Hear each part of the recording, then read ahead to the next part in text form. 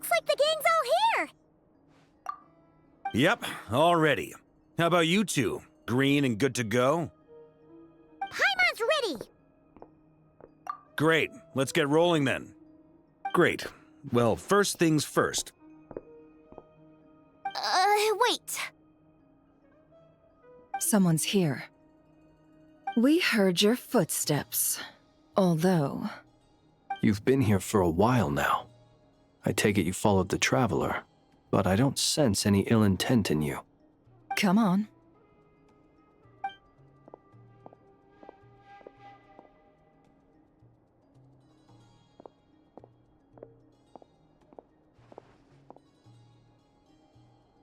I figured it wouldn't take you long to notice me. I come bearing news from my lady, the Knave. Dottore went through the motions of returning to Snezhnaya, but it was obviously a facade. However, he has not returned to the Kuvaki Experimental Design Bureau, nor has he made an appearance in Nasha Town. Well, in that case, he'll be in his lab way up north. I always wondered why he applied for his own private pad. He was planning this all along.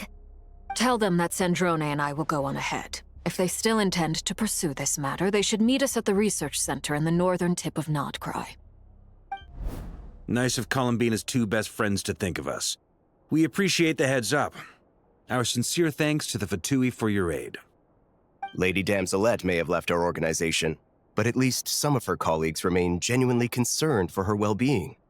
Not to mention that the Doctor's increasingly cryptic conduct gives us great cause for alarm. We have crossed swords many times before, but it's not personal. We're just on different sides. We don't lack humanity. And so, as fellow friends of Lady Damselette, it's only right that you should be in the know about this. Arlecchino's situational awareness has saved us a lot of trouble. I'll leave the map here with you. If you do decide to head to the research center, please proceed with caution. And remember, at least while you're in Nod-Krai, Lady Arlecchino's subordinates are your comrades if you want them to be. This is very accommodating of you. We can't thank you enough. Just doing my duty. I shall take my leave now. If you need us, you'll find us at the Experimental Design Bureau.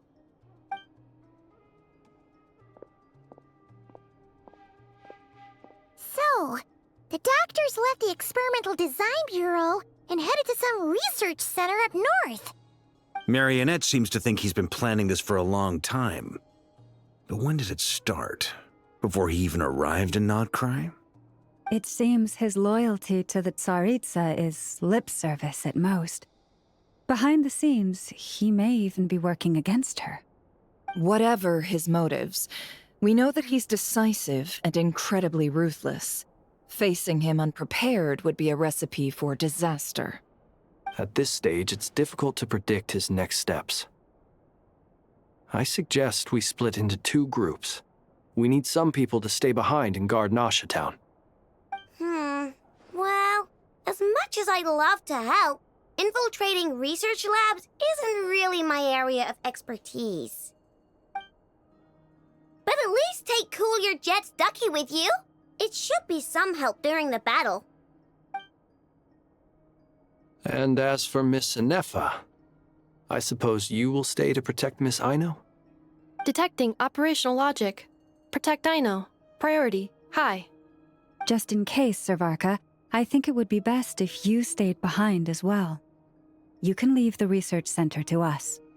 I mean, I would have said the Knight of Berea should probably be out on the front line, but okay, fine. Leave Nasha Town to me. Be careful out there, okay? If things get out of hand, fall back right away. Yehoda will be on hand to assist you.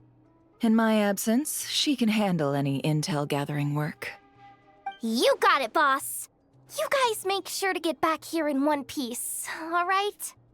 We will. Things are moving fast. We'd better head off soon if we hope to keep pace. So, it's infiltrate a secret research facility, or... Yeah, all right. Paimon will help out here instead. Sounds like it's gonna be a pretty intense fight. We all have to bring our A game here. So, anything you need to wrap up before we leave?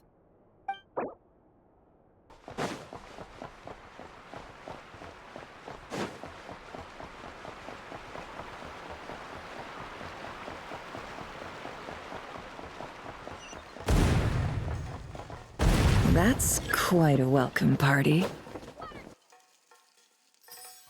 Be silent. The long sleep beckons.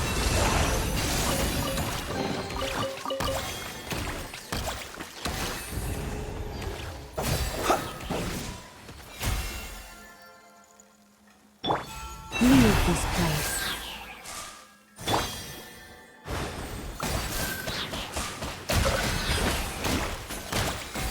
Observe.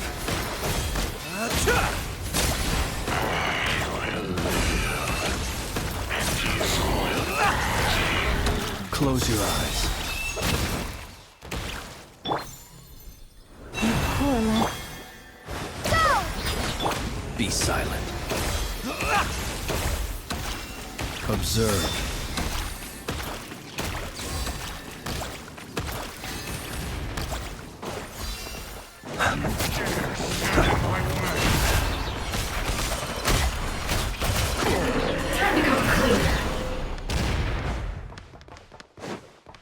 Get back!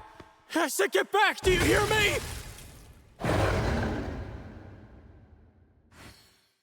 Why isn't it working? No! Don't come any closer! Don't!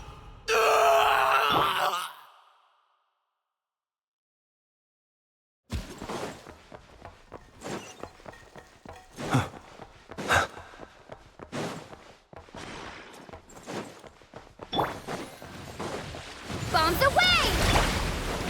Close your eyes. Be silent. Do you fear the dark? You poor soul. May your spirits find peace. Grab that key on the ground. We'll probably need it at some point.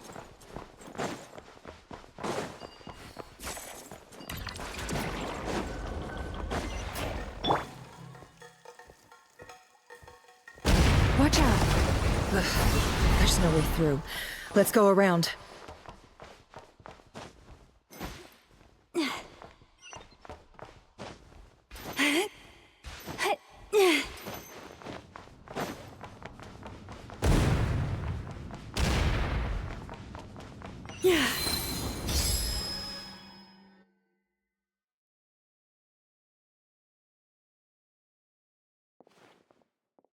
What the? Trespassers? Here? What's wrong with you people? We're looking for the doctor, and we understand he might be here. I see you're fleeing the facility. You looking to settle a score with the doctor? Good luck with that. I don't think you have many chances left. Perhaps. But you might have a chance to live if you start talking. 2 other Harbingers had the same idea as you. They're already inside. But what good is it gonna do? The doctor wouldn't do something like this unprepared. Seems to me that you're not too thrilled about being his subordinate. Also, is it just me, or do I sense monsters nearby? If you'd prefer their company to ours, that can easily be arranged. We need to know what the doctor is up to. Please, if you know anything at all, tell me. This is about more than us versus the doctor. His actions could have consequences for all of Nod-Krai. And perhaps even your homeland, Snezhnaya.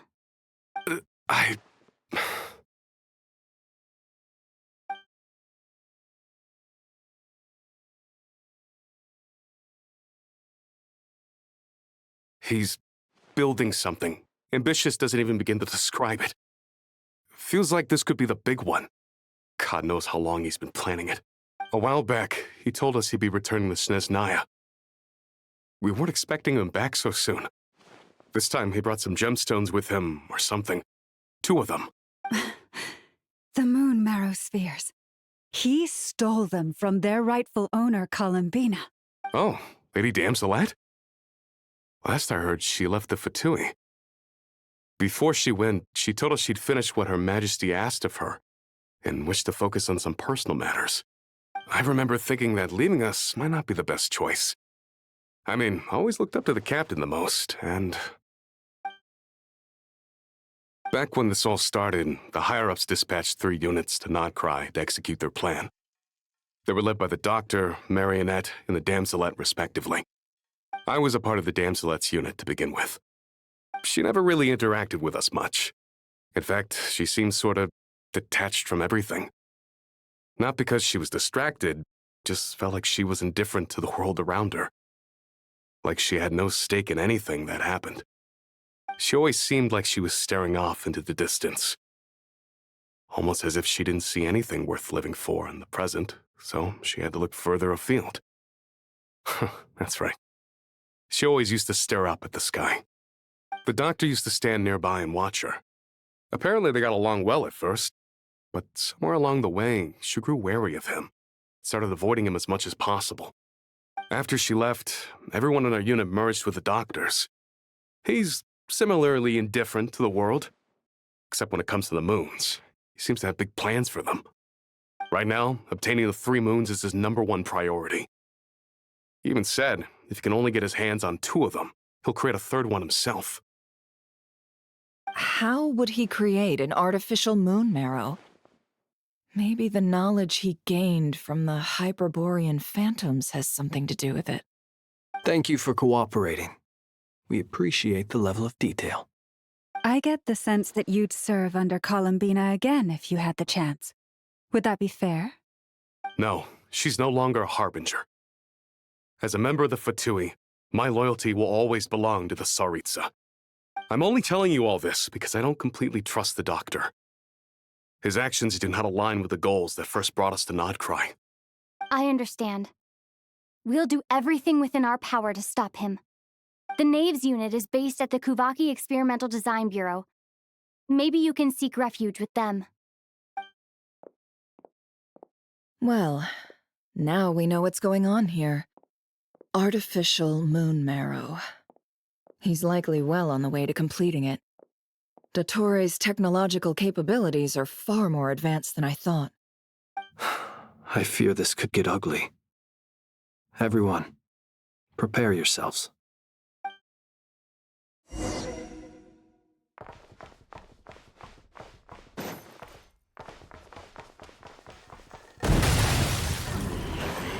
Leave this place. With one heart, we... Water jet! Observe. Beware the creatures of the night.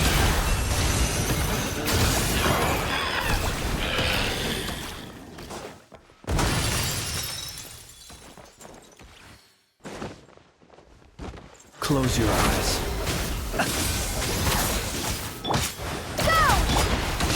Time to come clean. Time to come clean. The mystery unravels.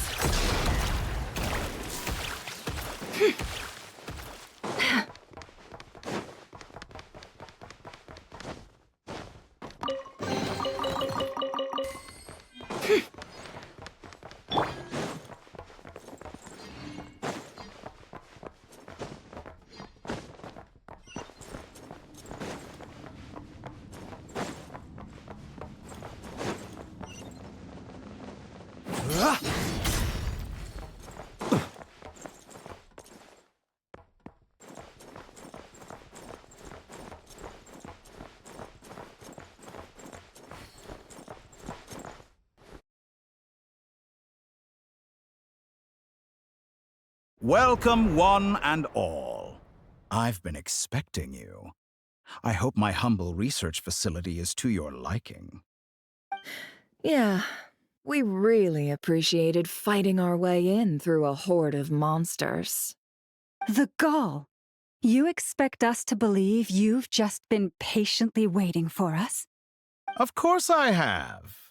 Should I be worried about something? Everything seems to be going quite smoothly so far, and you've shown up right on schedule. First Sandrone and Arlecchino, now you. Ah, quite a surfeit of guests I've had today.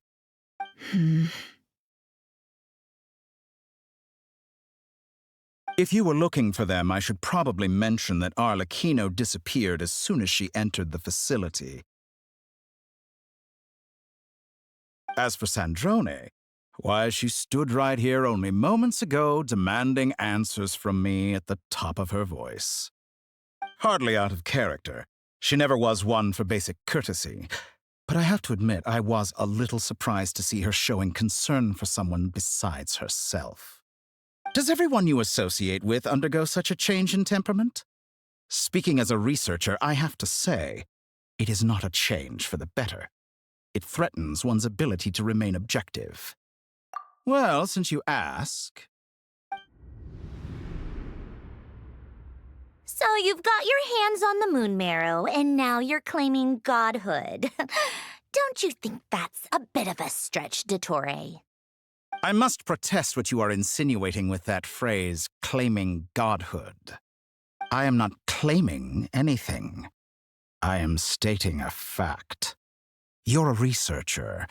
I'm sure you appreciate the distinction between the two. Huh? Wait, you really think you're all that? You'll excuse me if I'm not being a polite little lady for you. We're colleagues. We both know what kind of person you are. By the same token, I knew you'd respond along those lines. You and I both understand that facts speak louder than words. To that end, I've had my people send you a small gift. It should go some way toward helping you understand my present position. What gift?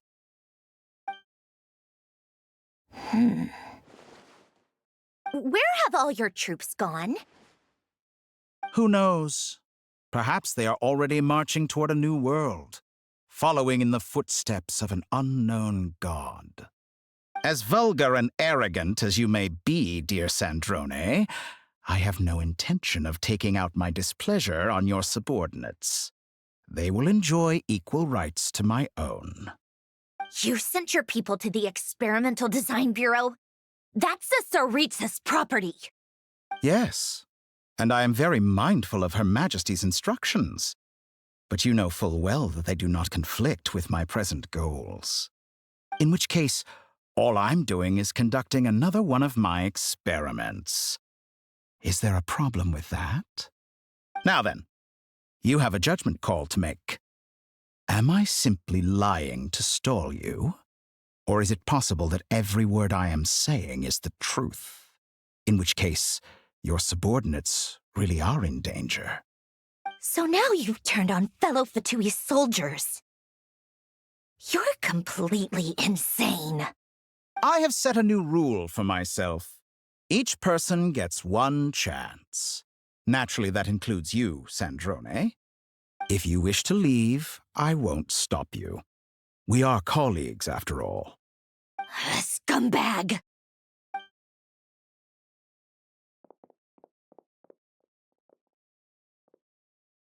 Still, I hadn't counted on Sandrone sparing any thought for the people of this world. Shame. I always found her self-centeredness to be one of her few better qualities.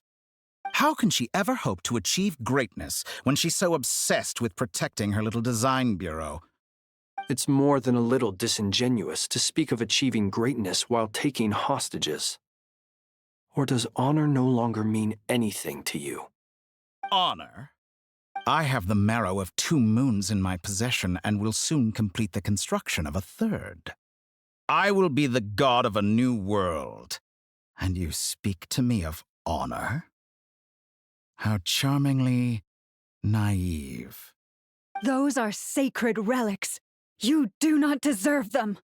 In my view, many in this world do not deserve to be alive. And yet I mercifully permit them to go on living, do I not? You'll come to regret your actions. Will I now? Let's see if you can make me.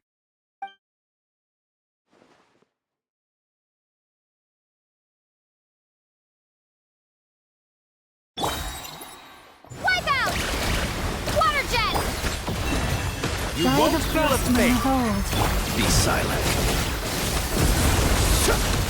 The night comes. Observe. No more lies. Time to come clean. The deception Your ends actions here. betray your fear of me. Tomato. You poor... Be silent.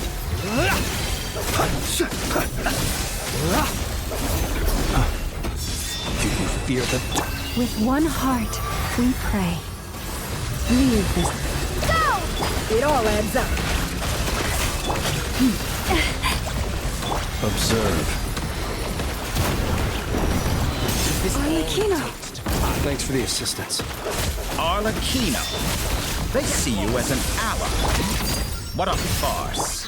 You're clearly here to destroy my research, not me. I'd say your research is more valuable than your money. Am I wrong?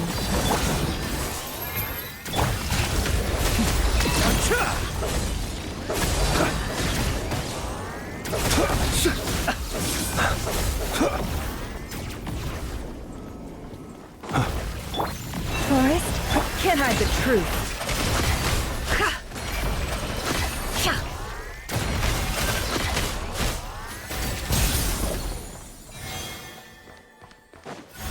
No more lies.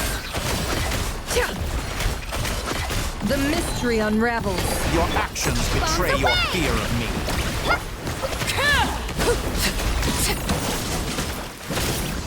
Oh, Overruled. interesting. Won't feel a thing. How's this? Witness my lies. I expected One so heart, much more we from you. pray.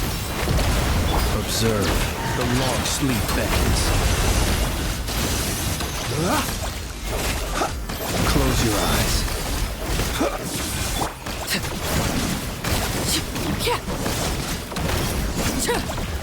Get lost. Can't hide the truth. Let's see what you're made of. It all adds up. Dottore is too powerful with the artificial moon marrow in his arsenal. Fighting him is futile. Quickly. How's this?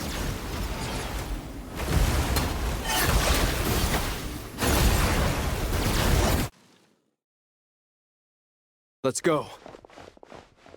I've always thought it is wiser to flee than surrender.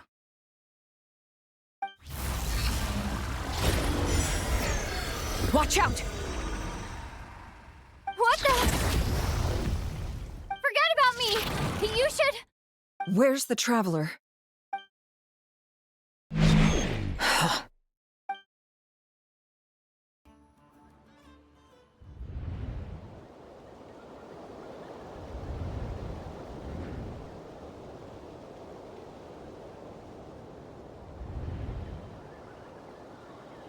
What just happened? Nasha Town? How did I get here? Strange. I remember being trapped by Dottore during the battle, and now, all of a sudden, I'm here. Something weird is going on. I guess I'll start by exploring the area. Huh? Traveler? What brings you here at this hour? Huh? What are you in the mood for today? A hot dog? Or something else? We've got some special discounts at the moment. Want to see the menu? Sorry, I'm not hungry right now. Ah. Well, feel free to take a seat for now. Let me know if you change your mind. Everyone seems to be acting normal. Am I just overthinking? Oh, darling, look who it is. One of our regular customers. Get the Traveler something to eat, would you, dear? Wait. Why is he talking like that? Well, I'd love to, but can't serve a customer unless they order something. Anyway, I take it your business is wrapped up? Yes, thankfully. It was a long trip, and it's left me feeling pretty exhausted. But the upshot is, I won't have to leave again for a good while. We can have some quality time to ourselves. Wait. These two are a couple? I see some kids around too. I didn't know they had a family. Hey there! I haven't seen you in ages! What's keeping you so busy? I've been looking forward to playing with you again. You forgot already? You're silly. Daddy brought you over to our house recently. We had some snacks together. What is she talking about? We've had a lot of customers over the last few days, so we've been real busy. And like my mom always says, some people are more than just customers. They're friends. Oh, another customer's arrived. I better go see what they want. This is all wrong. I never once heard the owner of this restaurant talk about their family.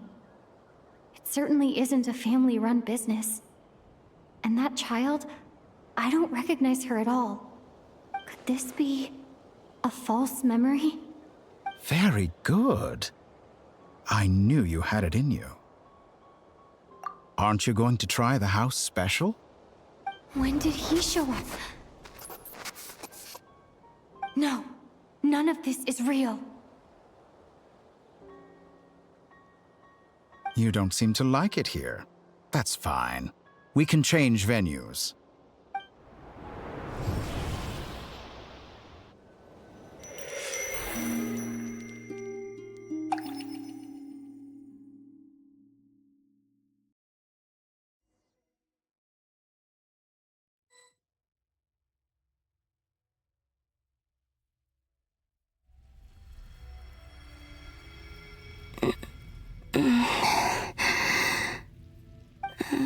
I'm still alive. Where is this place? It took all my strength to open the moon gate, and then I leapt into it. So this is the moon's reflection? The mysterious realm beyond the gate?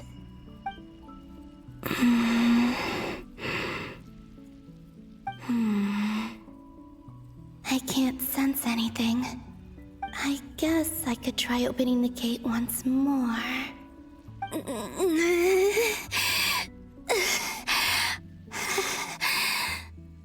No response. Maybe this space can't be opened from inside. If this was the space that killed both Revier and his lover, then why am I unscathed? Or... no, I'm not unscathed. Even the air here feels frozen in place. There is nothing here with which I can restore my power. I should conserve my strength and proceed with caution.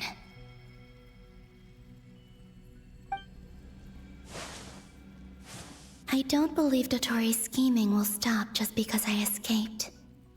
If there is any chance that I can get back to the others, any chance at all, I must return.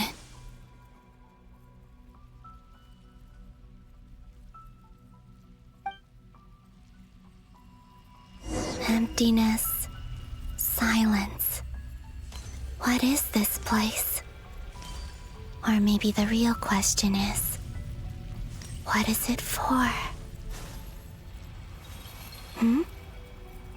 What's this? Looks like it responds to my power.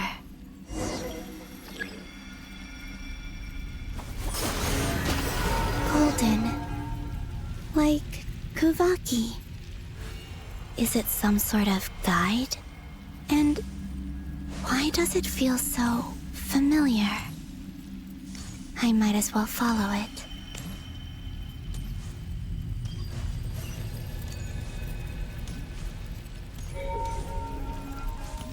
Where does this lead?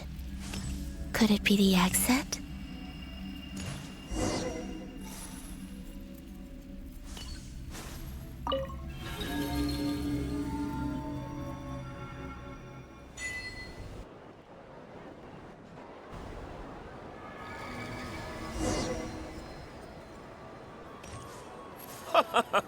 Welcome home, Moon Goddess. Is this Nasha Town? But isn't Moon Prayer Night over already?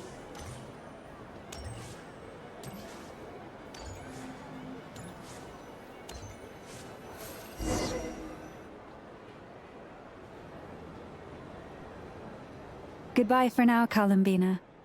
I hope you have a wonderful night. I will.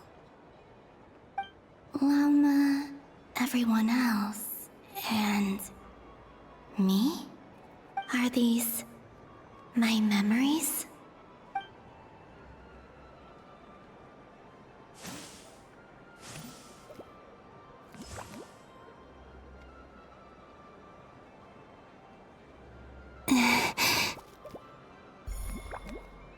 I can't touch them.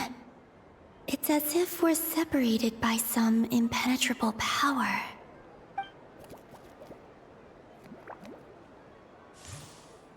Over here! Over here!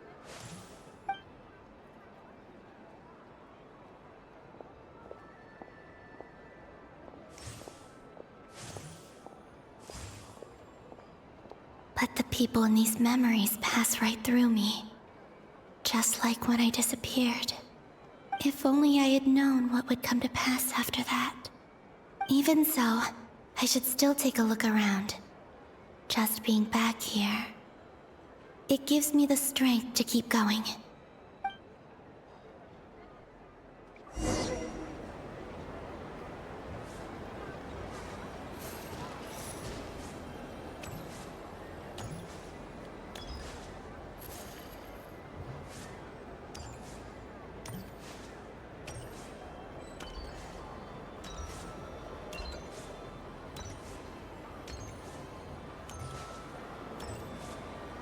Welcome home, Moon Goddess.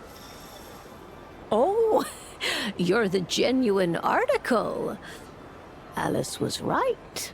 This moon prayer night was worth watching after all. Oh, yes. That was the fortune-telling stall run by Barbeloth from the Hexen Circle.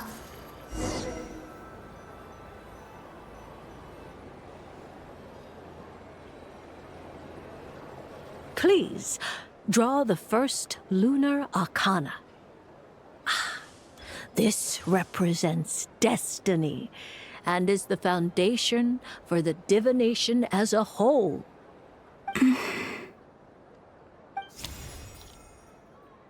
My destiny. I believe the card I drew was the moon. Now that I think about it, Barbeloth's divination was absolutely right. It's almost time to draw the last card. The one that represents the future.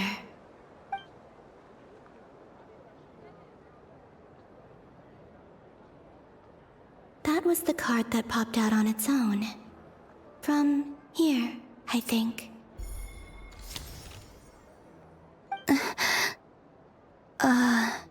Kuvaki Pulse? What? Fascinating. I've never encountered this before in my role as a diviner.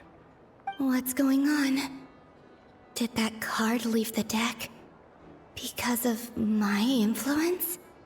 All I did was try to touch it, and then...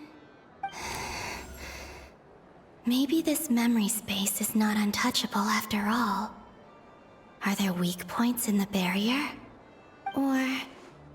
is it possible that there's more to this space than my memories alone? This card is death. I need to get to the bottom of this. I'll try touching something else.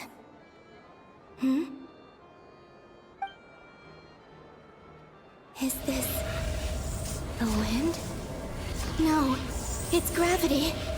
It's pulling me outwards. No, Traveler!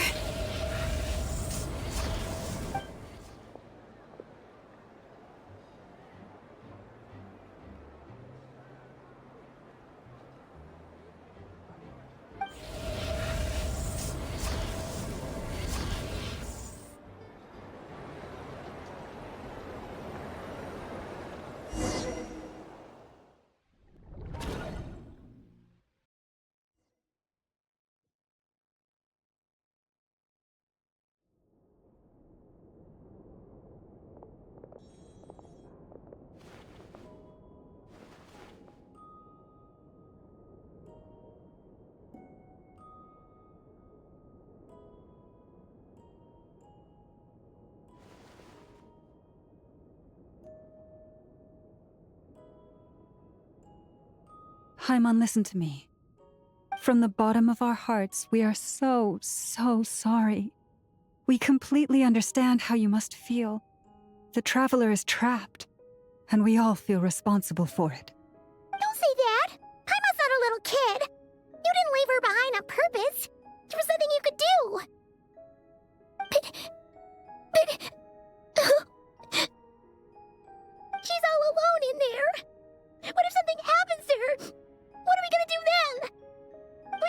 spent any time apart since we met. Is she gonna die? We must find a way to rescue her. We were all involved in the operation where she was captured, and we do not abandon our comrades. That being said, it won't be easy. Through conversation with the others on our return, we've arrived at a basic idea of what we're up against. Dottore's lab has clearly been in operation for a lot longer than we realized. We found many monster samples stored there. In all likelihood, they were materials he used to research his latest technology. We also know that through his contact with the phantoms of Hyperborea, he gained knowledge about the moons and certain Hyperborean technologies. Using this knowledge, he then fashioned an artificial moon marrow to serve as a replacement for the frost moon beyond the sky. Unlike Columbina, Dottore is not being rejected by Teyvat.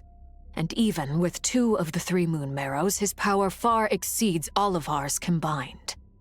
Once his 3rd moon marrow is complete, Dottore will have completely seized the authority of the 3 moons.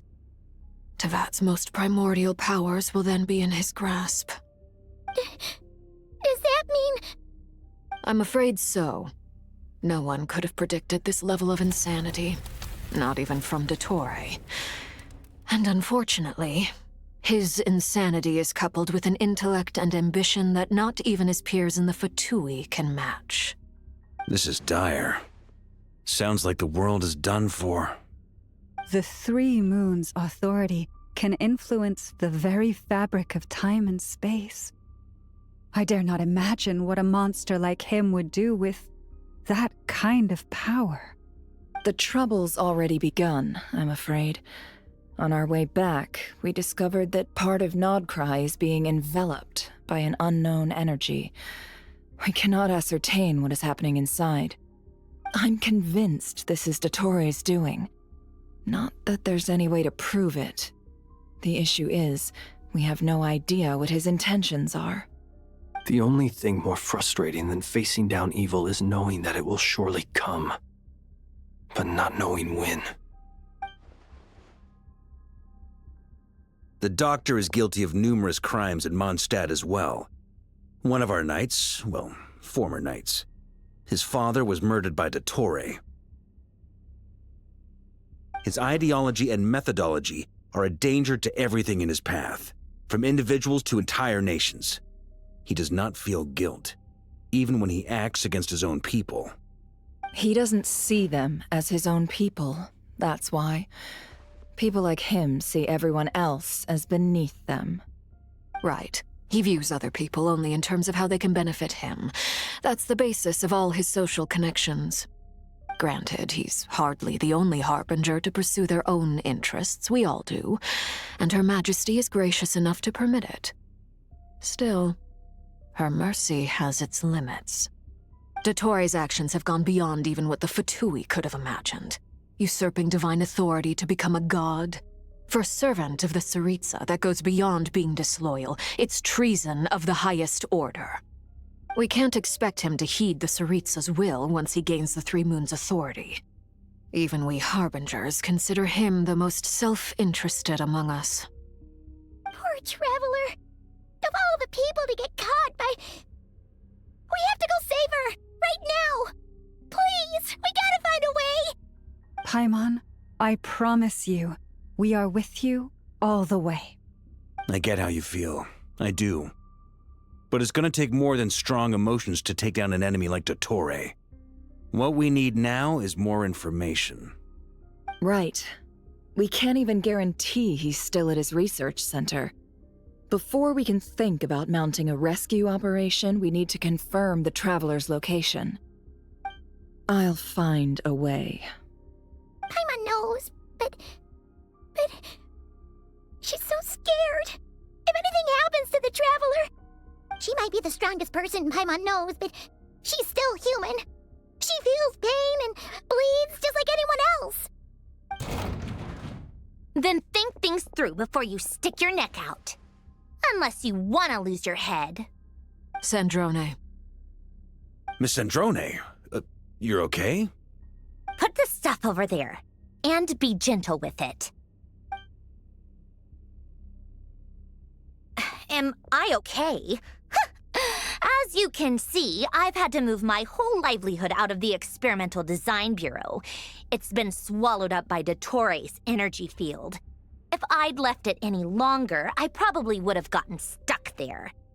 Ugh, Dottore always goes a little loco when he finds a shiny new toy. Not that he'd ever admit that. But this time, he's gone full psycho.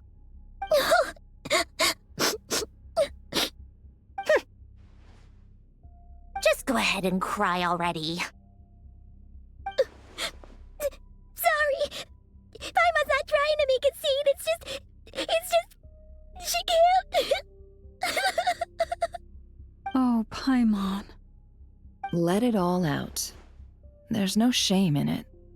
When you're overwhelmed by fear and despair, crying can help get it out of your system. You'll feel better for it. Okay then, while the baby of the group is having a moment, how about the grown-ups get to work? Give me your hand. You've made a discovery? Polonia, scan.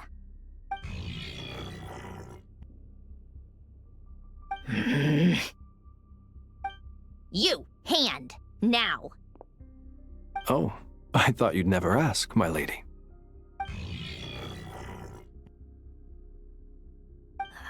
Curses! You're next, then you.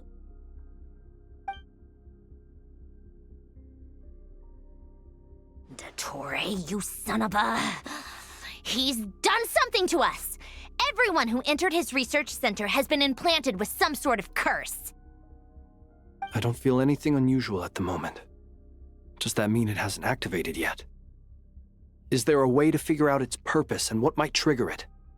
My best guess is Dottore created it using the Moon Goddess's powers. 1 second, analyzing. Ugh! That friggin' maniac! So, what twisted game is he playing this time? The moment I analyzed the energy composition, some encrypted text appeared in my mind's eye. And when I deciphered it according to the Fatui standard encryption protocol, I got the following message. Feel free to run, or you will perish in Nod-Krai. He's mocking us. Yep, he loves to toy with people. Only in this case, there might be more to it. But I didn't detect any murderous intent or malice either in the message or the curse's energy. As if this is him at his least malicious. Or perhaps all people are cowards in his eyes. Maybe he thinks the threat alone will be effective. What a despicable person. And he has the Traveler in his grasp. If I may, as unhinged as Dottore may be, he has always exercised great patience with the objects of his interest. I remember a comment he made when we first arrived in Nod-Krai. He said, "This world is, on the whole, an exceedingly dull place. But at least there are a few intriguing features, such as the gods, or the Traveler. Presumably, they interest him because they're unknown quantities. He wants to understand as much as he can about them." Agreed. The Traveler is Tevat's fourth descender. All Harbingers are aware of this. Since Dottore took such pains to capture the Traveler, he is unlikely to kill her right away. Okay. But we still have to do that rescue operation. Of course. I also think we need to read between the lines with Dottore's message. If he's encouraging us to run, that means we mustn't leave Nod-Krai under any circumstances. My guess is, his curse will only trigger if we leave.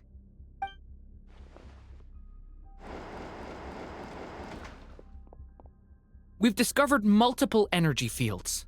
Albedo is still attempting to analyze their structure. He told me to report back first. Each field is slowly growing, swallowing up more of the surrounding area in the process. And the pace of their expansion has increased since we first examined them. He's probably trying to swallow Nod-Krai whole. His nefarious ambition knows no bounds. If this continues, the whole of Tevat will be in trouble, not just Nod-Krai. The loss of Columbina could not have come at a worse time. Do we Do we think she's truly gone for good? She entered the space beyond the Moon Gate, knowing what became of Rerir and Thelindis. I'm sorry, but I fear the odds aren't good. Don't be ridiculous. If I know her, she's busy finding a way back as we speak just so she can annoy me. She isn't dead. Whatever has become of her, the fact remains that we are two comrades short on the eve of a decisive battle. We need to find out the Traveler's location. But there is also other work to be done. Agreed. Whatever Dottore planning, we have to get the local populace somewhere safe.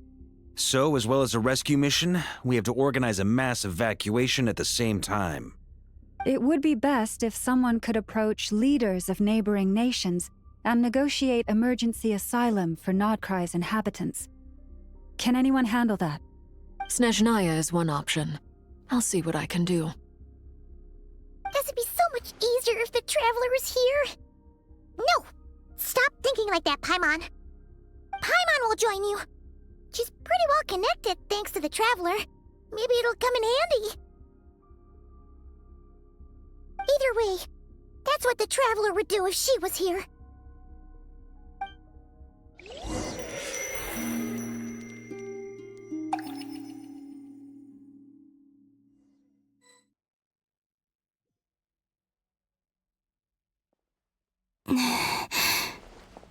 Back here again. That gravitational force that pulled me back. Is this where it came from? When I saw that memory of Moon Prayer Night, I think I influenced reality. Was it just a coincidence? Or... if only I could have sent the others some kind of warning on Moon Prayer Night. Maybe we could have stopped Dottore. I feel... so heavy. Does entering that space consume a lot of energy? Well, even so, I have to keep moving forward. Back to emptiness and silence again. I should try and find my way back inside that memory.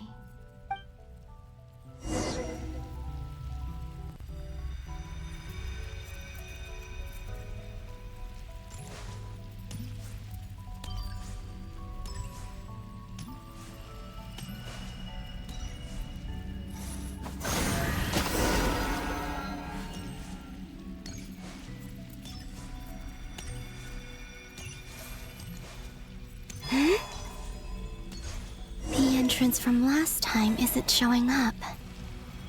What am I missing? Looks like I need to gather these scattered fragments.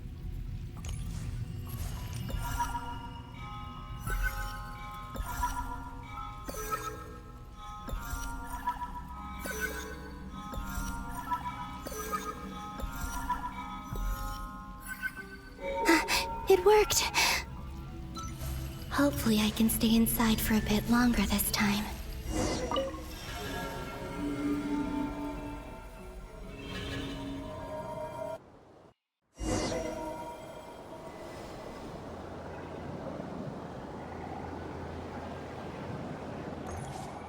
Ad Astra Abyssosque. Welcome to the Adventurers Guild. What? This doesn't look like Moon Prayer Night.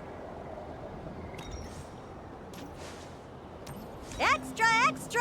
Latest issue of the Nausea Express! I don't think I've ever been here. Maybe this space isn't comprised of my memories after all. There aren't any festive decorations around. Is this Nausea Town after Moon Prayer Night ended? Did Dottore's plan not affect the town? Or is no one aware of what happened because he used the Three Moons' authority?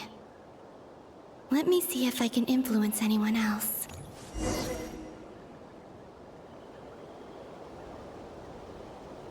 So, what do we do next? Wait, that voice. Paimon? The most important thing right now is to find that mage. Lauma the Traveler and Mr. Varga are here too. I'd better go pay the Fatui a visit. Traveler!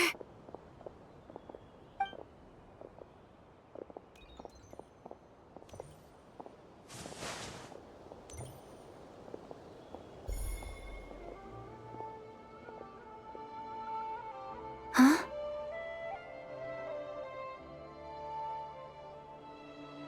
Columbina?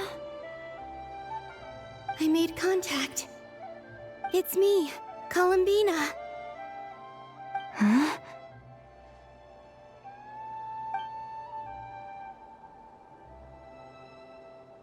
Traveler? Let's go! This is no time to be spacing out! Huh? Huh? Wait a moment. This has happened before.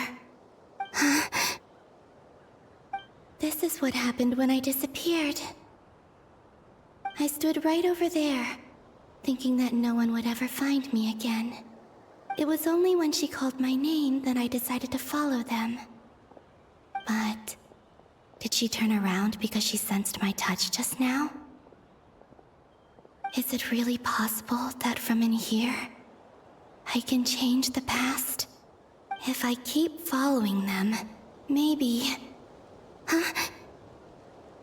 It's that gravity again.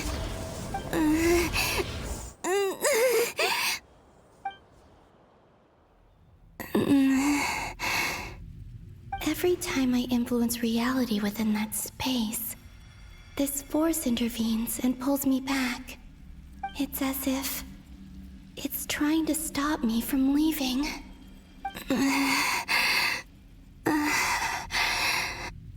I'm getting weaker and weaker. I'll just have to try another approach next time. Come on, Columbina. Keep going. You have to tell everyone what happened.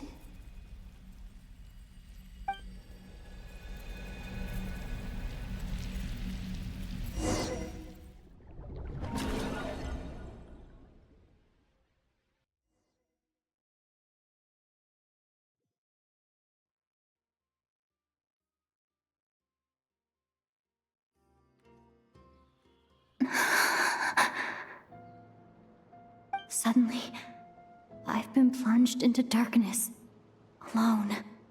It feels strange, as if something has grabbed hold of me.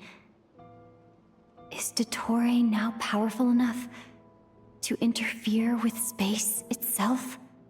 Look at you, standing so still in total silence. I almost didn't recognize you. Hello there, traveler. He seems to be in a good mood. Wait, what's that behind him? Ah, so you noticed. This is the completed Trilune. 2 primordial moon marrows and 1 artificial specimen.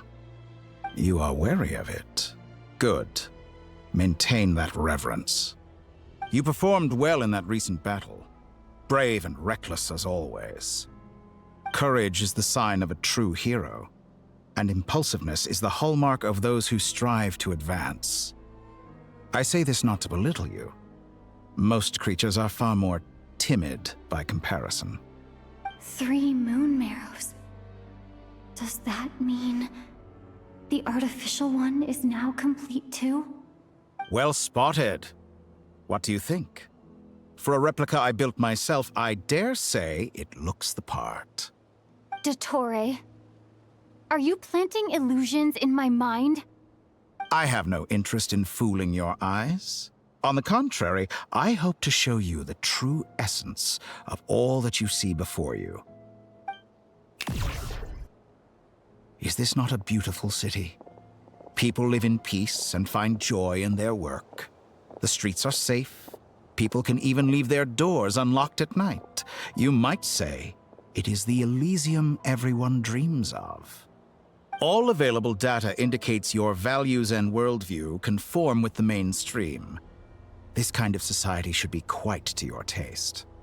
False beauty is deceitful. Lies are to no one's taste. I wonder, is it your moral standards that are too high? Or your expectations of reality? Answer me this. If someone existed in a sweet dream from the moment they were born, a dream in which they never once felt pain, which do you think they would consider superior?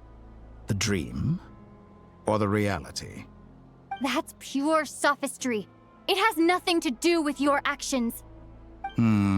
As I suspected. You have yet to understand all of this for what it really is. What do you want from me? You sound impatient. Do you think the only reason I'm keeping you is because I want something from you? If it's not, then why haven't you killed me yet? No one can stop you if you're as powerful as a god. I'm delighted you recognize that fact. I believe we last squared off in Sumeru. Ah, the memories. How time flies. You and I have both grown. I'm not surprised that Arlecchino and Sandrone worked with you. You've always a way of slowly but surely ingratiating yourself with all levels of society. People laud you as a hero, but I suspect there's more to it than that. Oh, but to be clear, I don't say that to flatter you. Do you always give your opponent an appraisal before you deal the final blow? Call it a long-time habit. I'm a researcher, and one of my duties is to give an objective assessment of my subjects. But you misunderstand. We are not opponents. Not at this moment. I just want to talk. Think back to Tartaglia, Arlecchino, Capitano, Colombina, and now even Sandrone.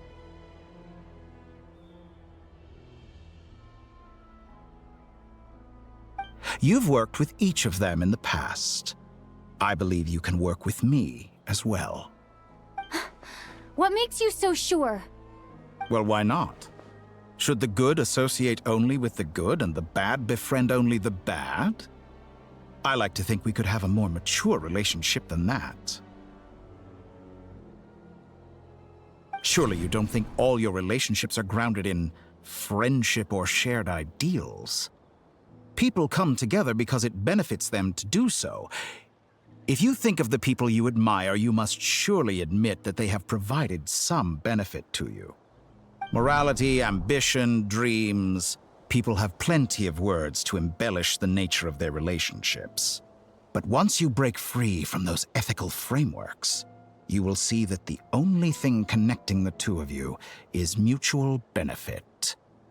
And that is what I'd like to talk to you about. We're finally getting into it. He's probably been planning to kidnap me for a long time now. But for what exactly? He has the authority of all three moons. I won't be able to gain the upper hand in a fight. Best if I pretend that I'm willing to negotiate for now. You say you're a god, but you also speak of mutual benefit. What could a god want that the three moons cannot provide? Excellent question. But before I answer, I would ask you the same thing. Gaining Colombina's allegiance was a rare and extraordinary feat. But the Moon Marrows are now in my hands, and I have the edge over her. For this artificial moon is not being rejected by Tevat. Her identity and lineage may have been a thing of glory in the old world, but they were also shackles that prevented her from ever integrating into Tevat. I, on the other hand, you may view me as a thief, but I have overcome that limitation. So what is it that the three moons cannot grant you? What stops you from negotiating with me to get what you want? I don't make deals with lying psychopaths. That's quite an accusation. Are you expecting me to get angry with you? Well, this is one aspect in which my personal growth has served me well. In the past, my less mature self might have been disappointed, perhaps even angry, over a small setback like this. Like when you and Lesser Lord Kusanali joined forces to oppose me, for example. But things are different now. Just as the rich do not quibble with the poor, I no longer find myself perturbed by these trivial affairs. Human relationships end with conflicts of emotions and interests. But relations between humans and gods are different. And ours is even more unique. I have ascended to the highest heights and laid claim to unprecedented horizons. And you were no ordinary person to begin with.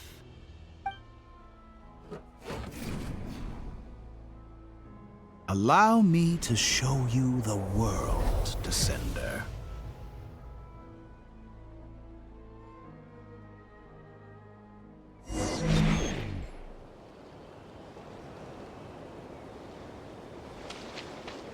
To stand, walk, jump, sit, and lie down.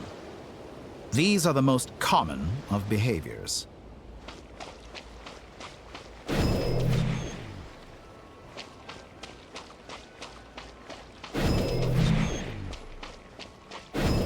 Have you ever wondered why we were born following such laws? Who stipulated that we could not fly instead of walk?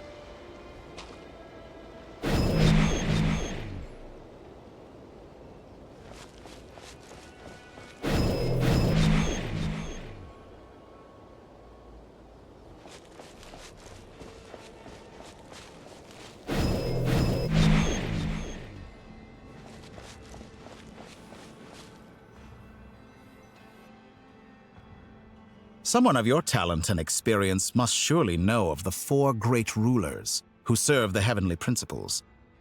They govern life, death, time, and space. One wounded by a blade will die from blood loss or infection, and one who falls into a lake will drown in agony. The elderly wallow in solitude, and the solitary age faster. Eventually, new life is born, only to embark on the same path of suffering. These 4 divisions anchor the world and shackle those who live in it. But they themselves transcend its boundaries, squandering the power bestowed by the heavens. All who live yearn for equality, but unless the gods prostrate themselves and profess that they are mere servants of the living, equality can never exist. Who makes the rules we must live by? Who has the right to restrict us? The limits of the body can be rejected.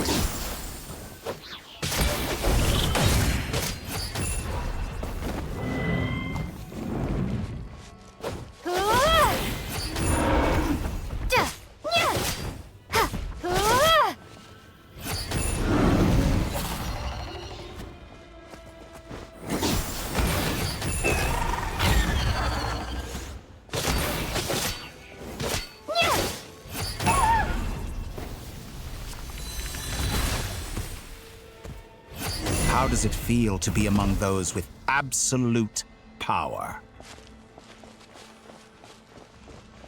You cannot conceive the extent to which your flesh hinders your mind and spirit.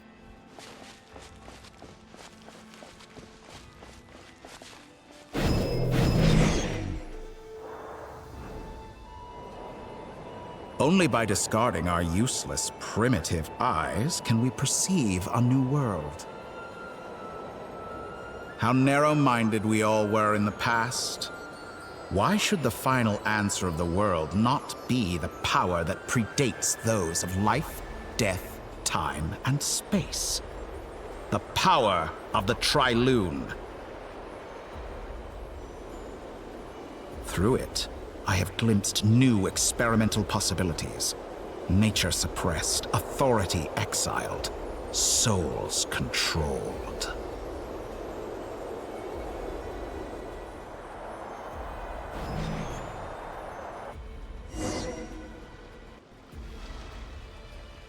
You know, I heard recently that a group of critics reviewed countless stories and drew an interesting conclusion. They found that it is more often than not the villains who strive tirelessly to push the boundaries of progress. In fact, long before this, someone voiced a similar idea in an academia editorial. I felt a great affinity with this perspective. I have never been afraid to step up and play the role of the villain. Fanatics are trampled down for their transgressions, and those who transcend are rebuked for their audacity. And so, the majority of creatures are too timid to follow my lead. But all sacrifices made during my experiments have been worthwhile, as you can now see. I can offer you something new, something unique, precisely because I am a villain. Think about it. We are eternally bound through mutual interest. Can you truly say you would never turn to malice if it could give you the life you dream of? After all, what value do perfection and purity really have? They are fragile and feeble things, utterly tedious. I say, better to be governed by a flawed humanity than a gnosis. The true seeker of knowledge is the villain who undergoes countless tribulations in pursuit of their goal. I'm sure many people have told you that you're different. Because I'm a descender? Exactly. Very clever. But what has that got to do with you? I do not conceal my wicked deeds, my selfish desires, or my greed. A true researcher must act as I do if they are to understand and speak of the truth. And yet, a knowledge seeker like myself will inevitably grow tired of studying Tevat beyond a point. You have traveled to all corners of the world and met many people. Along the way, there have been moments when you were misunderstood or even became a wanted criminal. And all the while, you have spent your days doing some of the most mundane jobs in the world. You fight and toil, claim minuscule rewards from my friend Pantalone, then you fight some more, winning some battles and losing others as your search goes on. And this cycle continues, with no end in sight. Surely you must sometimes grow weary of being stuck in this same loop day after day. We're completely different. I embrace everything that life throws at me. I am engaged in every step of my journey. How does that make us different? I too embrace what life brings, researching everything that interests me. Think of all the novel things I've managed to create, like the artificial moon marrow. Don't you see? As unique a specimen as she was, even Columbina is not irreplaceable. Take that back! She's gone because of your actions! I didn't say that to anger you. Though admittedly, I don't see what there is to be angry about. Anything Columbina could do for you, I can do better. I know what your ultimate goal is. You wish to walk the path your brother walked and seek answers from him at the end of that journey, don't you? Someone like you could never understand what it feels like to care about another person the way I care about him. Perhaps not. But that doesn't mean I can't help. I could find your brother right now, bring him before you, and make him give you the answers you seek. Don't be so presumptuous. You'll never begin to understand the situation between us. Oh, no. This is no presumption. I'm only offering what I know is possible with the power of the Trilune. But it seems like you would sooner continue with your journey through this world. Why? Do you truly desire this journey? Or is it simply a necessary process from which you cannot escape? Think of all the time and energy you have spent, everything you've had to endure just to make it this far. Is this really what you want? Or has your hand been forced by the promise of that final answer? Yes, you have made many friends. But do they ever spare a thought for the void in your heart and what it yearns for? What you want is not friends. It is family. But do they know this? I, on the other hand, am far more considerate. Join my experiment, and in return, I will bring your meaningless journey and all its struggles to an end. This is a malicious attempt to manipulate me. But at the same time, He's stating some very human truths. Of course, he's right about my predicament. How can I deny it? I have faced ungrateful strangers, never-ending troubles, an endless quest for answers. I want to see him. After everything I've been through, words can't describe how much I miss him, how much I want to be reunited with him. Wherever you are right now, do you miss me too?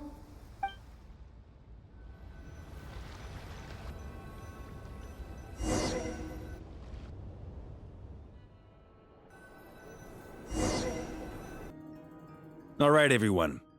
Our next mission is clear. We need to contact all the major organizations, explain the situation to the public, and then begin the evacuation. The residents of Nod-Krai are quite dispersed. The two most populated areas are the Southern Isles and Pyramida. Miss Lauma, I will leave Hisi Island and Nasha Town in your hands. I will liaise with the Fatui and Pyramida. Agreed. We will reach out to Natlan and Snezhnaya. Anyone found north of the Experimental Design Bureau should follow the Fatui to Snezhnaya. As for those dwelling south of that line, I will ask the Voynich Guild to help persuade them to leave. Then I, Mr. Varka, and the Frostmoon Scions will escort them to Natlan. The Voynich Guild has dealings with the Curatorium of Secrets. I will send them a letter vouching for your credibility. Yehoda, you should help Lauma. This is too big of a task for one person. My wish has come true. You're willingly lending me your most capable employee for the day. Well, good for you if all this only takes a day. Of course, if it takes any longer, I'll be charging a fee. Boss, wait! Don't I get a say in this? Oh, I'm sorry. Something to add, Yehoda? Well, no one's more important to me than you, boss. And remember how Lauma healed your eyes after that big battle? I think that's worth at least 2 or 3 days' work for the Frostmoon Scions. Are you completely incapable of acting in your own self-interest? Or do you simply devalue your own labor? Are you sure you don't want to come with us?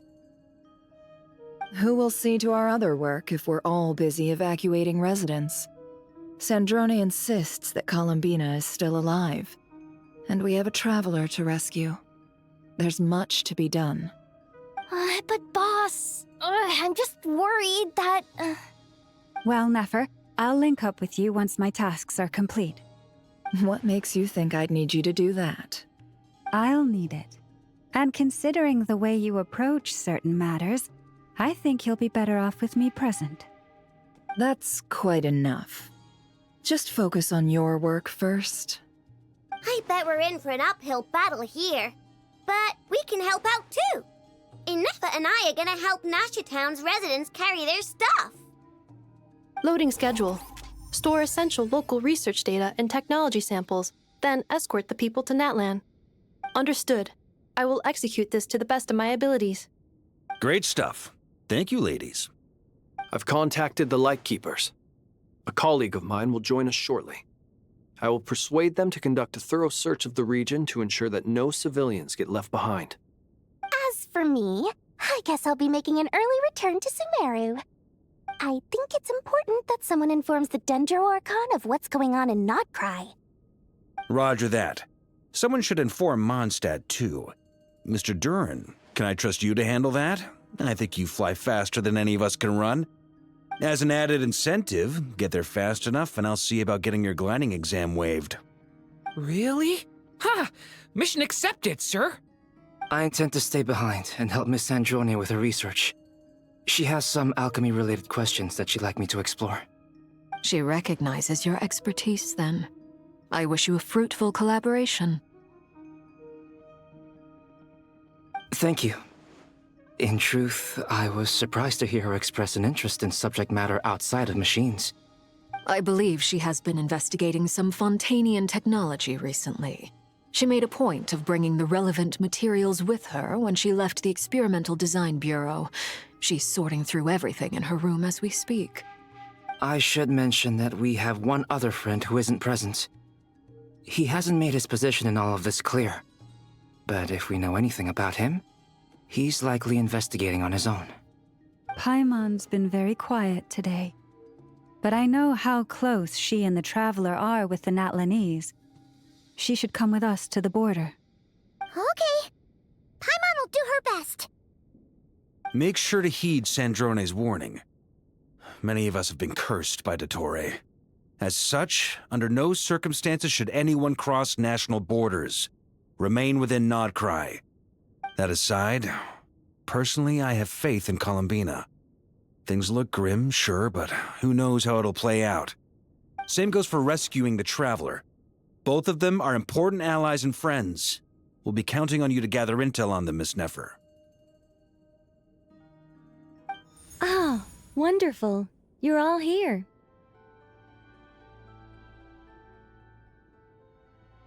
That voice again. Nicole? Whoa, that was loud. And it came out of nowhere. So mysterious. Sorry, this is the only way I can speak to you all right now. Please accept my apology. Anyway, time is short. I'll cut to the chase. We're still facing quite a catastrophe here at the world's borders. Alice has roped in every Hexen Circle member she can get a hold of. Except for me. She told me I had to come and help you all out as a matter of urgency.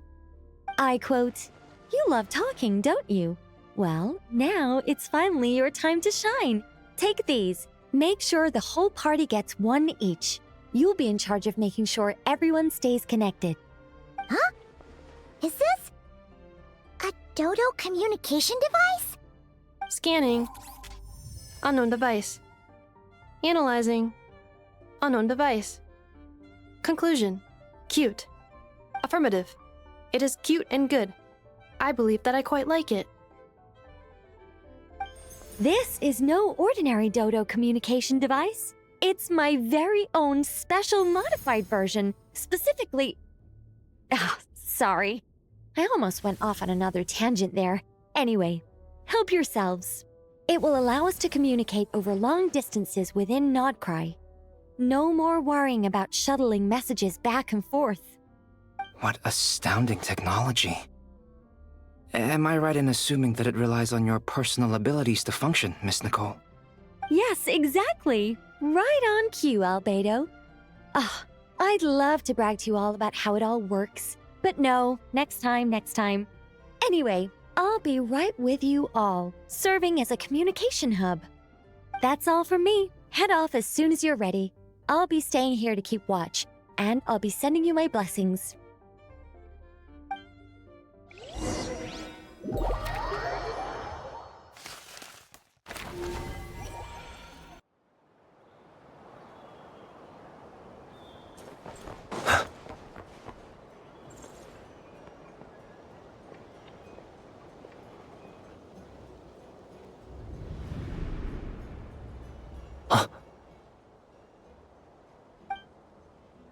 Sir Flint. Perfect timing. I just arrived myself. You are most considerate, Master Ilua. But in fact, I know you have been sitting here for quite some time. If you saw me, why didn't you say something? I was curious to see how long you could sit still for. Also, shouldn't you have managed to sense me approaching? That would be a first. You always seem to appear out of thin air without making a peep. Also, how many times do I have to tell you not to address me as master? I don't qualify. I beg to differ. Why should a young man so well versed in social graces as yourself not be worthy of that title? Please, Lord Flint's... Sir Flint's. I'm begging you, don't flatter me into complacency like you do with everyone else. You understand me better than most. My newest acquaintances tell me I love complimenting others. What do you think? I think they don't understand why you do it. You just love puffing people up till they're a big, happy ball of hot air that floats away into the sky. In all sincerity, I can only hope that they bring good tidings when they come back down to Earth. Is the situation that bad? We just held a strategy meeting. Let me fill you in.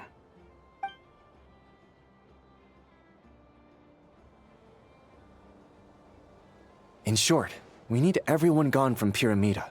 We also need a team of Lightkeepers to scour the more remote regions of Nod-Krai for civilians to evacuate. I only hope we have enough personnel. We do.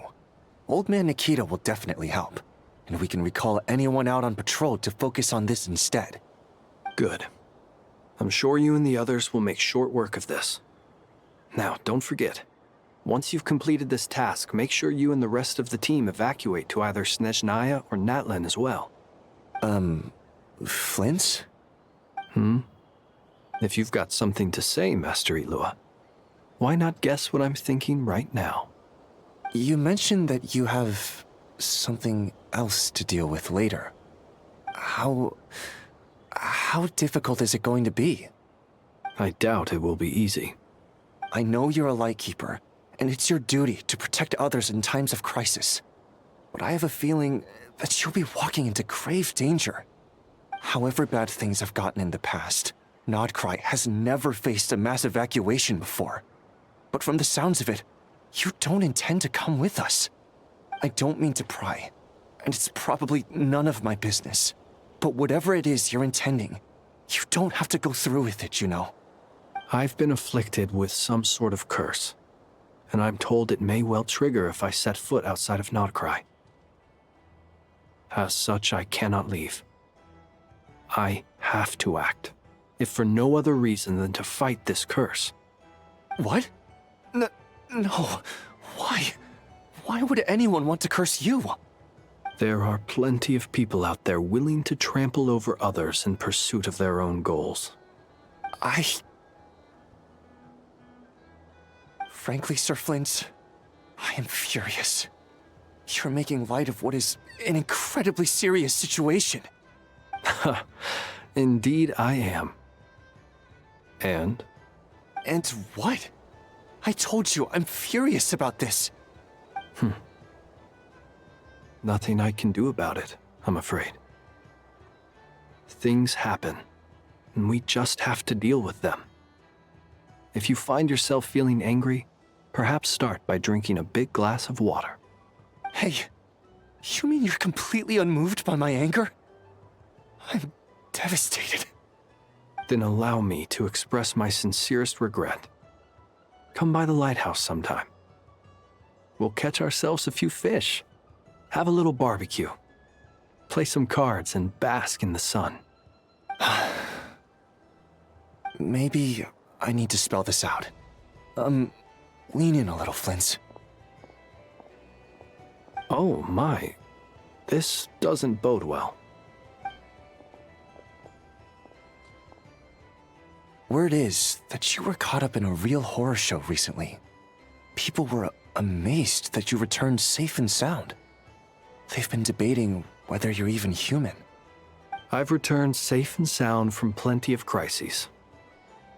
When you say people, do you mean other people? Or do you just mean you? Fine. I'll be frank. You're not human, are you?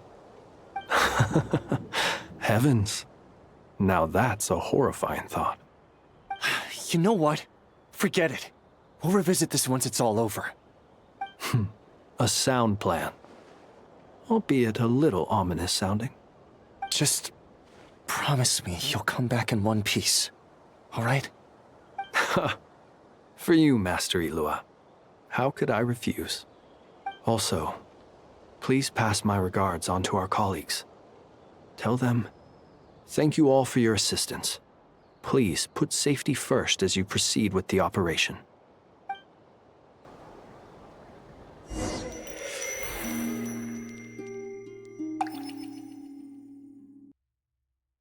I have to keep searching for a path toward reality.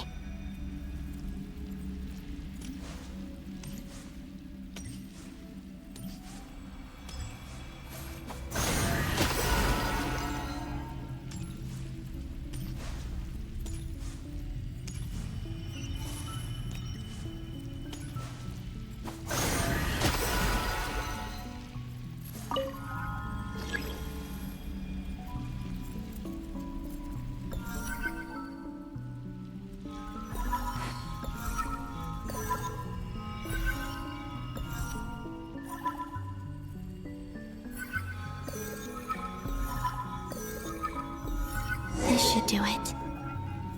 The last 2 times I tried to influence reality in this space, it consumed a lot of Kuvaki. I'll try and be more careful this time. I need to leave key clues behind using less power. I hope everyone still remembers what I said on Moon Prayer Night.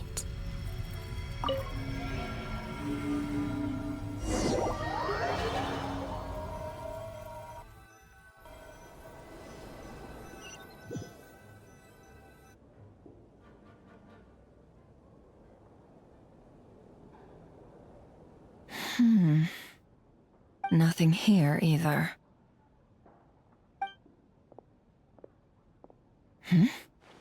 Flints? Ah, Miss Nefer. What are you doing here? Unless... I just spoke with Itlua about arrangements for the search and came for a walk nearby. As for you, why would... It appears we think along similar lines. And neither of us likes to accept things at face value. As well as figuring out how to gather intel on the Traveler, I wanted to confirm some of my own suspicions. Also, we'll need to bring a lot of force to bear against Ettore, even if we're only looking to rescue the Traveler. We can't leave anything to chance. You don't think Columbina perished either, do you? I'm merely considering the possibility that she survived, just as you are. How much can we really know about a deity like her anyway? Do you remember what she said on Moon Prayer Night? About using moonlight to send messages to us? Of course. I think that's why we're both here. Where have you checked so far? I've been focusing on the outdoors. Anywhere the moonlight shines. I checked most of Nasha Town, but didn't find anything. I checked the Curatorium of Secrets, and a few rooms where I thought I might find some leads. But no luck here either. The only places I haven't looked yet are the rooms in the flagship. But process of elimination isn't the only thing that brought me here. Oh, really? What's your other reason? After all that build-up, our mystery ally never showed up even once!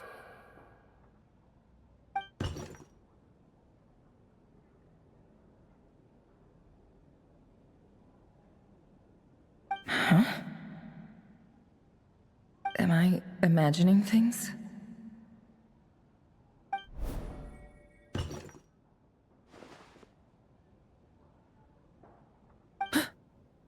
Come on, let's see what's going on.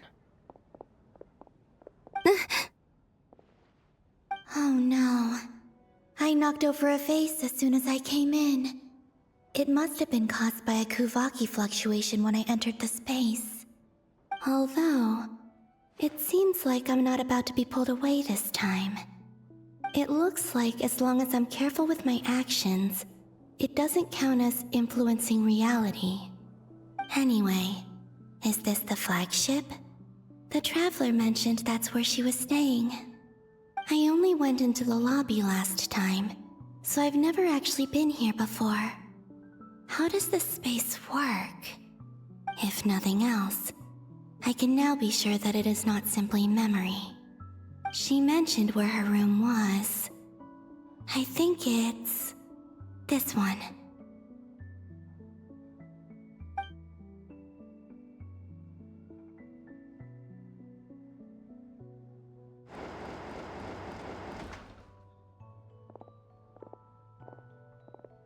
The door is closed.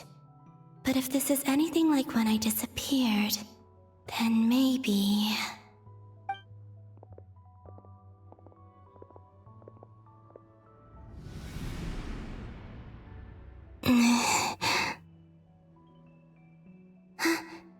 I'm in. She and Paimon aren't here at the moment. I hope she's okay. I wonder what happened to her after that battle with Ettore. Best not to dwell on that for now. I need to try and leave them some clues.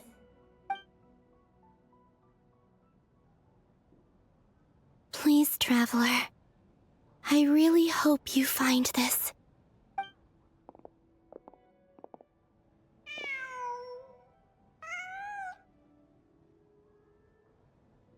Huh.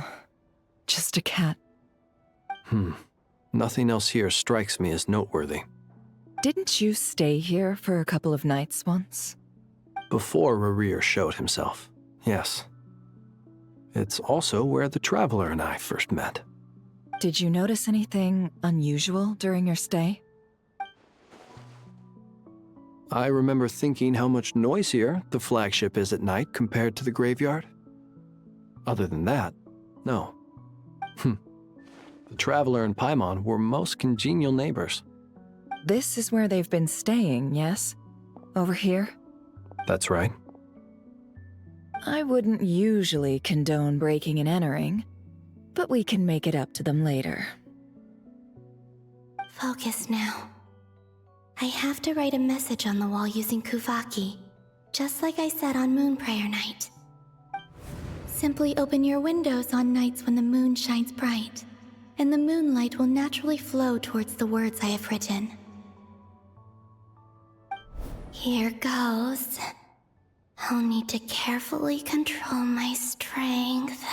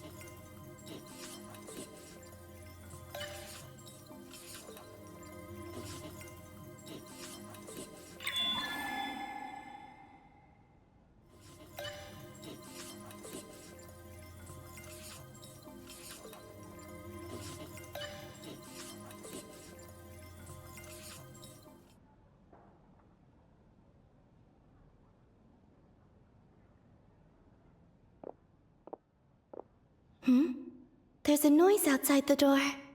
Is she back?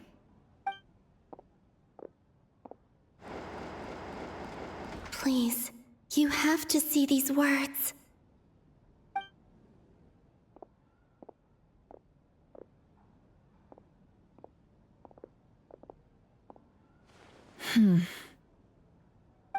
Well, do you sense anything? Unfortunately, no. And this place was our last chance. Not necessarily. We've only looked in Nasha Town so far.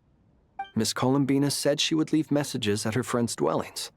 It's still worth checking where Miss Lauma lives and where I live. Let's try and make some time to look into those then. Wait. What are you waiting for? Paimon might have overeaten slightly. What's that look for? This is a victory feast. It's normal to eat a little more than usual. The Traveler in Paimon. It's really you. But why are they talking about a victory feast? Huh. You worried Paimon's sick while you were out there fighting Rerir. So this is your chance to make it up to her, alright? Wait. So this is the night after the battle against Rerir? How did I end up here? That's quite a long time ago now. Wait. Time. That's it. Every time I've entered reality within this space, it's been at an earlier point in time. Every one of those points has been before I fell into the moon's reflection. And everything I've done to affect reality really did happen in the past. Does this mean that, within the moon's reflection, time flows backwards? Starting from the moment I fell in? Not long till Moon Prayer Night now. It's gonna be even livelier than tonight. Although, It's gonna be sad saying goodbye to the damselette. She seems like a really nice person. Paimon. No, I can't. Even if I make contact, they probably won't understand what's going on. And in any case, I'll likely get pulled away again if I do. Instead, I have to find a way to get them to notice what I've written using the moonlight. Wait, even I hadn't thought of doing that before Moon Prayer Night. They'd never conceive of that possibility. Is there truly no other way? Don't lose heart. We'll find a way somehow. Huh? Oh, you say that, but the Frost Moon is beyond the fall sky. If we wanted to go visit her, how would we make it through to the other side? We might not have all the answers now, but I'm sure we'll find a way one day. Huh. Guess someone's gotta be the optimist. The present. The future. That's right. There are still things I can do. What's your plan? Flint's, when you were staying next door, did you ever open the window? No. The rooms here are dark and damp. And there's such a buildup of dust on the windows that the moonlight can't even get in. I didn't think it was worth the trouble. The moonlight? Ah, I think I see where you're going. One moment. I'll see if the owner is available. Don't bother. Time is of the essence.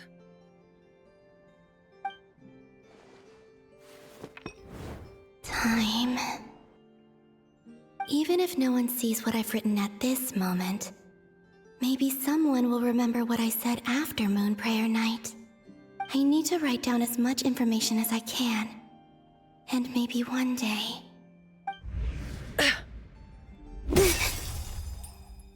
Huh? What's up with you? You can't even hold your cup steady. Are you getting tired? A little. Well, you should probably hit the hay then. You've had a really tough couple of days for you.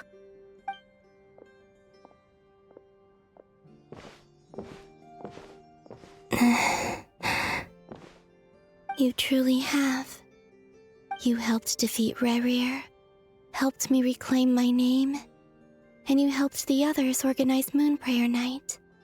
Wherever you are right now, I'm sure you're still fighting against the injustices of fate. This is all I can leave for them. How I wish I could stay here. But it's time for me to go. I hope to see you again in the next time. And if the opportunity presents itself. I will surely return to your side. Huh. Columbina. She's alive. Not only that, but she's left us an entire wall's worth of clues. She even wrote down what would happen on Moon Prayer Night. It's just a shame we found it too late. I am here. Time in this place flows backwards. I am constantly moving forward. It sounds like she's found a way to influence the past using Kuvaki. But her future is our past. So, these words have been here ever since we defeated the Reihir of Solnari. We just never discovered them. Which came first, the chicken or the egg? Do you ever mull over questions like that? Only when I'm in a good mood, and at leisure. Well, I never do. Everything that has happened already belongs to the realm of fact. As a business person, and especially an intel broker, what I do is extrapolate from those facts to try and read the future. An admirable philosophy. It's a means of survival. Let's go. We have a wall's worth of clues to share with the others.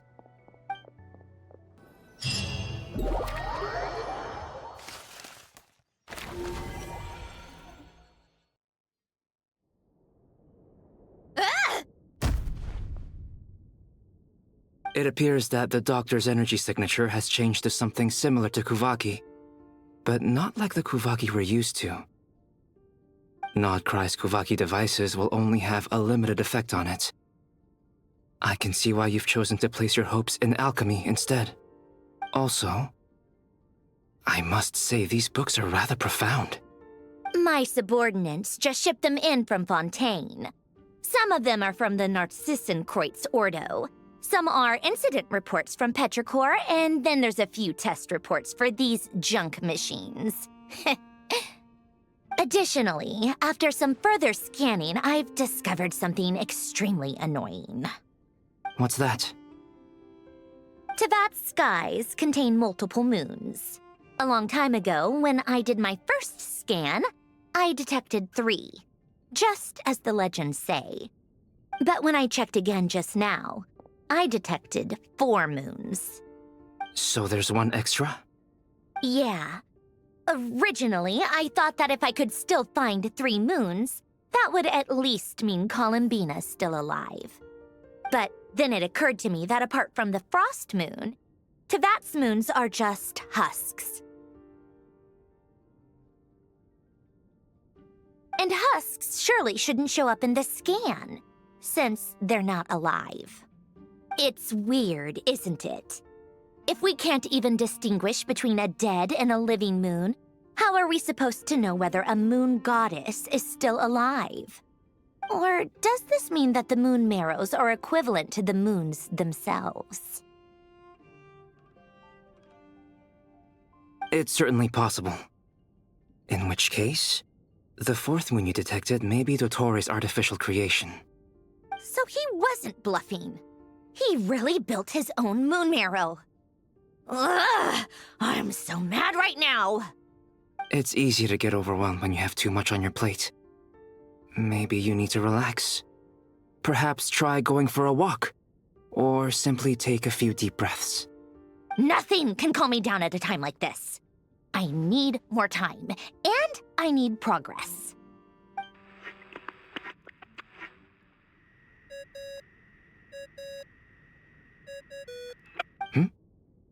It's Mr. Flynn's. I really hate that ringing tone. Ugh. First the 4 orthants of the Narcissenkreuz, then moon marrows. Now what? Oh, sorry if we're disturbing you. Might I ask what's troubling you? What do you want? We're busy. Are you still at the Curatorium of Secrets? Yeah. Look, everyone else is still out, so there's no hurry. Plus, I'm busy, so I would appreciate if you gave me some space. Even though we have crucial intel to share? Fine. I'm listening. Do you intend to share it via the Dodo communication device? Ordinarily, I would, but this is a unique situation. I think it's best that we discuss it in person. See you at the Curatorium.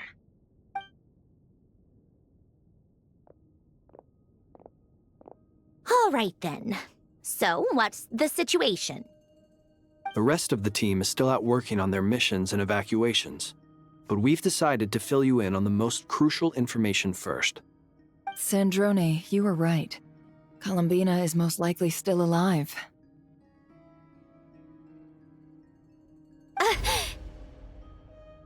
That's the best news we've received in a while, by a long way.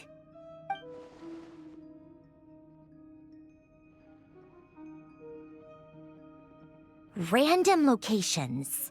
Appearing in reverse order? Are you serious? So not dying isn't enough for the moon goddess, huh? She has to show off too. Anyway, does this mean we can deduce her condition from the moon marrows? Miss Sandrone, there's nothing wrong with simply admitting that you're happy to hear the good news. I'm not. And she's the least of our problems. We're facing a huge crisis. If she can't control the flow of time in there, she's just gonna keep moving backwards. Different points in time won't intersect, and she'll never find a way out. Let's say life begins with a drop of water. When did time begin? The moment this planet came into being? No, that's not right. Her final destination would be the moment at which the space she is in was created. But it doesn't seem like we can influence that space from the outside world. So how can we help her? Also, if she's alive, Rerir and Thalindus might be too. But as far as we know, neither of them have come back out. That space may not have an exit at all. I'm afraid I must concur with Miss Nefer in this. Can't exactly argue with that. Let's leave it there for now. I've taken notes on everything you said. Will it help with your research? I doubt it's gonna help with breaking Dottoro's energy fields. But who knows when it might come in handy. Better to have it all written down than try to remember everything when I need it. All right, I need to get back to my research. Mr. Albedo has made a lot of suggestions that will require my undivided attention. Sure, I'll stay here. I have things to work on.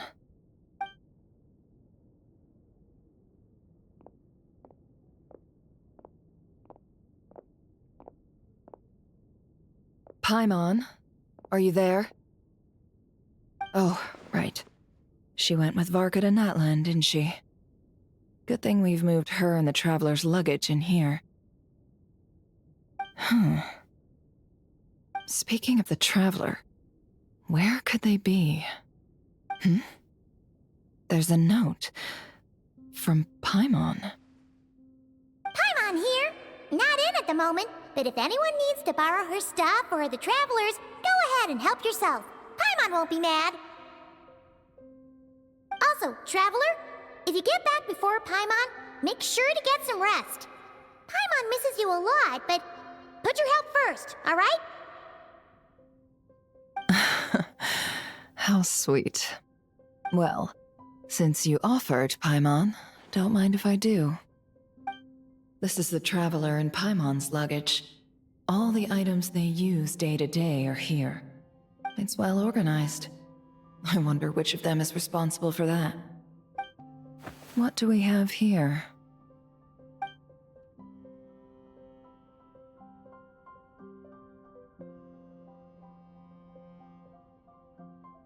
The camera captured a special moment that can only occur between people who are close to one another. You can really sense how the photographer feels about their subject. I wonder why this picture was placed outside. Is it because Paimon recently looked at it?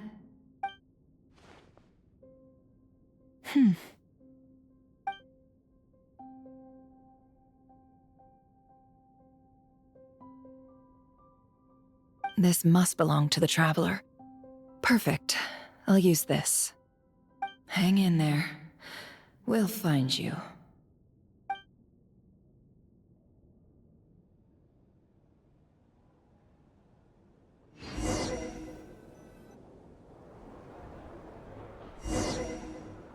Paulownia. Search keyword world formula and bring me all relevant books.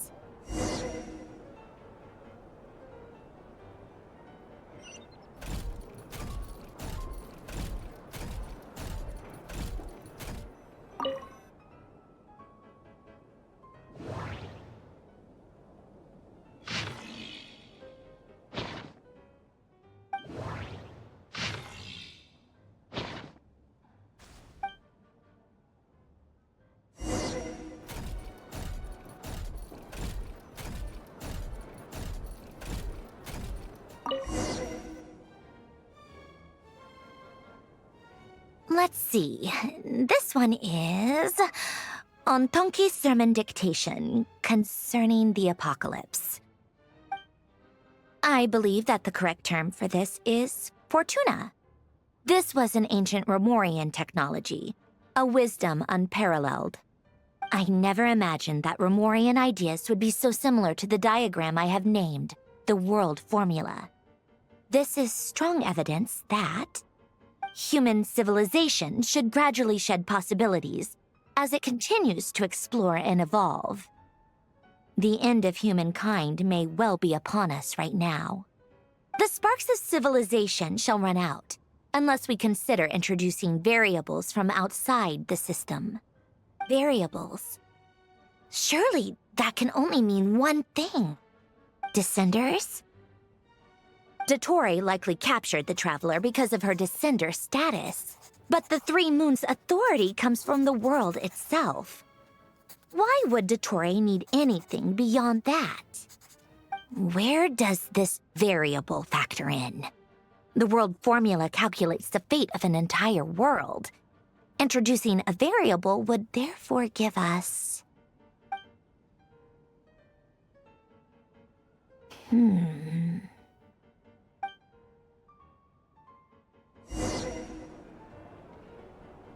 Polonia, search keyword pathway and bring me all relevant books.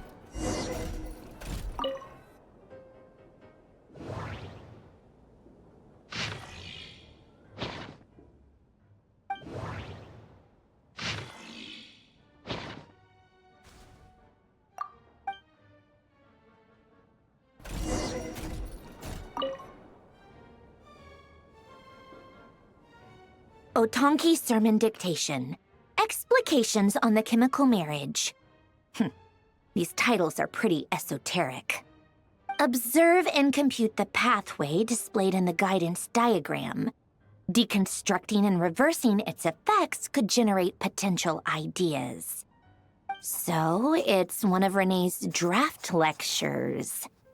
Deconstructing the pathway. I suppose that could lead to a breakthrough.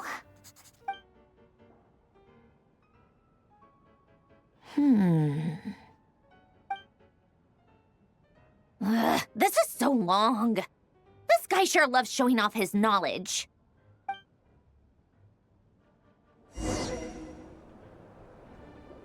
Polonia, search keyword tree model and bring me all relevant books.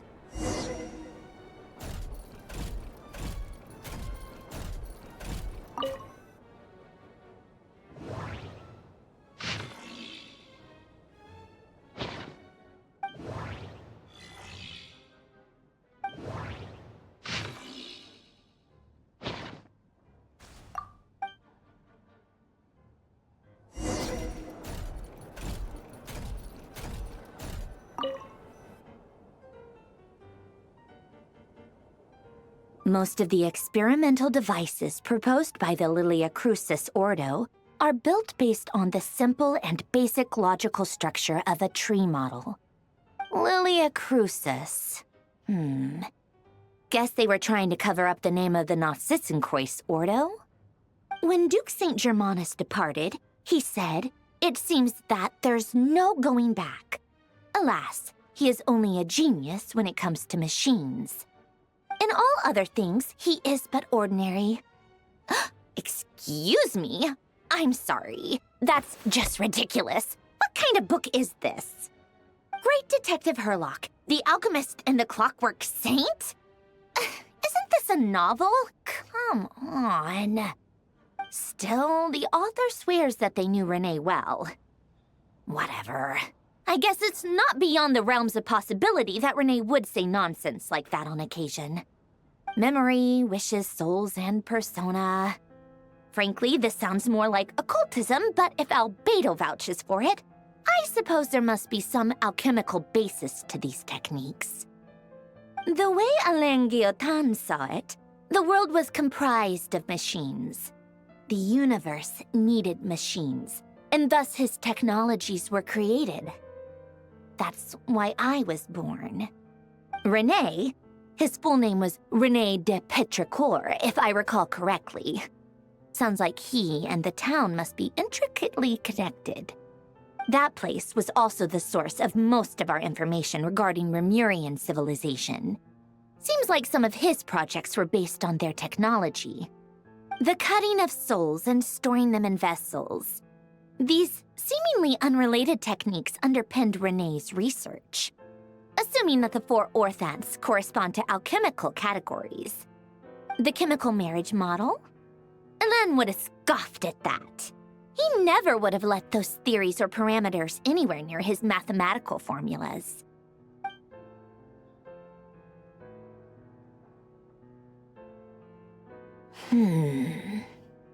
What was Alain's view on Renee? I know he mentioned the name, albeit very rarely.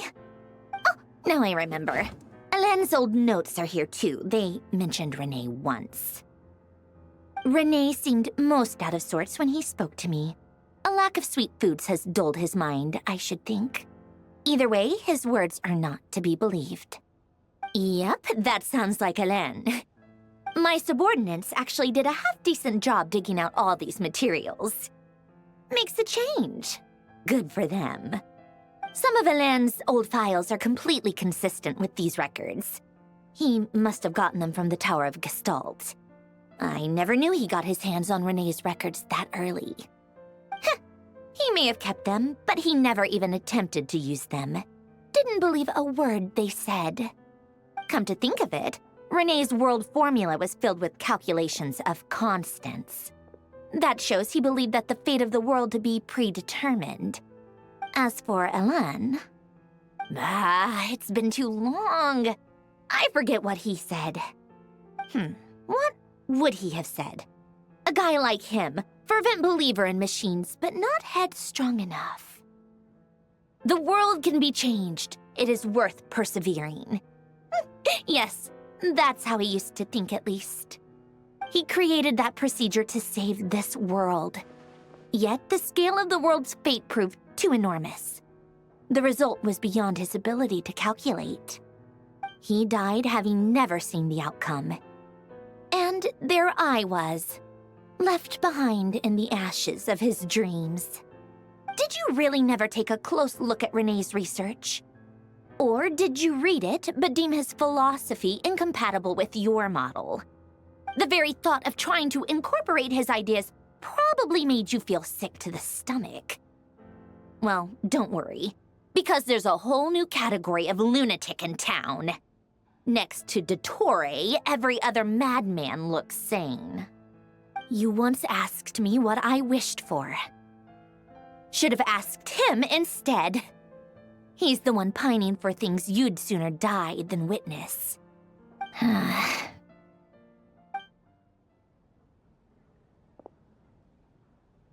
Even the tiniest variable can make big waves in the present. Now then, allow me to put these incompatible fragments together in your stead. First, establish and verify the existence of the Great Circle. Absolute nihil on one end, absolute reality on the other. Now, search between these two extremes. Then, the construction criteria. Variables.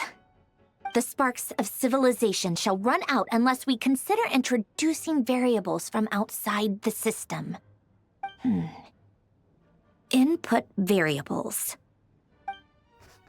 Traverse the world, space-time, and civilization. Then extract the essential nodes from the records to determine which variables they point to. The primordial power that differentiated itself from the void. The power of light. Yes, light. Records. Hyperborea. This is horrendously complicated. After all that, I'm still missing a few variables. I need to think this through again. How do you think it looks, Polonia? Like the frenzied scrawlings of a madwoman? Fine, keep it to yourself. It's not like you can talk anyway. I'll assume you gave it a passing grade. I jest. But true madness does often start with trying to save the world. What would Arlecchino and Columbina think if they saw this incomprehensible hen scratch? They'd probably have me institutionalized. So would Rosaline. She's been dead for a while now. When I close my eyes and think back, I can still see her face. And that enormous dress she used to wear. Such a bizarre choice. What possessed her? Oh, and the clack-clack of those heels used to drive me insane. No one's asking me, obviously, but I hope you all know that I never wanted to save the world. I'm not crazy. I don't have delusional ambitions, and that's a clinical fact. The world needs a solution, but I don't need the world's validation. It's the world begging me for answers, not the other way around.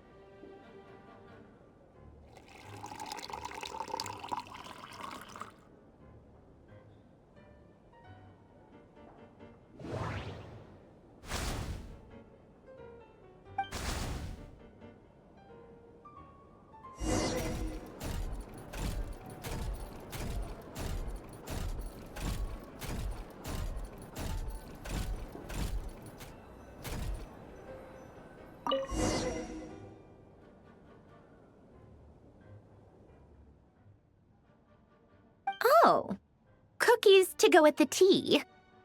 Let's see. They must be from that person who brought those documents. I see they're from Hotel de Boer.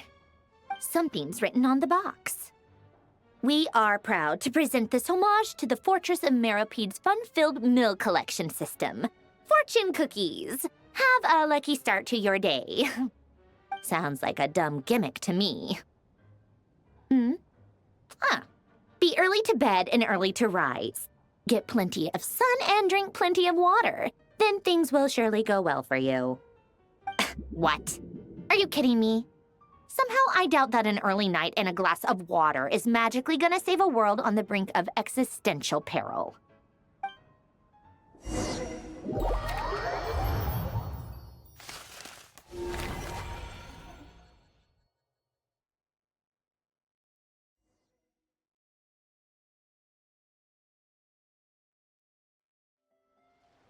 Lady Arlecchino, word has reached us that Lady Marionette's troops are all in position. They are ready to act as soon as the order is given. Excellent. The only thing is, they are fewer in number than we expected. It looks like many of them must have lost their lives at the hand of the monsters released by the Doctor. Can't be helped. Allow them to join our ranks, and keep in contact. As you wish.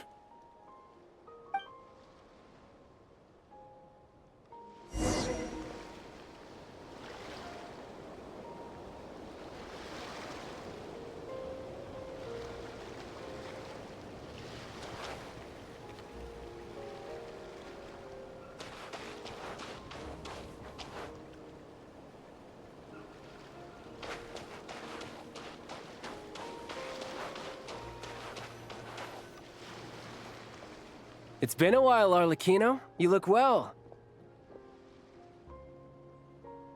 Did Dottore really have to build his lab right on the sole path between Snezhnaya and Nod-Krai? Had to go on a huge detour to stay out of its line of sight. Sounds like an arduous journey. I assume you've brought word from Her Majesty? Of course, all part of the job. Firstly, the Tsaritsa has authorized Fatui Internal Affairs to review Dottore's case. They will reach a formal verdict on whether he has turned traitor and whether he poses a threat to Snezhnaya. While they're working on that, I've been ordered to come and receive the refugees from Nod-Krai. They are nearby. My team will escort you to them shortly. Great.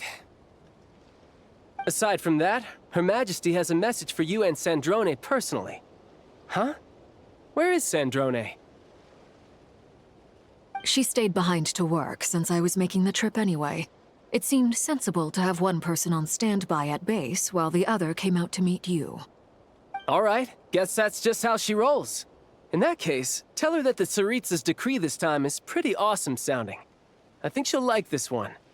Still, I wonder what... Wait, what's that? Did one of our troops turn into a monster? Take him out.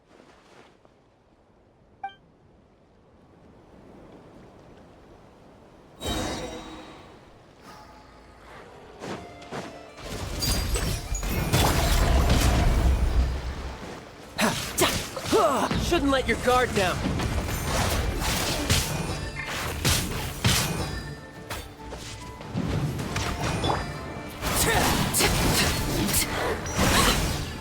gotten stronger, Arlecchino.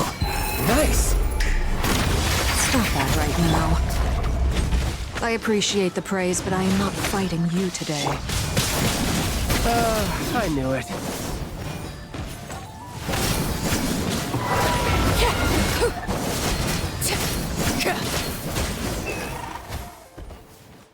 I can't believe it. He was a living, breathing human one moment, and the next? Another fine piece of work by our dear colleague, I'm afraid. What in the world has been going on in Nod-Krai? A lot. But long story short, Dottore stole 2 moon marrows that should have belonged to Columbina, then built a 3rd moon marrow of his own to concentrate the Trilunar Authority in his hands. What? What do you mean he built a moon marrow? People build roads and houses, not moon marrows. What's his next DIY project? He's gonna build a god? You could stand to be less surprised. We are harbingers. The work we are engaged in makes the creation of gods seem mundane by comparison. I tell everyone who asks that you once crossed swords with Rex Lapis while serving as a key supporter for Rosaline's plan. But right now, you're acting like a common adventurer. Thanks for speaking up for me. Those 2 really took me for a ride back then. Then again, surely no common adventurer would manage to get tangled up with them the way I did. That's gotta count in my favor, right? It almost sounds like you wish to repeat the experience. I might have to lower my opinion of you. No. I'll stop talking. Please, go on. Dottore is currently still experimenting with his newfound power in ways that continue to corrode the outside world. As for the human mutation, I believe this is simply a consequence of his experiments, and not a strategic move. That radiant beast was once a subordinate of Sandrone's. I suspect he was only allowed to live so that he could become an experimental subject. Also, those of us who fought Dottore have been afflicted with a curse. As such, I cannot leave Nod-Krai. This is so much worse than I thought. No wonder Her Majesty's decree is so extreme. While these exceptional circumstances persist, the Harbingers are hereby authorized to use unilateral executive powers. Should Dottore pose a threat, Arlecchino and Sandrone are permitted to eliminate him. My thanks to Her Majesty.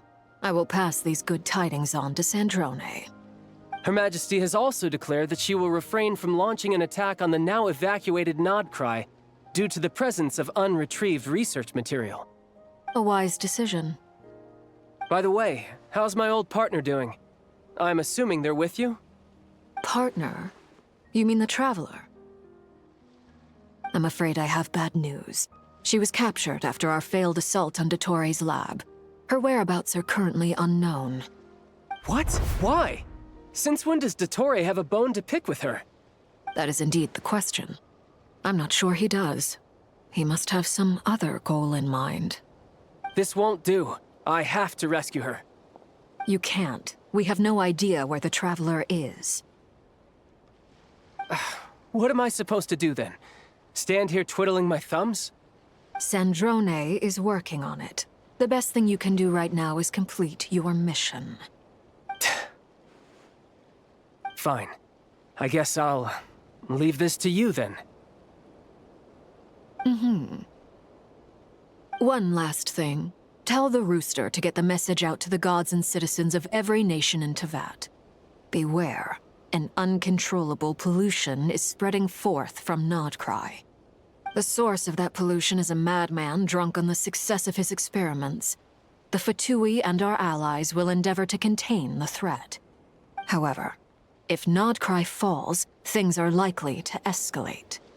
Considering Dottore is one of our own, all Fatui stationed in Nod-Krai consider it our duty to stay and fight him to the bitter end.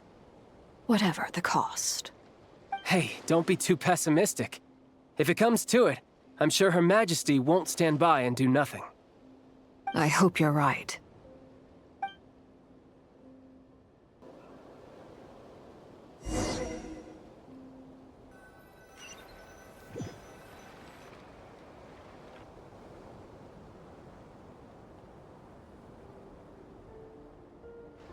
You're right on time.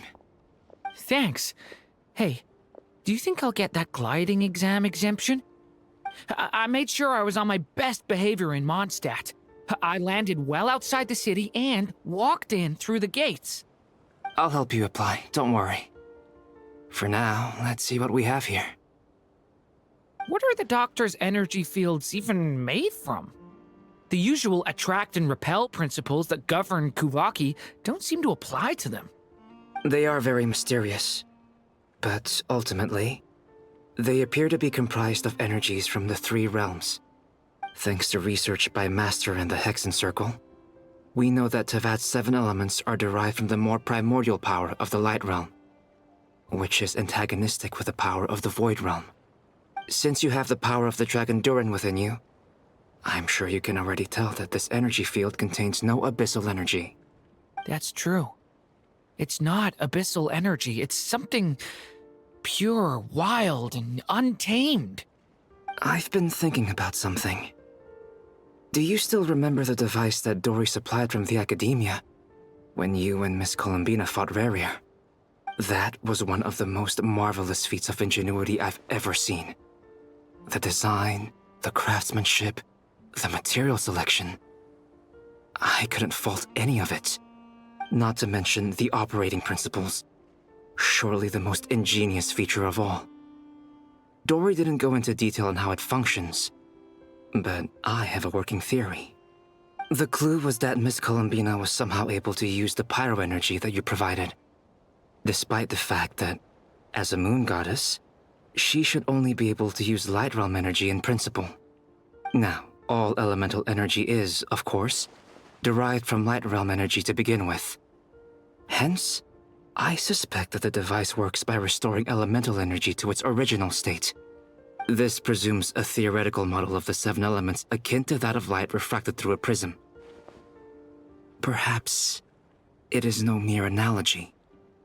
Maybe there is indeed a prism in this model. I almost wonder if the idea for the device was conceived based on direct observations of said prism. It would explain how such an ironclad design concept was achieved. It is at once a masterwork of engineering and a groundbreaking application of the Academia's latest elemental theories. I suspect only Lesser Lord Kusanali herself could have devised such an ambitious technology. But back to the energy field before us. If this is pure Light Realm energy, its relation to elemental energy is one of integration versus division. Or you could say that the former contains the latter. Could this mean that elemental energy can dilute the power of the Light Realm? Should we give it a try? We should.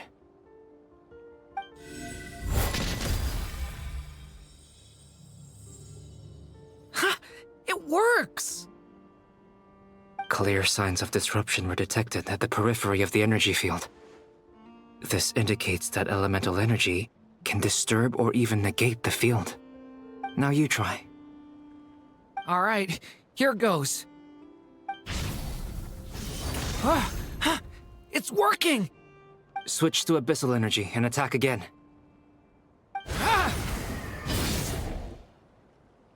No surprises there. Abyssal power drains the energy field to a significantly greater extent. I now feel confident in asserting that the energy field is indeed pure Light Realm energy, and that elemental energy can dilute it. But the energy field is huge! How much elemental energy will it take to neutralize it? We don't have to neutralize it completely. We can try other approaches. That's all for theory. Would you like to continue watching? So you knew I was here. Huh? When did you get here? A while ago. But Albedo sounded like he was working on his thesis defense back there. Back in Sumeru. You can end a person's whole career by interrupting them mid-speech. Very thoughtful of you. I'm truly touched. Could I ask you to lend me a hand? With what? A little test. Try using Animo to unleash a concentrated assault with circular blades, with the goal of breaking through at a singular point. Nice! This time it tore through the field. Tremendous. This is a major breakthrough. Should we go through? We probably shouldn't risk having mutually antagonistic energies in such close proximity. Durin, you stay here and watch the entrance. Hat Guy and I will go in to investigate. Sounds sensible to me. Keep your eyes peeled, Durin. Don't worry, I got this. You two be careful in there. Just give me the signal if you need help, and I'll dive right in. What do you mean, signal? It's based on a new alchemical concoction I developed last month. When 2 bottles of it are smashed on the ground together, they emit a blinding burst of light. If it comes to that, remember to shield your eyes with your hat. Glad I asked. Thanks for the heads up.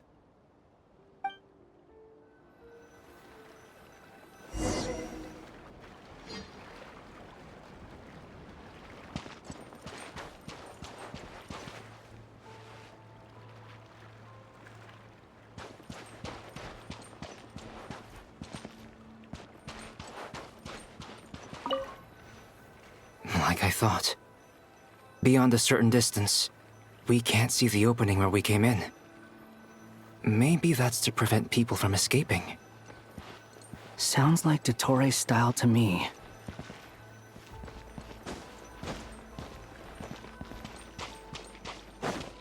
Not much has changed. Things are basically the same here as they were before the energy field appeared.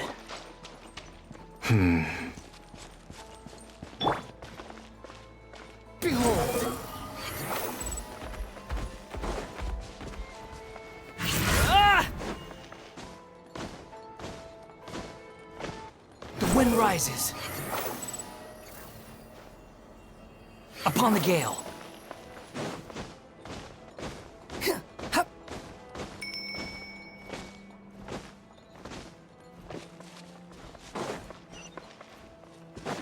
Squall and fury. Burst forth!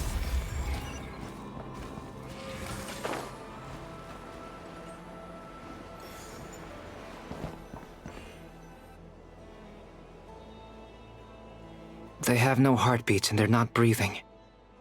We can only assume they're dead. But there are no visible wounds. Also, there's an animal squatting next to each body. It's watching us. That's not an animal's gaze. What are you trying to tell us? Doesn't seem eager to talk. I guess maybe it's just an animal after all. Let's keep looking around.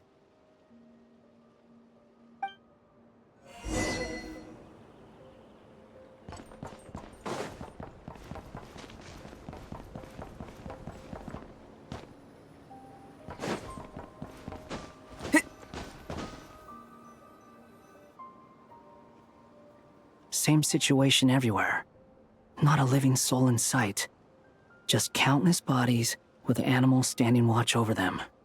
Well, I think we can safely rule out the possibility that they're all pets. Is skirting around the topic your way of showing consideration for other people's feelings? Just being cautious.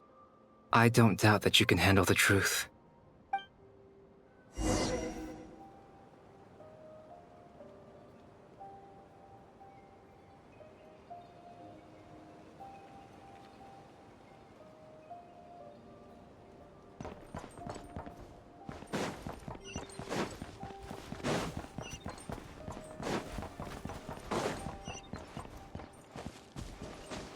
Careful.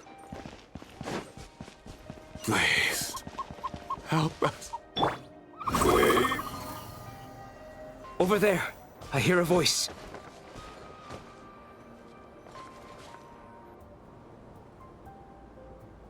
Please, help us. Please. What happened here? I don't know. Suddenly, everyone collapsed. Then my line of sight got lower. I still have some of my senses left. I gotta get out of here.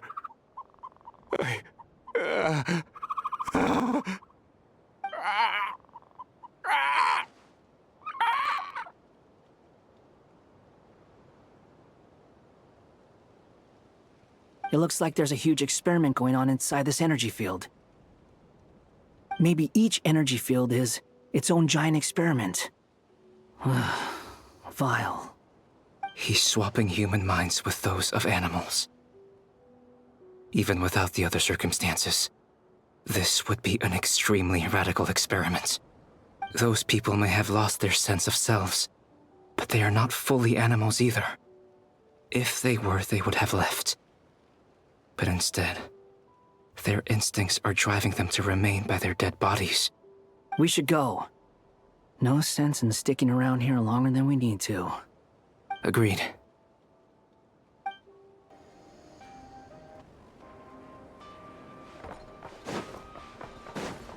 Behold!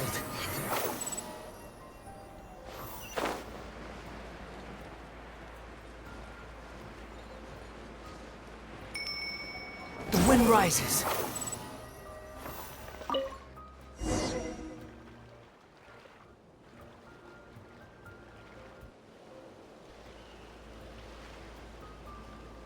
Ah, you're back! Everything okay? We saw some things that take a strong stomach. Otherwise, we're fine. We should share our findings with the others.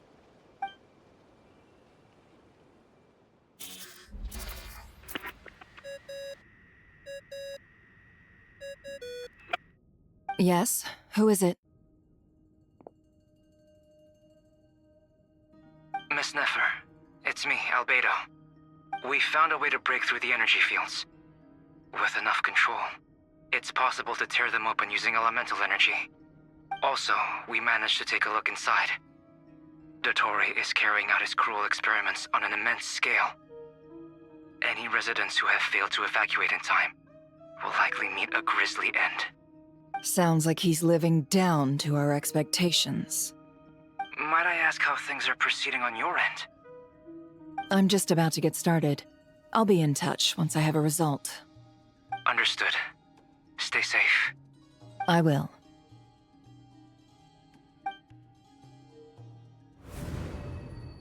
Well, Nefer, I'll link up with you once my tasks are complete. What makes you think I'd need you to do that? I'll need it. And considering the way you approach certain matters, I think you'll be better off with me present.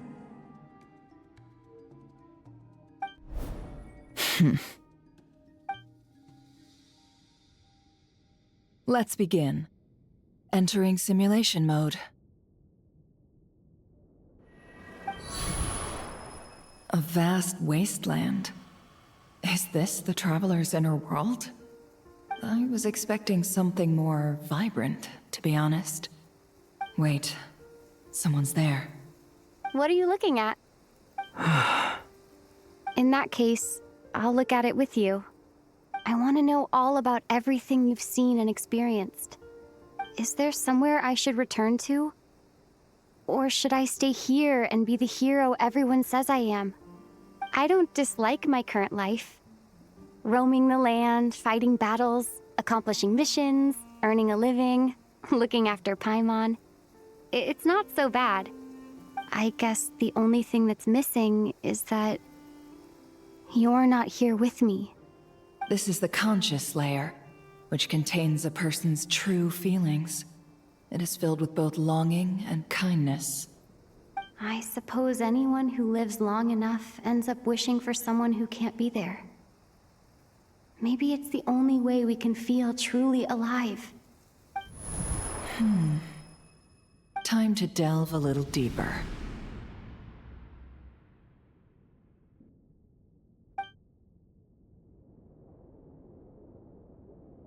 Town is hardly the optimal choice for a place to live, but it has character and a reasonable population density. What are you trying to say?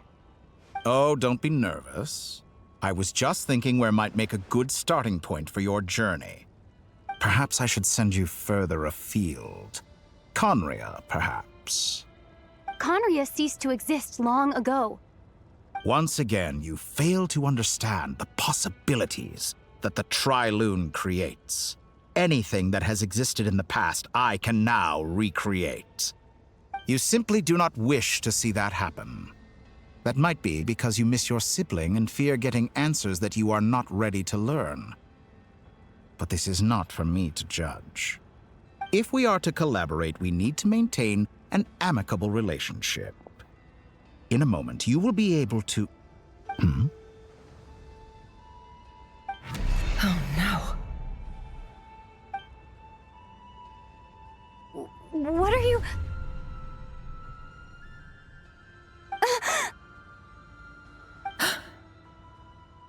What are you gonna do? Don't move. Something unwanted has crept into... Oh?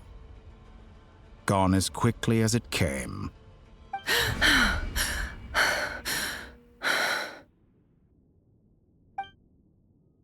Did you save me? If I hadn't cut the connection, Dottore might have caught you from the other side and destroyed you.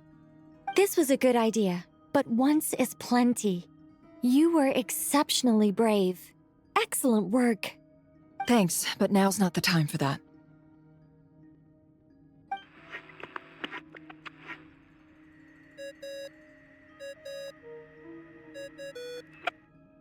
Albedo speaking. I think I know where she is. What is this endless darkness? I can't see anything, even though my eyes are wide open. But why? What happened? Ah, sorry about that. I take it you didn't notice. Just now, a friend of yours took a little peek into your mind. Could it be Nefer? How did she do it? Did she use something as a medium to connect to me? Do you think she's aware of your current circumstances?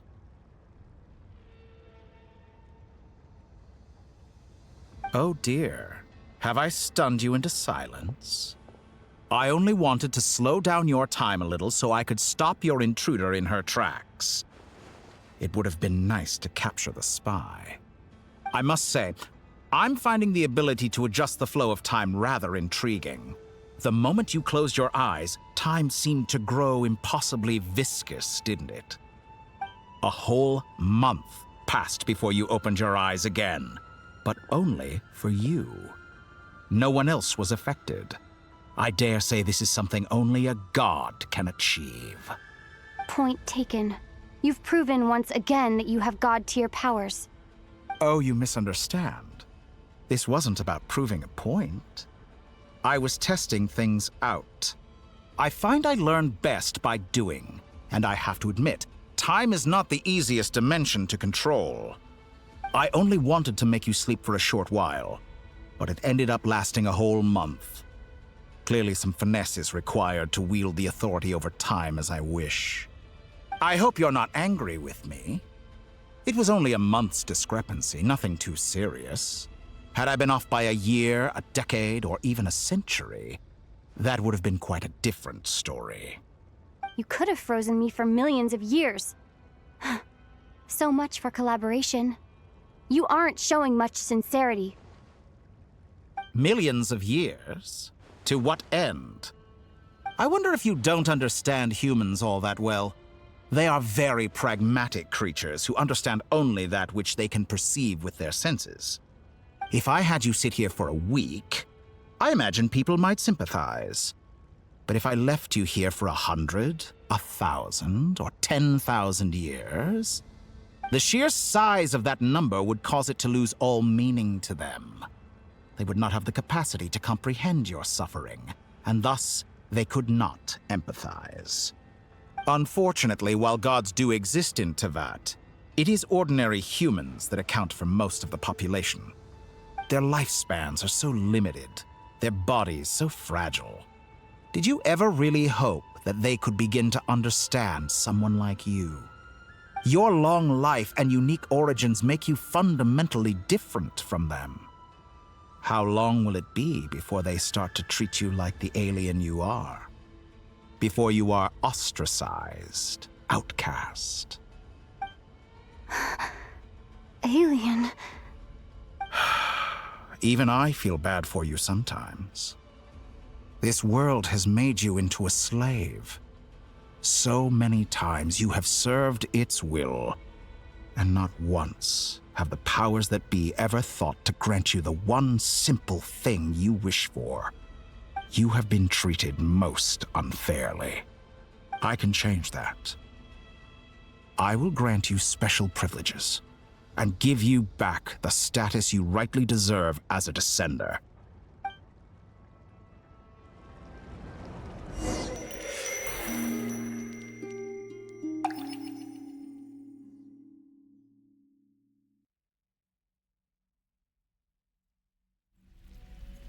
I've entered the past 3 times at this point, but I still have so many questions. For instance, beyond each point being further back in time than the last, what determines the specific locations at which I can make entry? So far, the common thread linking all 3 scenarios is that the Traveler has been present. But it's more than that. I know I sensed something familiar around her. What was it? I'll keep this question in mind as I carry on.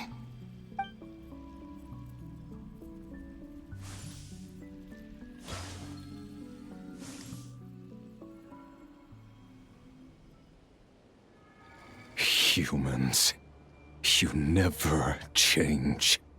Always trying to use powers you neither comprehend nor control. This looks like Star Sand Shoal. Was this before Rerir regained his physical form?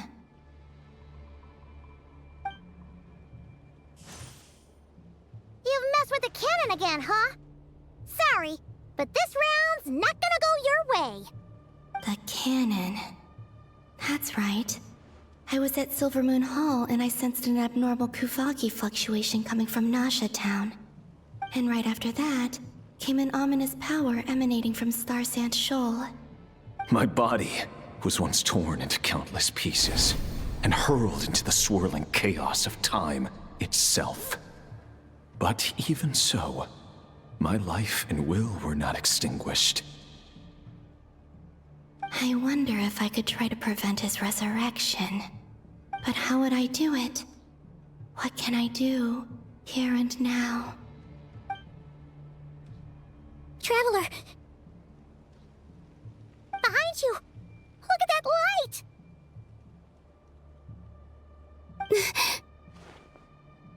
No, I won't make it in time. She's using the Kuvaki shield like I taught her. Is she gonna use it to block the cannon's beam? She's strong. I'm sure she can manage. But the force released when the beam impacts the shield might lead to collateral damage. Easy Island. The Frost Moon Scions will be exposed to lethal levels of Kuvaki. A question, if I may, kind Miss Columbina. When the cannon's Kuvaki beam was deflected earlier, I saw several bolts of energy streak toward Hisi Island, only to be blocked. Did you also have a hand in that? Maybe that really was me after all. Well, future me. But I don't know if I have enough power left. Siki sato pasa sais, niti ipotuftos. There's no time. Osestikos paratin tiram to risuiku, to pir to aithion veraton. I have to make it. Oh, Frost Moon. Oh, great land. Oh, slumbering moonlight of Nod-Krai. If you can hear me, if you can sense my call, then please, heed me once more!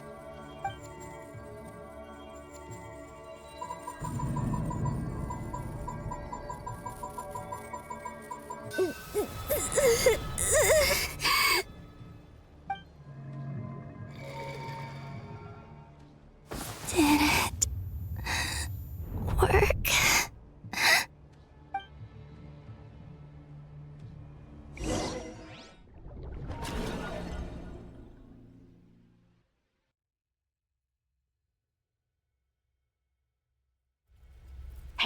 wake up. Hey, did you hear me? Columbina, I said wake up, now! Oh, good morning, Sandrone. It's 3 in the afternoon, actually.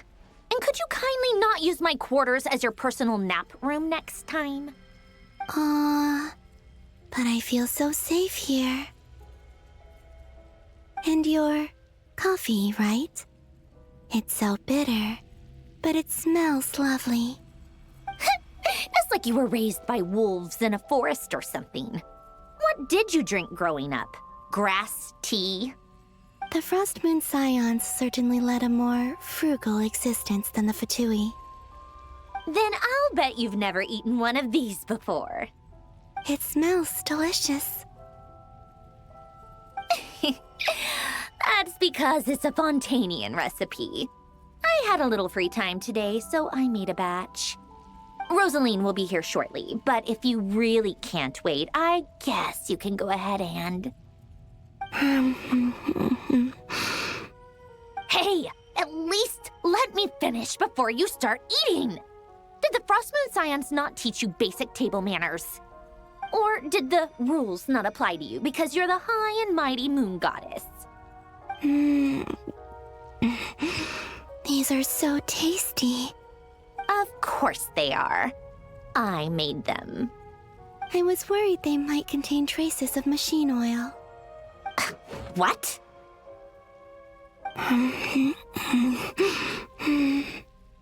You know, there's something I've always wanted to ask you.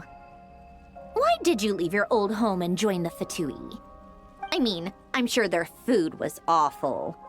But there's gotta be more to it than that. Well, life there didn't go quite how I imagined. What were you expecting? You're a god. Your followers are gonna make some demands of you, right? Surely you can just answer a few prayers here and there in return for the free food and drink. How bad can it be? Well, would you help other people just for free food and drink? The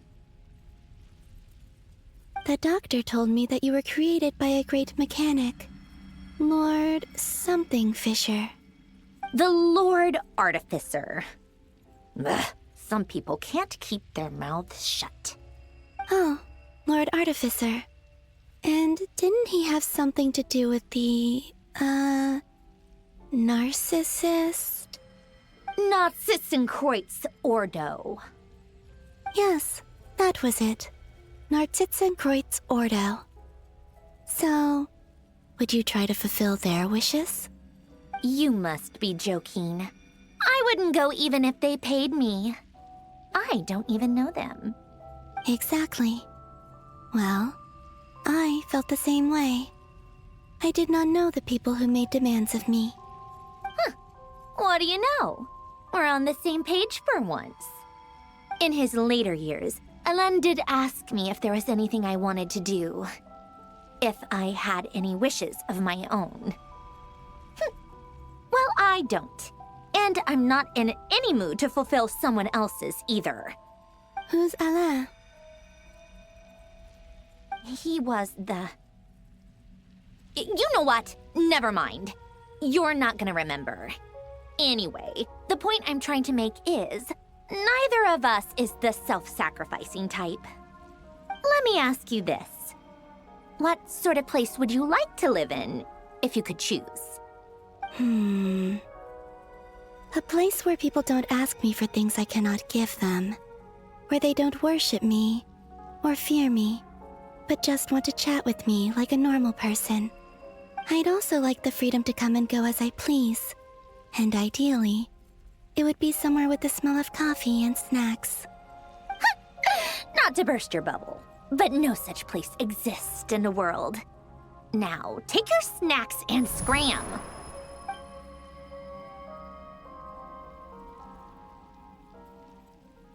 Did I pass out? Of course. I'm back here again. I dreamed of events from my past. Sandrone, Traveler, I miss you all so much. Back there, I guess I managed to harness all the Kuvaki energy on Hisi Island. But how did I do it? Time is flowing backwards here, and I can use that familiar power to enter the world of the past. That mystery ally everyone talked about. It was me all along. I can sense that there isn't much more power remaining up ahead. What lies at the end of all of this?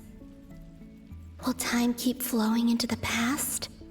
And will I ever find my way back?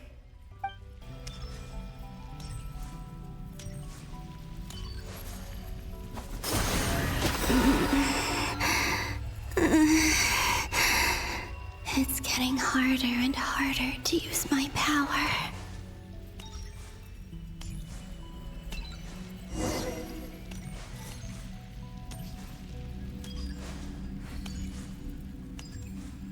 I'm no match for the Abyss in this state.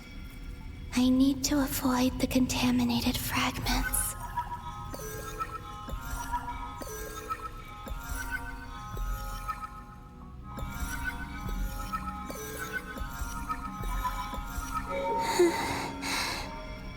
Time to go. I wonder where I'll find myself this time.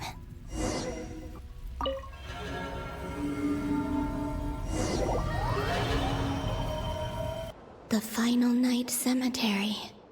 This is where Flint's is based. Or not! How are we supposed to read through this many files? Difficult, yes, but it is also our most efficient option. Seems like they're searching for information. Oh, I remember. Flint and Varga talked about some files on the Wild Hunt. Was this my doing too? To expose the true intentions of this Rerir, we need to dive into Nod-Krai's history. Are my actions changing the past? Or are they simply completing a process? Is all of this inevitable? Or am I the one making these decisions? If I choose not to help them now, will it change how things turn out? Hope we don't land on our heads then. They're my friends. I can't not help them.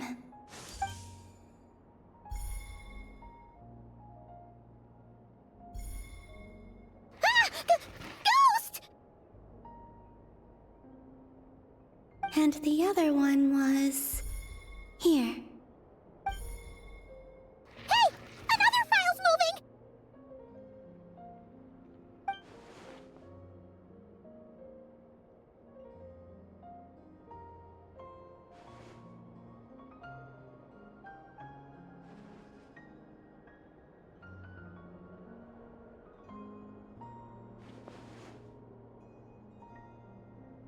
That should do it.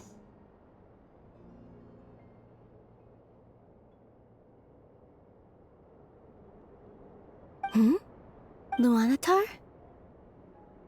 You can sense my presence? Wait!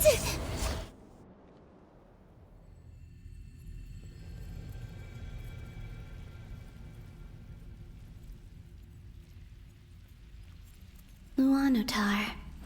So she's that familiar presence I've been sensing all along. She's always been by the Traveler's side. That explains why the Traveler has been there each time I've entered the past. But why Luanatar? Is it because she has a connection to me as the Moon Goddess's familiar? If so, why not any other Kuhenki? That's...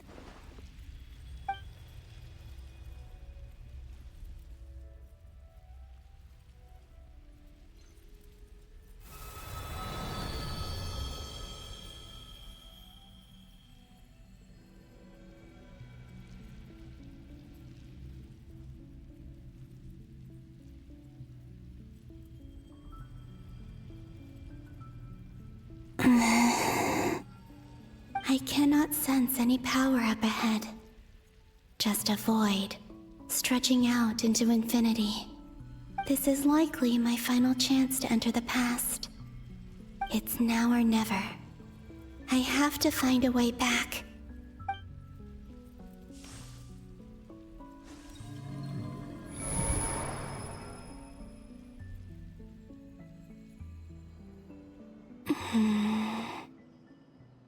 Hisi Island? How far back in time is this? Where's Luanatar? I can't sense her presence this time. Oh, seeing Anafa and Aino reunited like that sure was heartwarming. Traveler, Paimon. No, stay calm. I don't have much power left to change things. I don't even have that much time left here. Think, Columbina. How do I find a way back? A way back... to where? Do I go back to Moonprayer Night? Or to the future that followed? And if I return in my current state, what will become of me then? Dottoro's actions that day proved that he'd been planning that for a long time. He had already seized the power of 2 moon marrows before capturing me.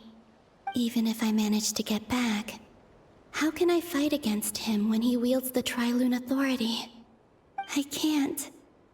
If I go back like this, I'll be playing right into his hands.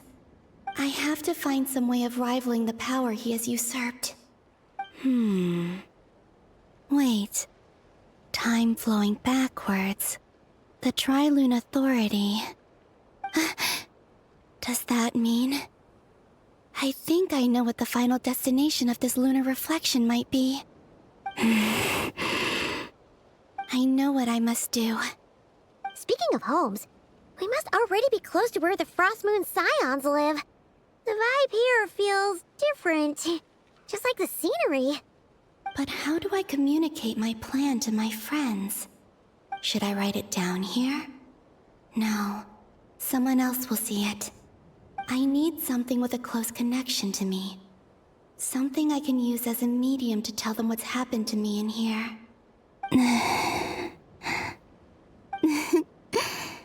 Now it makes sense.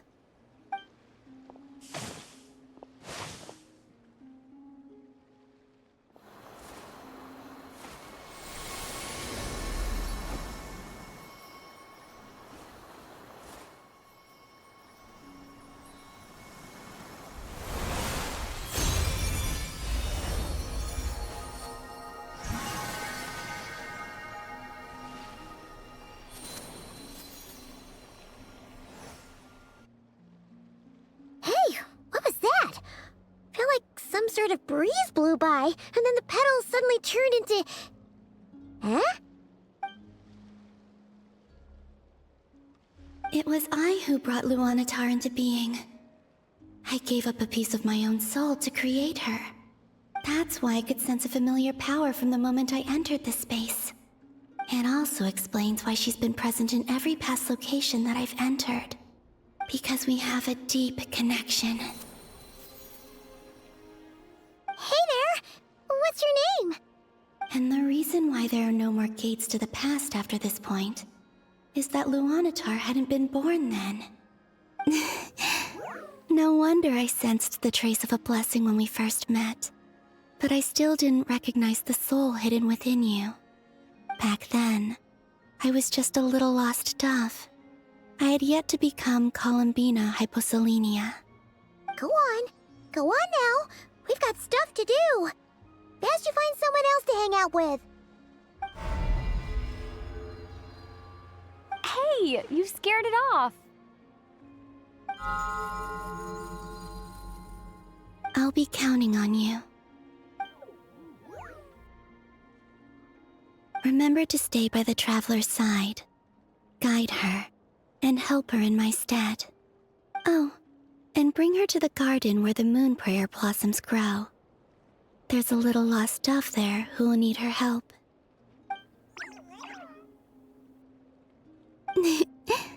Go on.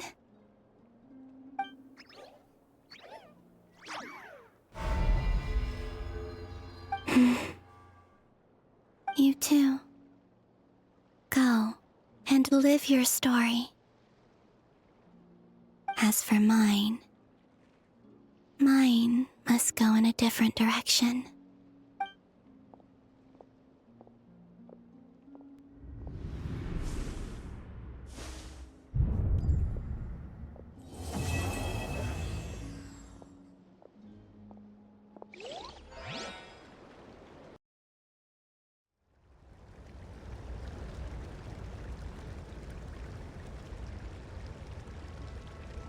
How would you like to experience the thrill of never being held accountable for your actions?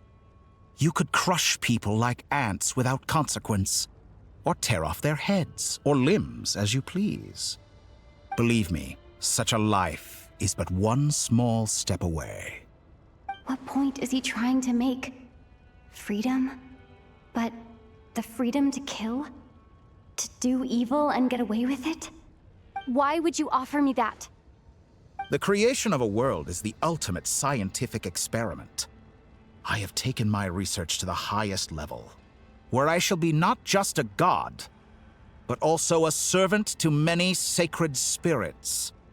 I shall heed the truth and perform holy deeds. A god's laboratory is the perfect playground, but it needs the right occupant to explore its full potential. Mortals are found everywhere one looks. Not so with Descenders. I'd prefer my first guest to be a distinguished individual such as yourself.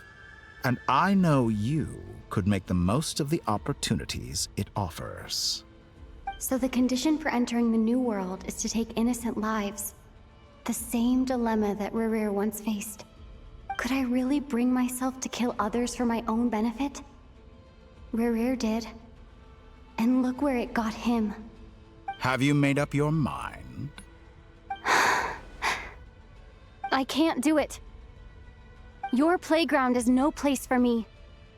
You're putting your hopes in the wrong person. But we both know I'm not quite the hero you say I am either. I have my own reasons for the journey I'm on, and they aren't all selfless. You've grown a lot since we last met. But there are still things you are unwilling to compromise on. This will only hinder you. Why don't I lower my requirements a little as a gesture of goodwill? I'll give you a little time to learn to be a less noble soul. That'll make things much easier for you. I really doubt I could live that sort of life. And yet you already sound less defiant than a moment ago. The benefits appeal to you because you can read the signs of the times. Why don't we return to my research facility? Your last visit was so rushed. There is much that I have yet to show you.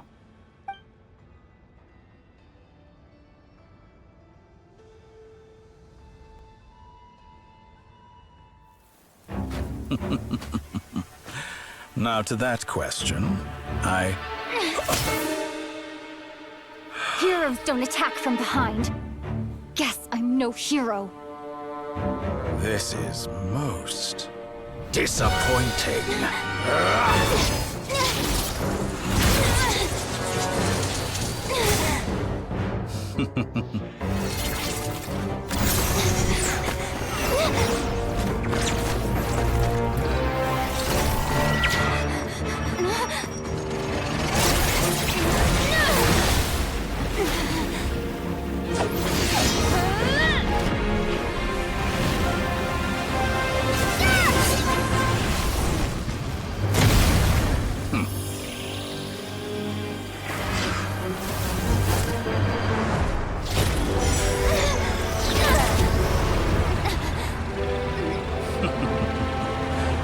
Now then.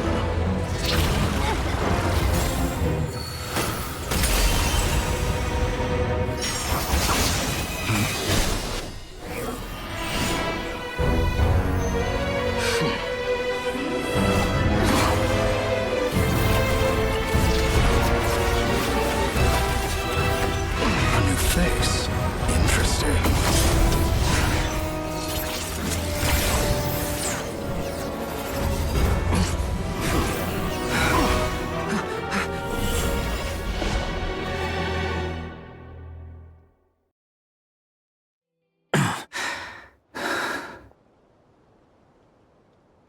You're still gonna call me Hat Guy after that, huh? I didn't see anyone else in there who needed saving. It's nothing. I'll be fine. Why are you looking at me like that? Is it that shocking that I'd come to your rescue? I owed you a favor back in Sumeru. Now we're even. Distracting Dottore was tough. I won't lie. He's not gonna fall for the same trick twice. That was my one shot. I'd hoped to use it to take him out. Ugh.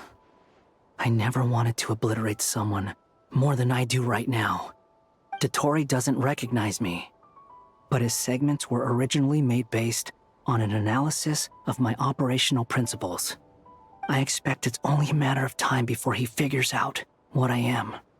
So Dottore doesn't recognize Wanderer because he deleted himself from Irminsul. Did he really miss his only chance for revenge by saving me? Why the long face? Hey, I'm not blaming you, okay? And I'm not complaining either. Rescuing you and killing Dottore are equally important goals. Everyone would be pretty stuck without you. It's best you live to fight another day. How are you holding up? Are you all right? Hat Guy said to put safety first, so we agreed to run as far away as we could after leaving the energy field, and only meet up once it was safe. You don't look injured. It seems that Dottore didn't do anything to you. All right. Rescue operation complete. Let's head back. There's a lot more work to be done before this is over.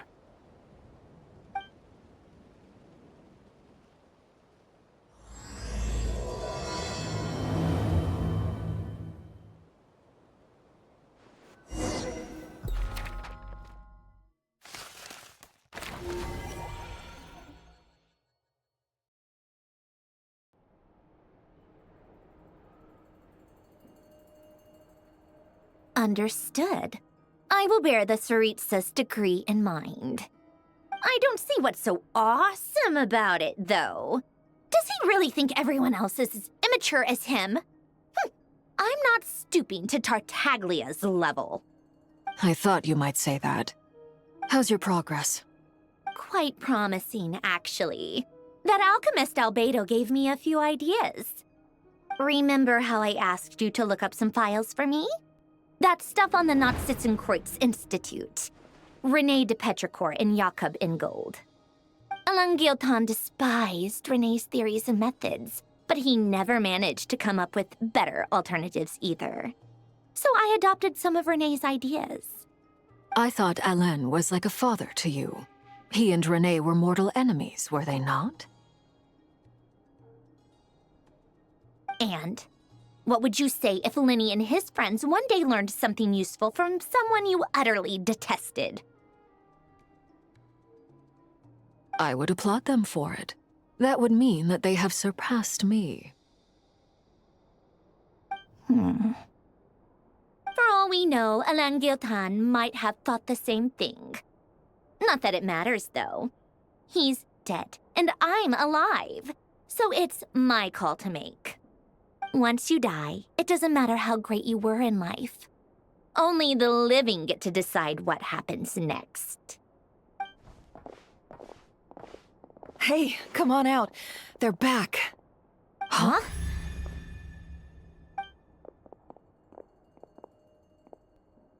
You're back?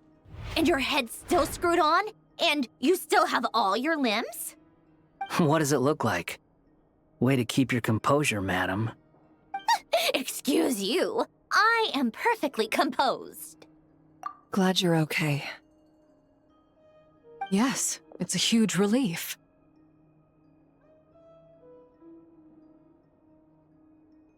Worry? Oh, yeah, right. You think we, the Fatui, were worried about you? We were worried sick. Hey! The Traveler and I were already friends.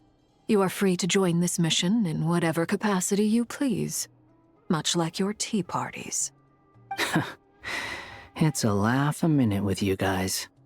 I must say, I was quite surprised when Mr. Albedo told me he would need no additional aid. We discussed this on our way back as well. I am rarely so unequivocal, but in this case, we had full confidence in Hat Guy. He said he knew what he was doing. Albedo and I pretty much had to just wait outside on standby. Meanwhile, Hat Guy broke into the energy field and rescued the Traveler solo. You didn't have to mention that. Well, I'm thoroughly impressed. You are a force to be reckoned with, Hat Guy. Is she back?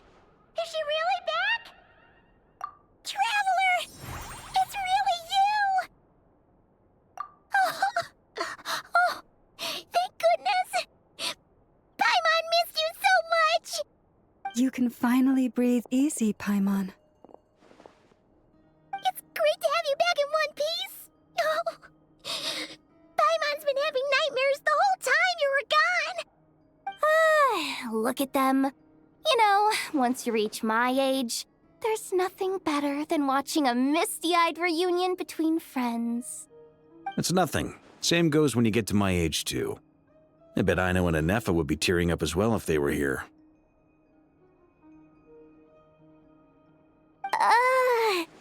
Varka, I'm not sure Anefa can cry.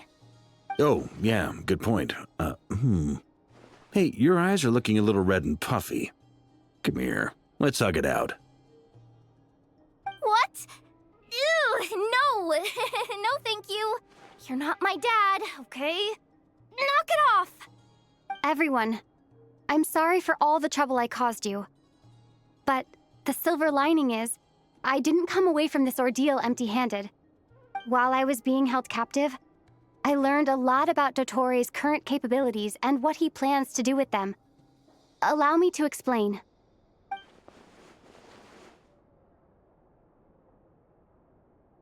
The three moon goddesses were even more powerful than we imagined. No wonder Dottore believes himself to be equal to the gods, maybe even superior. Utter blasphemy. While everyone was gone, Nefer and I made an interesting discovery, and I believe Miss Sandrone has something to share too. Ma'am, perhaps you could do the honors?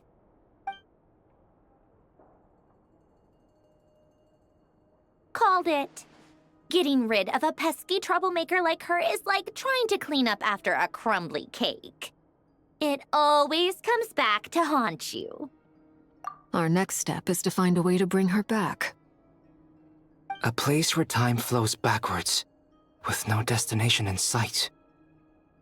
Surely it must have been created for a specific purpose. But I fear the answers are buried deep into Vat's history, held by great powers beyond our reach. It sounds like she's on a specific path through time, just traveling in the opposite direction to us. The question is, where does that path lead? Or will it keep going to infinity? We considered that question as well. Strictly speaking, time is not infinite. Indeed not. Every road has an end. Nicole! You sure loved quietly sneaking in mid-conversation. I do, in fact. It's something I've always done at our mages' tea parties. Quiet, mysterious, and persuasive. You wonder what lies at the end of her road. Well, just as the world has a beginning and an end, so too does time.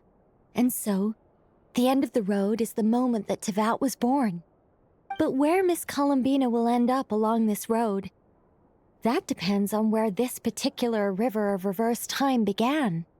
What about the original moons and the moon goddesses?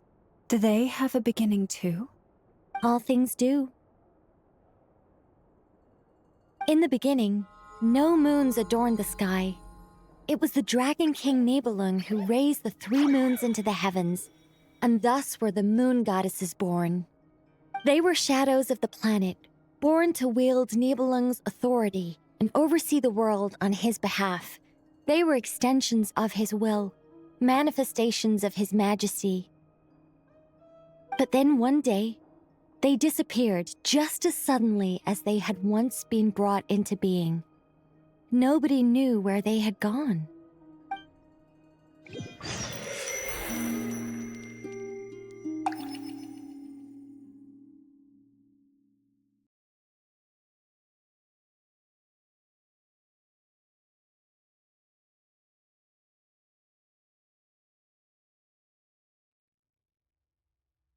Like I thought, no more paths back to reality have emerged since. But how can I be sure that I'm going the right way without scenes from reality to keep me on track? I can't even be sure of how long I've been walking for. The further I travel, the less stable this space becomes. There are even moments where I can sense something that feels like abyssal energy. They can just materialize out of thin air. I have to keep my wits about me.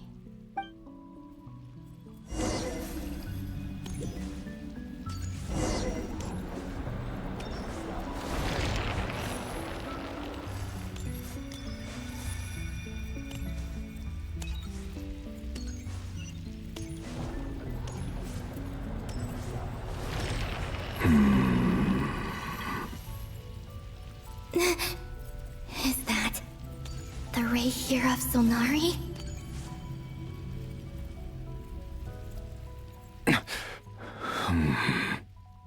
You are the moon goddess. But how? Please, there's no need. I'm not interested in fighting anymore. I find that a little difficult to believe. Yeah. Honestly, so do I. The way you used my own power against me was... It was a brilliant strategy. And then, in the final moment before I was thrown into this space, I got to see an old friend. Mr. Dainsleif. Right. It was so long ago now. But we were friends once. And when I first got here, I was filled with hatred, remorse, and rage. How I cursed and devoured. I tore everything here apart. I was consumed by the desire to leave this place and have my vengeance. But to no avail. This is a place with no exit. This is the second time I've entered this space. Though I have no memory of the first. I was torn to shreds the moment I entered. But this time I survived. It must be partly because of this new body. And partly because of all the Kuvaki I absorbed in Nod-Krai. Are you the source of the abyssal power in here? Not all of it. Some is from when I first arrived here and tried to destroy everything. But there was already a degree of abyssal power here, before I entered. And like a venomous snake baking in the merciless sun, it tried to slither into my shadow. Tried to? So, you rejected it? Yes. Because after that, the world suddenly became silent for a moment. What do you mean? The voices in my head, they were gone. And then I saw her. Her? Thelindis. My former lover. Never mentioned that she saw a memory of Thelindis leaping into the moon's reflection. More precisely, I saw her afterimage. I'm sure the real her is long gone. She was just an ordinary Conrian. She couldn't have survived here for very long. Anyway, why have you come here? Didn't you know it was a dead end? If I hadn't escaped through the moon gate, my friends would have been in far greater danger. Oh, I see. Because of your power. The power of a moon goddess. What? You'd like to know how I know, wouldn't you? The one who resurrected me said so. I could hear a deep lust for power in his voice. Do you mean... Dottore? Dottore. So that's what he's called. He'd been collecting fragments of my body for a long time. All so that he could resurrect me at the moment of his choosing. I had no interest in his research. But being as corroded by the Abyss as I was, we were aligned as far as hunting the moons and recovering my strength were concerned. So that's why the Wild Hunt suddenly became so active in Nod-Krai. When I left the Fatui in my weakened state, Dottore must have felt that his time had come. Moon Goddess, could I ask a favor of you? What? I know this is a lot to ask, especially from someone who tried to kill you. If you refuse, I won't fight it. But this is the only thing I desire now. Nothing else matters. What do you want? I'd like you to take a message to Thalindis for me. Thalindis? But...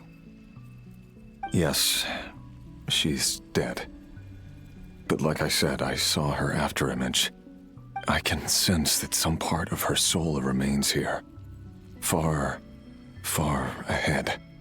Why don't you go and speak to her yourself? I can't. I don't know why, but I can't move freely in this space as you can.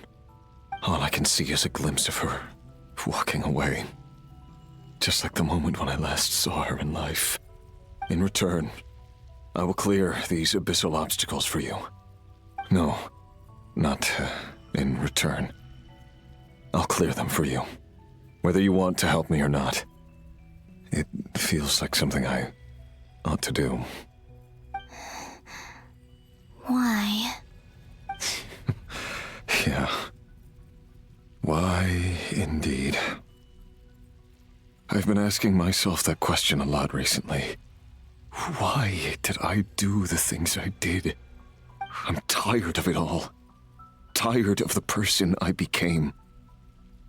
People used me. And then I turned around and started using others. I hurt a lot of people. I think I grew tired of it long ago. But I wouldn't admit it to myself. And ultimately, that's how I ended up here. What do you wish to tell her? All of it. My past. My mistakes. Everything that happened after we were separated. Is it okay if I give her the abridged version? Yeah, I'm sure there's plenty you can skip over. Just tell her the important parts. Whatever you think that means. Like the part where you relentlessly tried to kill us? It's up to you. Love demands honesty. But my relationship with Thalindis was built on lies. We hid too much from each other.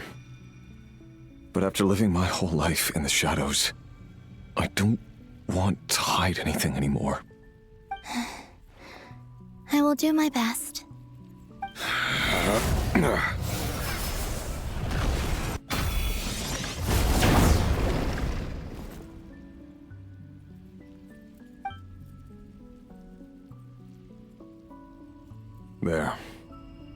The Abyss will no longer stand in your way.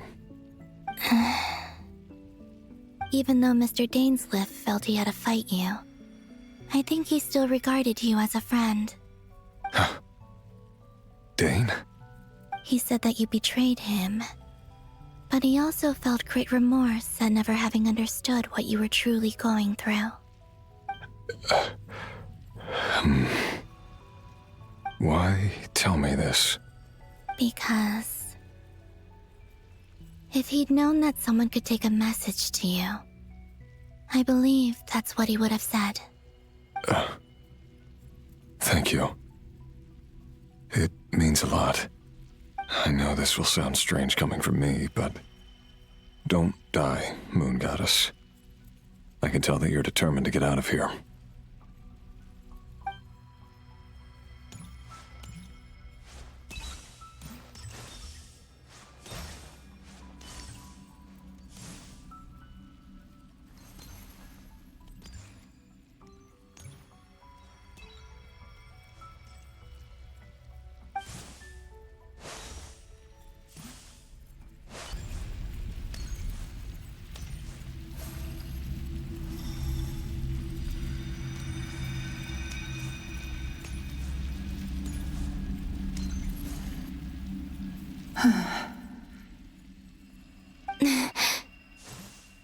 Is that the Lindis? She wasn't far off at all. And yet, they can never meet. Hello, Miss the Lindis. Who are you? How do you know my name? I've never seen anyone else here before. You can call me Columbina. I promised Rerir that I'd bring a message to you. Rerir? My Rerir? Is he well?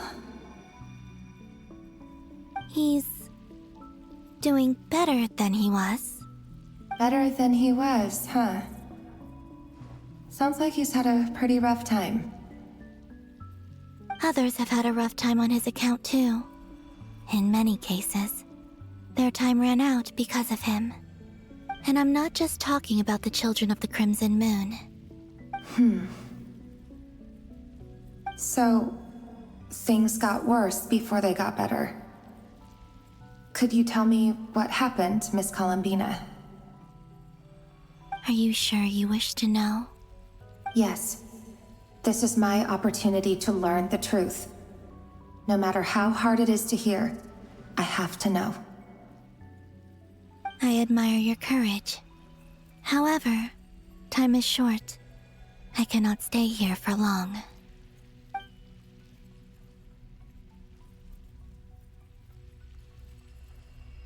Rerir had seeds of hatred in his heart, and many people nursed them for their own ends.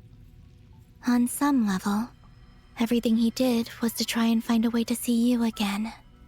But in the end, he came to regret his mistakes. He wanted to apologize for hiding his past from you. Beyond that, he did not say specifically what it was he wished to convey to you, but I'm sure that you've always been on his mind. You are what has kept him going over all these years.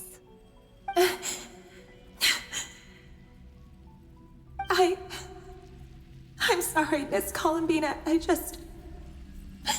This is so upsetting. I'm not sure how to put my feelings into words.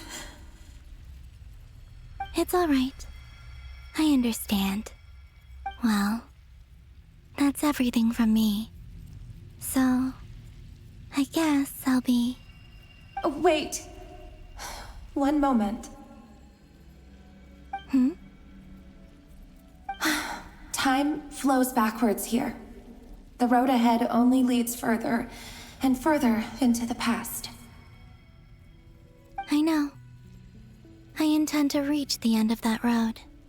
Without a moon marrow, without the 3 moons' power, you won't make it far. Wait, unless... Are you one of the moon goddesses? You could say that. I see.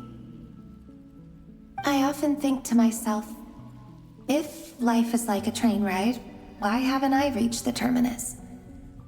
Where am I even going? And it's not just me, it's this whole place. Wherever it is, it seems like it's existed forever. It's such a mystery. Where is it going? I must seem so ridiculous. I can't answer these basic questions, and yet I jumped right in here without hesitating, only to be torn apart the moment I entered by powerful energy currents. Only my soul remains now. Thinking back, I was suddenly overcome with fear and terror in that moment. Perhaps I too became bewitched by the abyss. I may have been the leverage it needed to control Rerir. I used to be a researcher at the Universitas Magistrorum in Conria, researching the iridescent moon's marrow. Eventually, I came to the conclusion that time in here flows in reverse. Rerir was one of the Venster King's retainers. With me, he was in an impossible position. It plagued him constantly. I wanted to help him escape his lot in life. I wanted him to be happy, so I thought I'd use this place to return to the past. At the time, I thought I could just go back to the day that the Venster King first found the prince.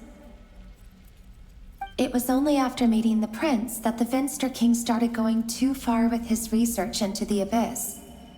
That was the day all of our woes began. I thought I could stop the king from ever meeting him and solve everything. I couldn't kill the Venster King himself, so I had to find another way to save Rayrir. That's why I wanted to go back, to kill the person who had brought new possibilities to our realm. I'm sure it was a futile endeavor, but the abyss probably enhances the basest human desires. So I naively hoped I could change everything. But I was simply too weak. Like a speck of dust against the whole universe. Look at me. I didn't even survive the journey here. Not physically, at least. I know I'm never getting out of here. But you're different. You can make it, and I want to help you. I owe you that much. How do you plan to help me? Have you noticed the golden energy that exists here? Based on my past research and my observations since coming here, I believe they carry you forward faster. I can share what I've learned, and help you understand the pattern in which this energy appears.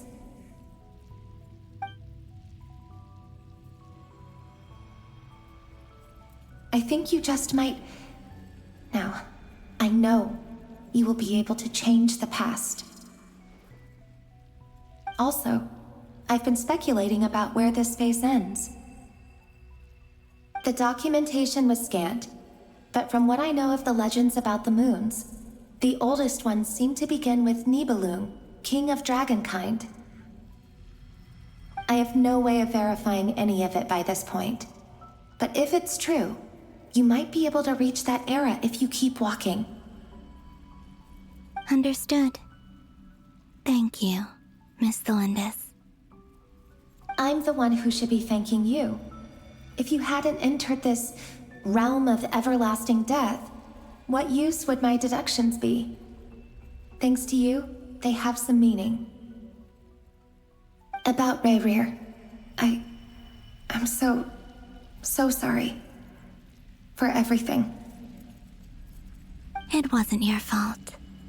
That's not true. Because we both feared bringing trouble upon each other, neither of us ever told the truth. And that dishonesty sealed our fates.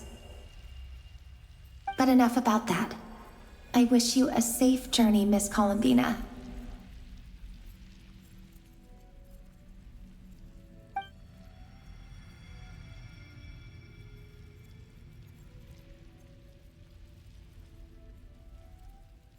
And may the outside world never have to experience pain like this again. Rayrir, you're there, aren't you? I cannot see you, because you exist in the future. I expect we'll be trapped in this prison of space-time for all eternity. But please, gaze upon the past, and then sit for a while. Let's find a place to sit down together, just like we did when we first met.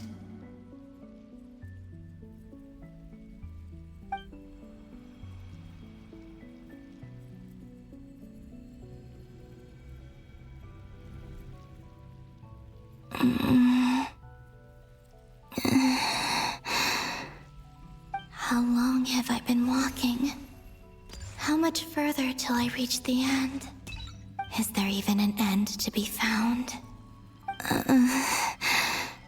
Everything's getting blurry.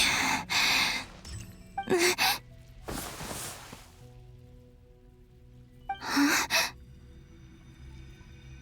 Are you all right, little sister? Have you come from the distant future?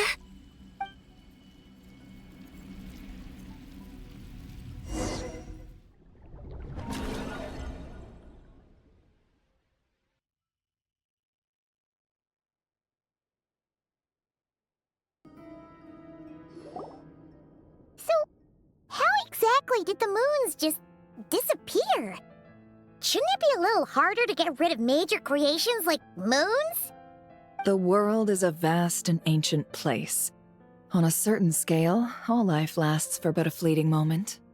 Miss Nicole explained that the moon goddesses likely perished in the War of Funerary Flame. The moons themselves were also destroyed at that time, save for the Frost Moon, from which a new moon goddess was later born. Am I missing something then? 'Cause the stories say that the moon goddesses were born on the moon, but doesn't Columbina say she was born in Nod-Krai? Huh, you're right! Why do their birthplaces differ? What's the difference between the two generations of moon goddesses? Also, remember what Sandrone said? Her scans detected 4 moons. In other words, 4 moon marrows. Technically, the result of the scan means that 4 moon marrows were detected and positively identified as moons in that moment. In other words, this piece of information alone isn't enough for us to know how Miss Columbina is doing right now. Yep, we have no way of staying up to date on whether she's dead or alive. She's on her own for now. But at least she's trying her best to get back to us. Yeah, she's a tough cookie. And a sore loser, too. We have to trust that she'll find a way. Because we really need her power. As much as it pains me to say it, we've got no chance of beating Dottore in a straight-up fight. He's much too powerful. It wouldn't even be close. That maniac is going to devour everything in his path until he reaches us.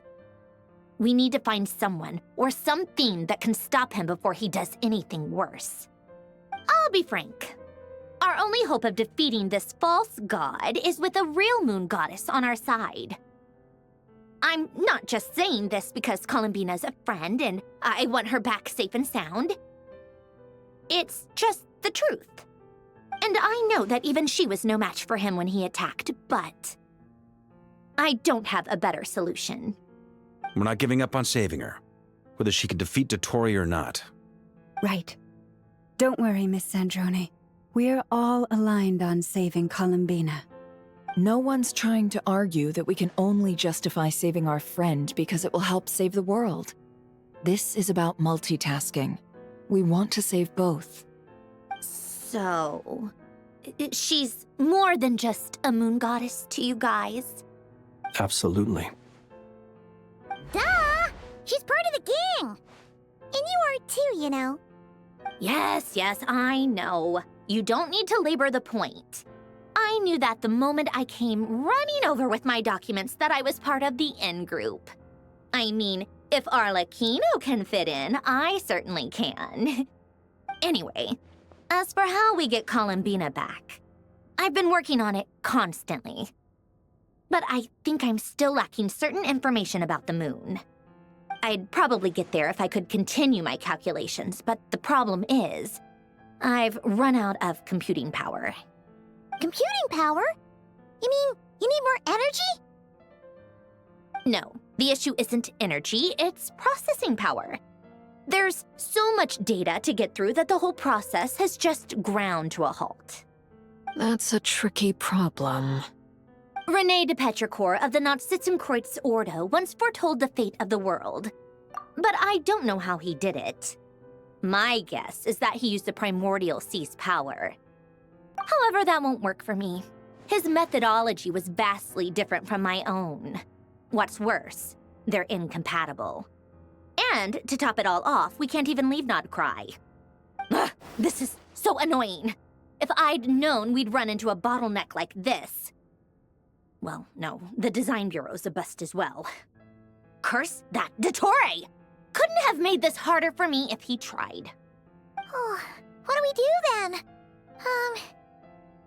How about we grab a bite to eat and take a break? Maybe something will come to mind after you've cleared your head.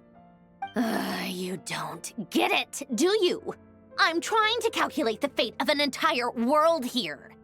And I need accurate results, not vague prophecies. Where the heck am I gonna find the computing power for that? Anyway, time to shelve the discussion on technical difficulties. Being a killjoy isn't very ladylike, after all. Either way, we've done what we can. Rest well, everyone. Remember to let us know if anything new comes up. That guy. Is he hinting that we should talk outside? Let's go somewhere a little more private.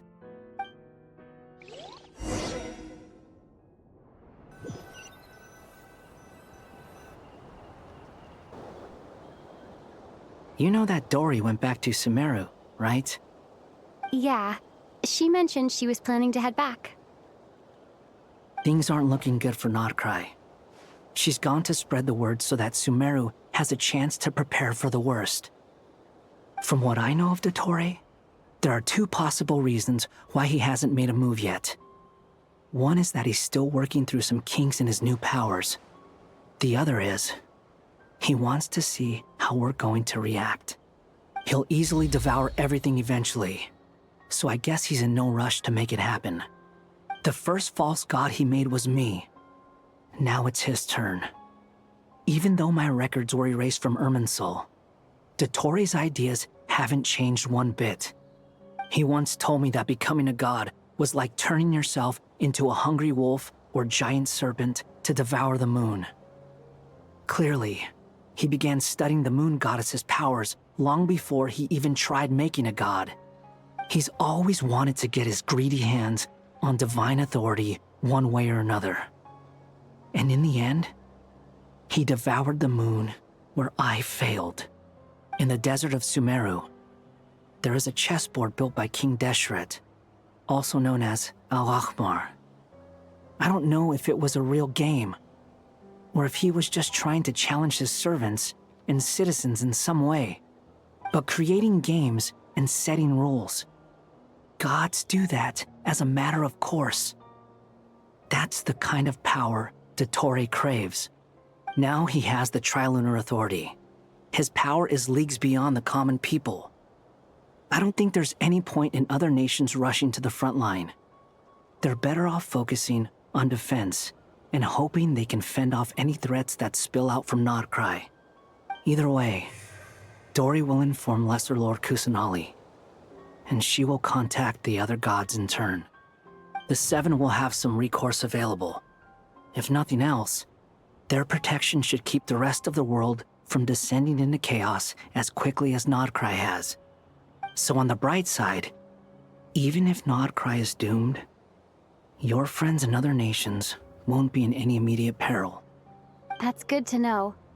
But I'm not ready to give up on Nod-Krai yet. There's a word for people who refuse to let anything go. It's called being greedy. Maybe it sounds greedy to you, and probably naive too. But whatever you call it, that's what gives me the determination to keep fighting. Battles are fleeting, but the will to fight is a long-term commitment. Give up for even a moment, and your resolve will shatter. Why do you always feel the need to do the right thing? No one is born to be a savior. I mean, who's gonna criticize you if you fail or give up? Don't take this the wrong way, but Dottore said something similar to me. I guess the Fatui attracts people who don't believe in saviors. Not necessarily. It's less about belief for me. I just want to know how determined you really are. After all, I don't owe anything to anyone else here. Only you. You look kinda worried. If your arch-nemesis was about to achieve their ultimate goal, I think you might feel a little worried too. That's true.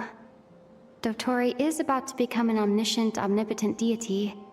That's gotta be a bitter pill to swallow. Still, you're calmer than I expected. Obviously. I have to admit that my past self was a reckless fool who misunderstood not only the point of revenge, but how to achieve it. And as much as I want my vengeance, I know I'm not gonna get it by acting alone. If the world's taught me anything, it's to think before I act. Too bad it never taught me any other virtues, though. So, I am going to destroy Dottore. no matter what it takes. So, what's your plan? I'll get to that. First, tell me, what do you think of Sandrone?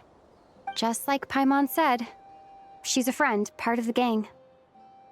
How much do you trust her? This is a serious question. Think carefully before you answer. Although she's with the Fatui, she has her own values, and she's helped us a lot. If nothing else, she's clearly going the extra mile for Columbina. I see no reason not to trust her. If you say so. In that case, the three of us need to talk. I have some thoughts about her computing problem. It can be solved, but it will come with a cost. How much? If I can afford it, I'll cover it.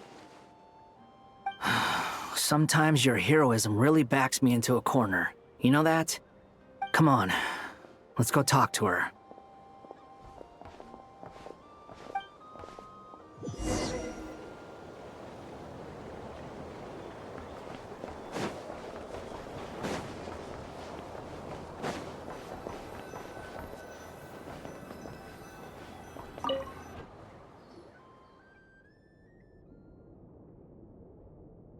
Miss Androne, Traveler. Hey there. Paimon's here too! She was just helping them sort through their things. How did your chat go? That was fast. The call only just ended. Well, you said it was urgent, so we got here as quickly as we could. Albedo, I have some alchemy questions for you. I see. Looks like my knowledge proved useful after all.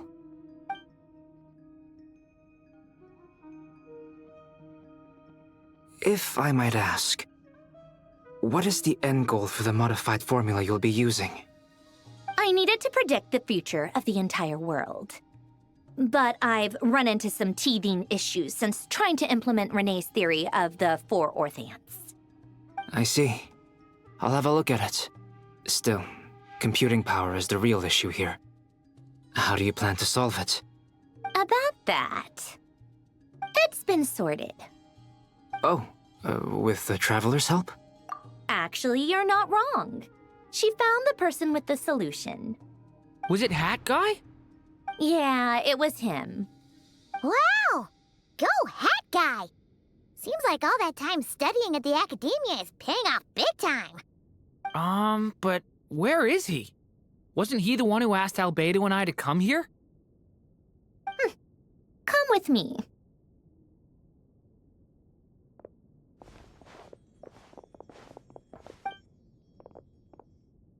Hat Guy? What's happened to him? Hat Guy! Can you hear us? No response. I guess he's in hibernation. Hat Guy mentioned that he was a puppet. It seems that his functions are currently shut down.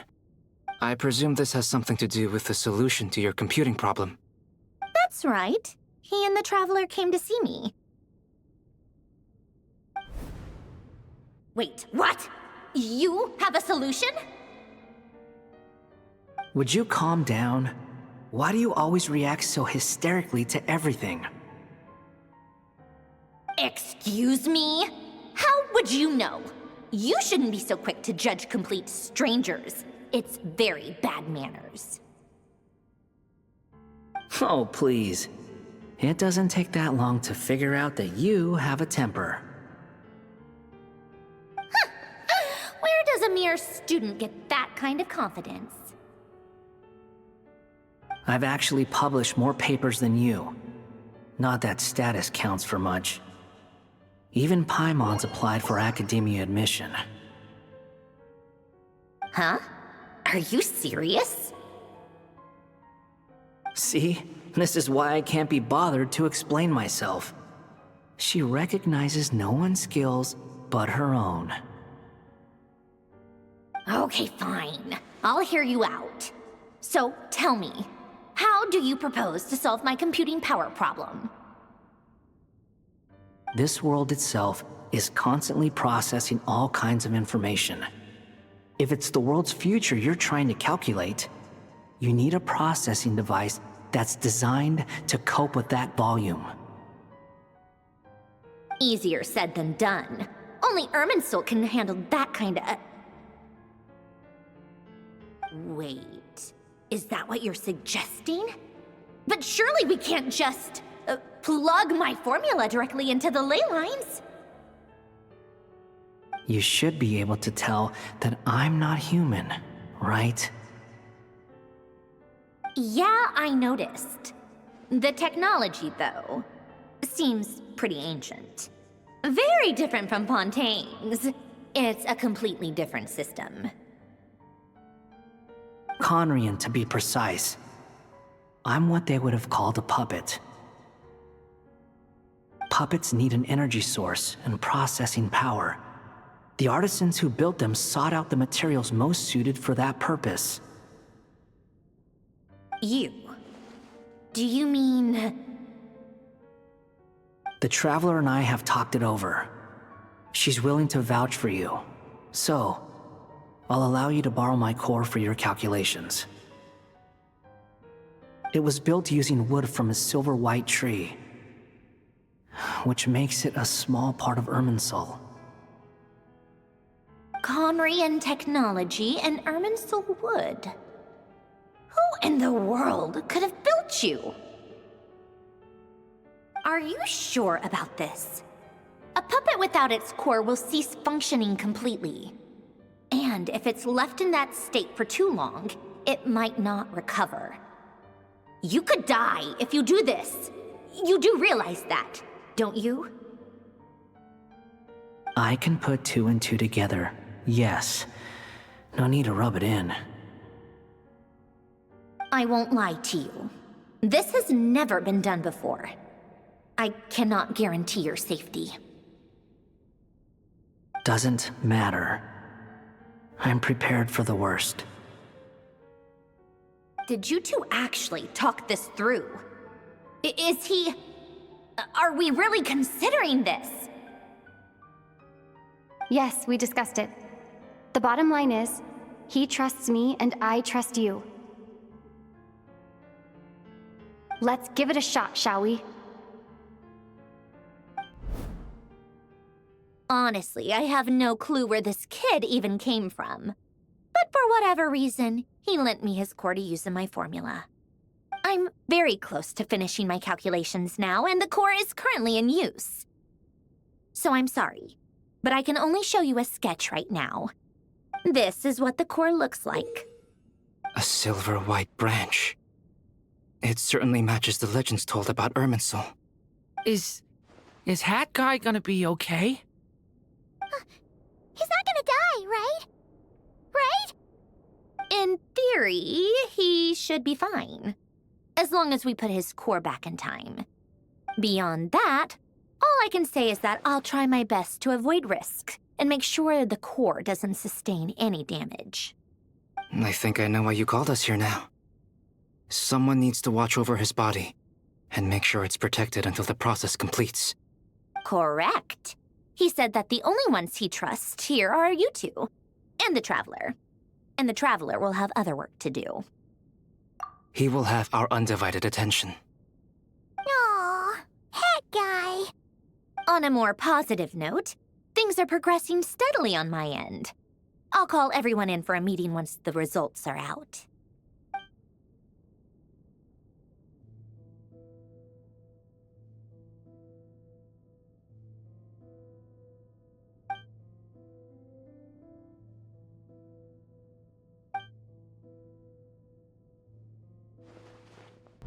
The worst-case scenario with the core removal is either a system reset or a total loss of function. But I'm not afraid. A quiet death should have been my fate long ago. A core is completely different from a heart. It's like another vital organ entirely.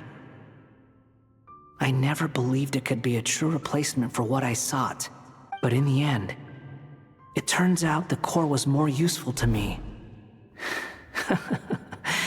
Pretty funny when you think about it. It's like the punchline of my entire life. Do you think there's any difference between a puppet and a human? If not, then this would just be another samsara. I have already experienced both a past life and a next life. Part of me wonders whether I'm only capable of making this decision because I've become a real human. What's with that expression? Isn't this a good thing? Sanjoni will succeed, won't she? She has to. She will. We all have to persevere until this is over. That's right. And I'll protect you all until a moment of victory arrives.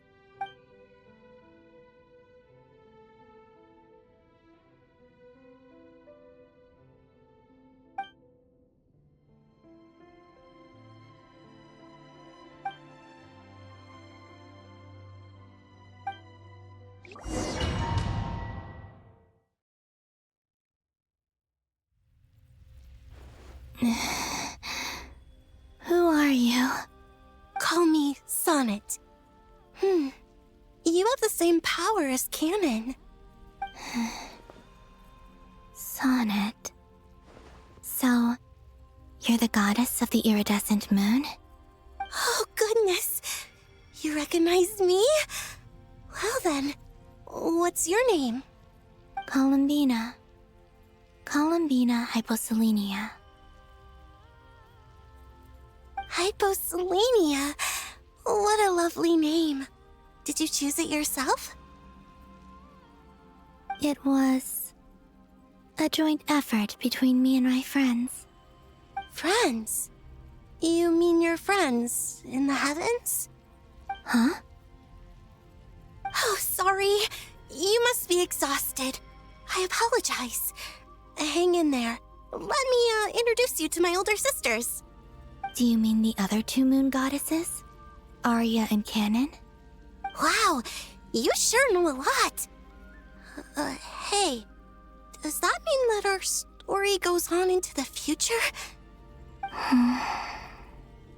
Oh, I guess that wasn't the best question to ask. It's all right. We were prepared for that possibility. You could say we were too prepared. I can't even remember how long my sisters and I have been here by this point. When did you get here? How long has it been? I can't say for sure, but it feels like it's been forever. I see. Are you feeling all right? You look a little unwell. I can hold out a while longer.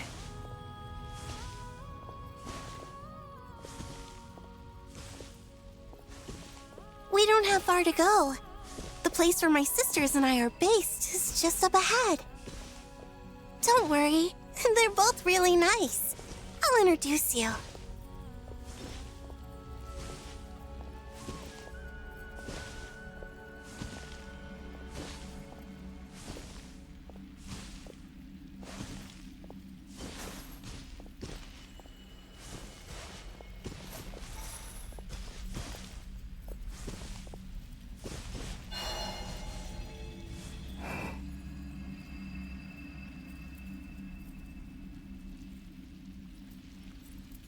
Sisters! I'm back! And look who I've brought with me!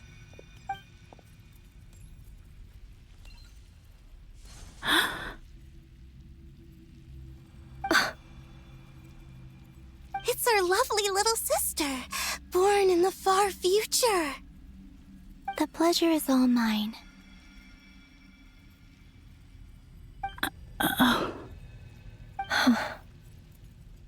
Allow me to introduce you to Columbina Hyposelenia.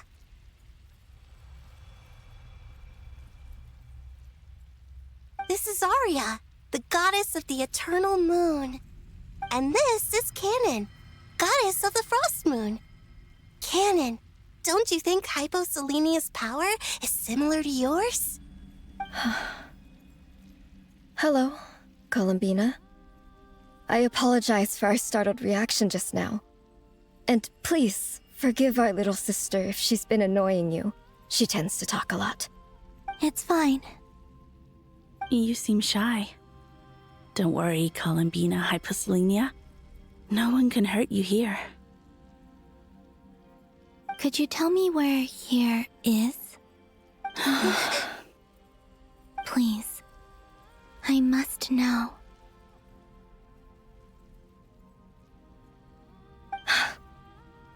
My dear sister, this is where Tevat's original ruler, the Dragon King Nibelung, imprisoned the moon goddesses. What? You're scaring her, Canon. No, I'm fine. Please, continue. Nibelung, our original master, created us in the distant past to maintain Tevat. But he left this world and traveled into the dark universe beyond, to explore worlds vaster still. Day and night, we fulfilled our duty in the heavens, until the day that the first Descender arrived. The great ruler of the firmament. The heavenly principles. Is that what later generations call them? I see. But we did not reject them at first, nor did they seem to harbor ill intent towards this world. We coexisted in peace. They were like a guest in our home.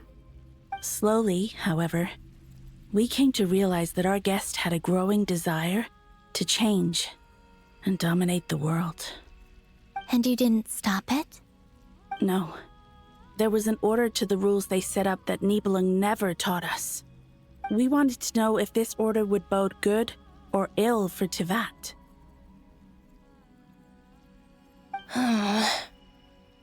All right. Canon and I wanted to know. Sonnet was against it from the outset. Later, we discovered that this great ruler of the firmament bore an almost paranoid hostility toward the desire of certain life forms to seek power. Or perhaps they feared them. They would even cast down celestial nails as manifestations of their power, to punish the civilizations of the world below. Only this was far beyond mere punishment. Right. Their rules brought order, but the price people paid for merely testing the limits of those rules was far too great. I did everything in my power to help the punished escape catastrophe, but still, too many lives were lost. The ancestors of the Frost Moon Scions were some of the ones you helped. But just when we had decided to take countermeasures, the Dragon King, Nibelung, returned. And so began the War of Funerary Flame. So, that's the name the world gave that war in the future. Well, who won in the end? As far as I know, the Heavenly Principles won, although it came at a great cost. They remained in Tevat, where they continue to rule to this day. And the world's original master, the Dragon King Nibelung, was destroyed. And what of the moons? Are there still 3 moons in Tevat's skies? You can tell us the truth, Columbina. We know we are but remnants of a bygone age. We are prepared for the answer. Only the Frost Moon remains. But it has been cast beyond the false firmament by the Heavenly Principles. The Eternal and Iridescent Moons were both shattered during the war. So death finally came for us in the end. Sonnet. But you're still here, aren't you? A moon goddess cannot live without her moon, Columbina. She's right. That's why I began to disappear. Because the Frost Moon is cut off by the false sky. How much worse it would have been if it were outright destroyed. Our souls may endure within this lunar palace, but if our moons are destroyed, then we shall disappear the moment we depart from it. I'm sorry. There's no need to apologize to us, dear sister. If anything, we owe the world an apology. If only we'd decided to act sooner, rather than arguing amongst ourselves. All the more reason not to spend this time in regret and repentance. Instead, we should focus our efforts on how we might help our future sister. Sorry? Don't you see, Columbina, your story is not yet over. Is that not why you are here?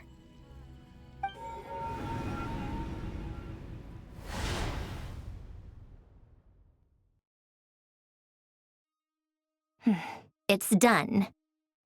Initiate numerological array. Continue running primary process. Calculate the world's fate through extrapolation, and identify nodes of potential change. Secondary process, scan for moons. Still 4. The number of moon marrows hasn't changed. Wait, let me think. Is it possible that there's something I've been misunderstanding about the moons all along? Variables. Variables in the world.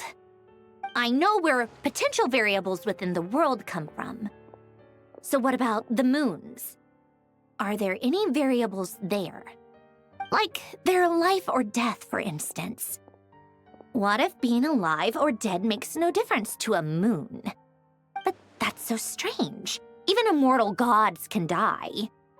Why would the moons alone be? Wait! I've got it! If alive or dead is considered a variable, we might have had this wrong the whole time. No one ever said that a moon marrow equals a living moon.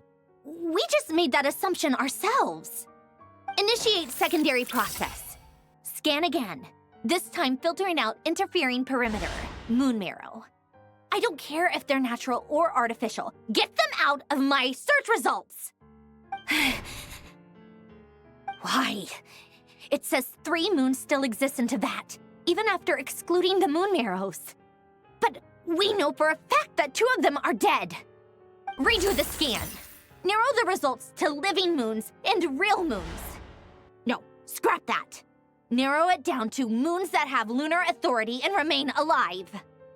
Why? Why is it still 3? What is this, Columbina? Has the world lied to us? Or are you the one pulling the wool over our eyes?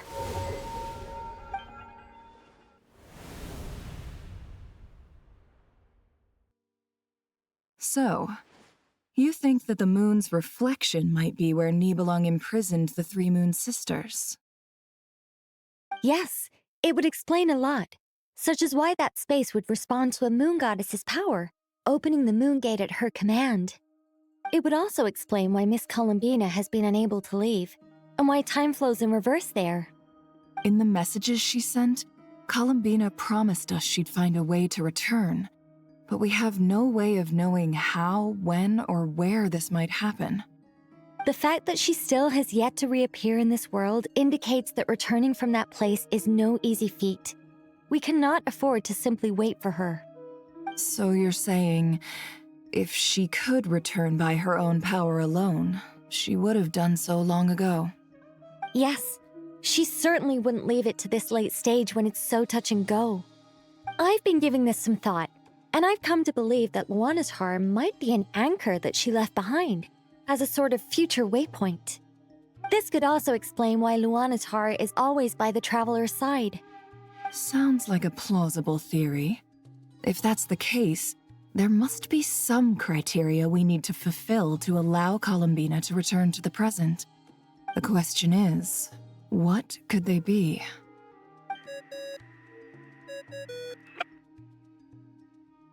Hello? Listen up! This is extremely important!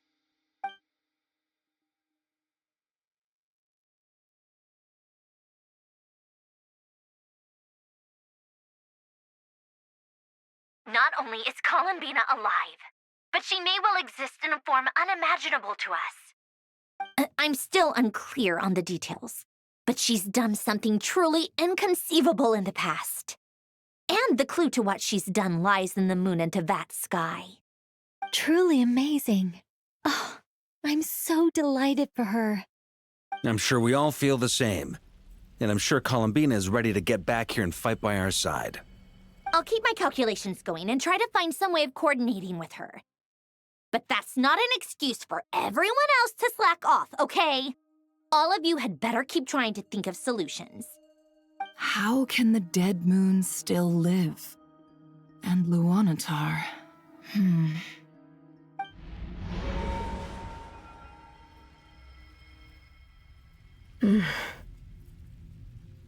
It's hard to believe that's what will happen in the distant future. Our authority is linked to the most fundamental rules of Teyvat. I suppose it's no wonder that many would covet that power. I didn't realize that when you said friends, you meant people who live down in Teyvat. That's so lovely. I always wanted to go down there and have some fun. Have you ever tried leaving this prison? Of course. Between us, we've tried everything. But no matter where we go, this space will eventually bring us back here. It's like the center of a whirlpool. Everything ultimately converges here, at the moment when Nibelung imprisoned us. In that case, have you tried using any of those pathways that connect this space to the real world? Sorry? What are those? They're passages through which you can make small-scale changes to reality by using Kuvaki. Or am I the only one who can use those passages? Because part of my soul remains in reality. Kuvaki. What is that? You don't know? It's a unique kind of elemental energy found only in Nod-Krai, the land from which the moons arose. Oh. Well, it's true that the moons first rose up from the part of Teyvat you say is called Nod-Krai. But there is no difference in the elemental energy between there and anywhere else. What? Could you show us some of this Kuvaki hyposelenia? Maybe if we see it, it'll make more sense. Okay.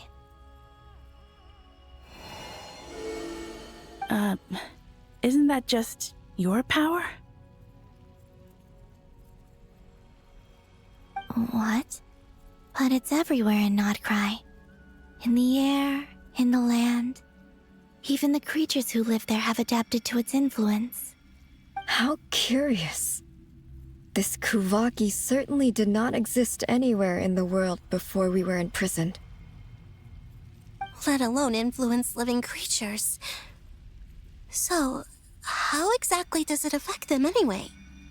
Can they float in the air like us? This is so strange. Why would their reality differ so much from mine? Columbina, you're looking for more than just a way out of here, aren't you?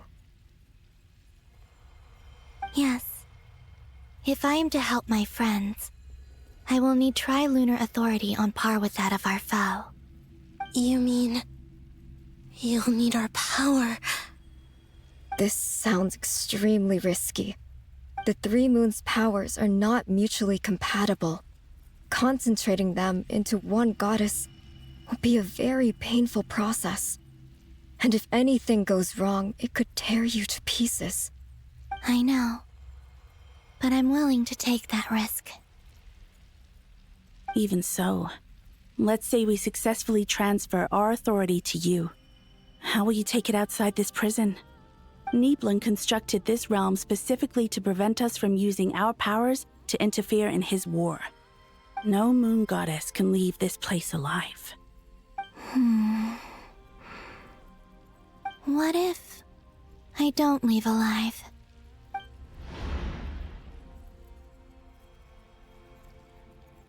Where do we even start? How are we supposed to figure out what we're meant to do to help Columbina?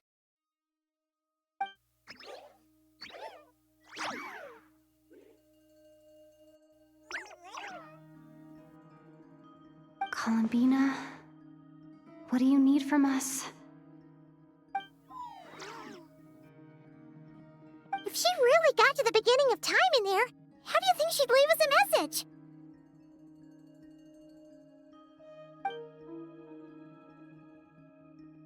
You don't think she'd write it down on a stone tablet somewhere in the hopes that we'd find it, do you? Seems unlikely. Columbina may not talk a lot, but she thinks deeply about issues like this. Let's review what we know. This is the Columbina who fought alongside us against the Rahir of Solnari, and with whom we celebrated Moon Prayer Night. She knows our personalities, our ways of doing things, even our unique strengths and abilities. So, if she wanted to tell us something from a long, long time ago, what would she do? Oh.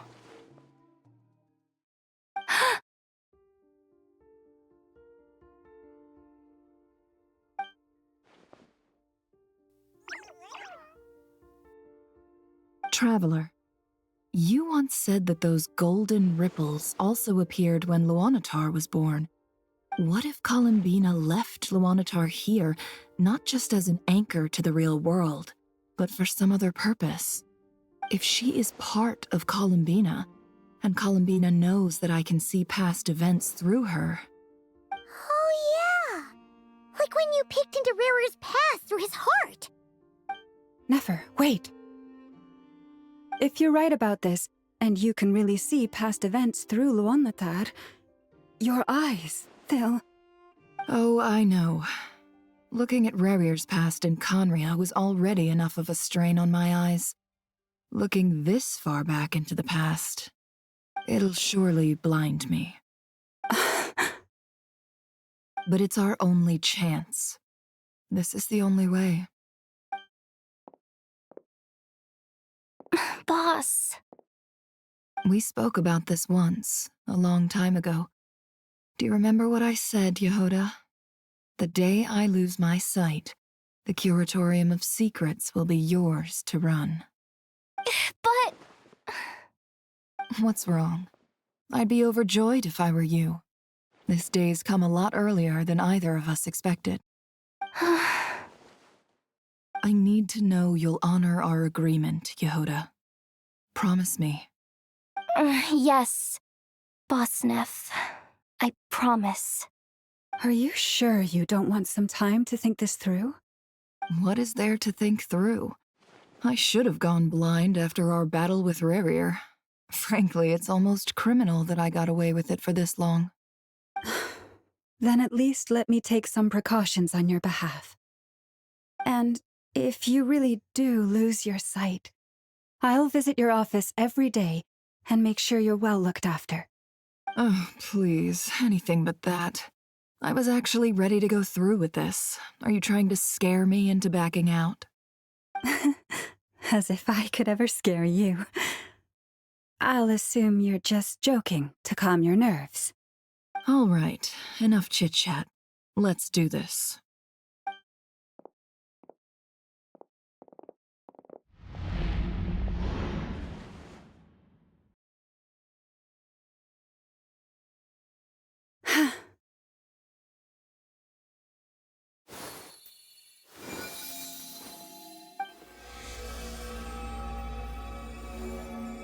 All done. Good. Now give me some space.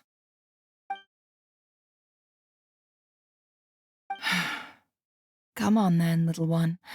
Show me what happened in the past.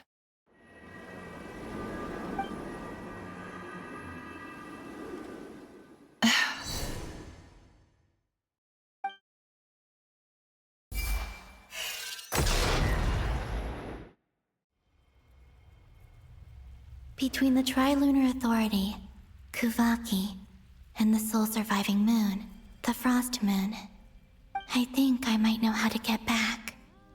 But I will need my sister's help. Time to go talk it over with them.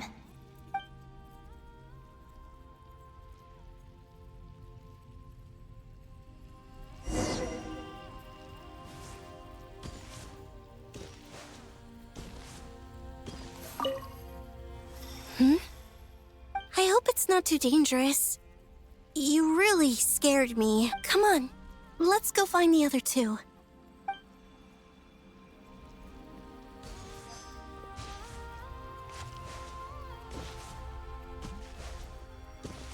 It seems you have reached a decision. I'm all ears. What do you propose?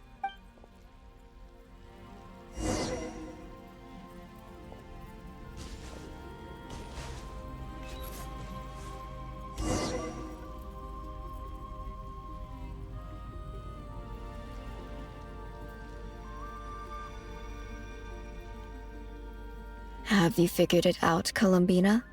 Tell us, how do you plan to leave this place? I intend to die here, in this moment, and then be reborn in the future with the help of my friends. What? What are you saying? How can the dead be reborn? And how will you inform these future friends of your plans? You can't exactly leave oracles. Nothing can escape this place. Not a single ray of moonlight. And even if you found a way, what if they never find the message you left for them? You'll... No, that won't happen. Come again? They will find my message. I'm sure of it. I'm not following. How exactly will you achieve this? It's quite simple, really. First, I will leave my soul here.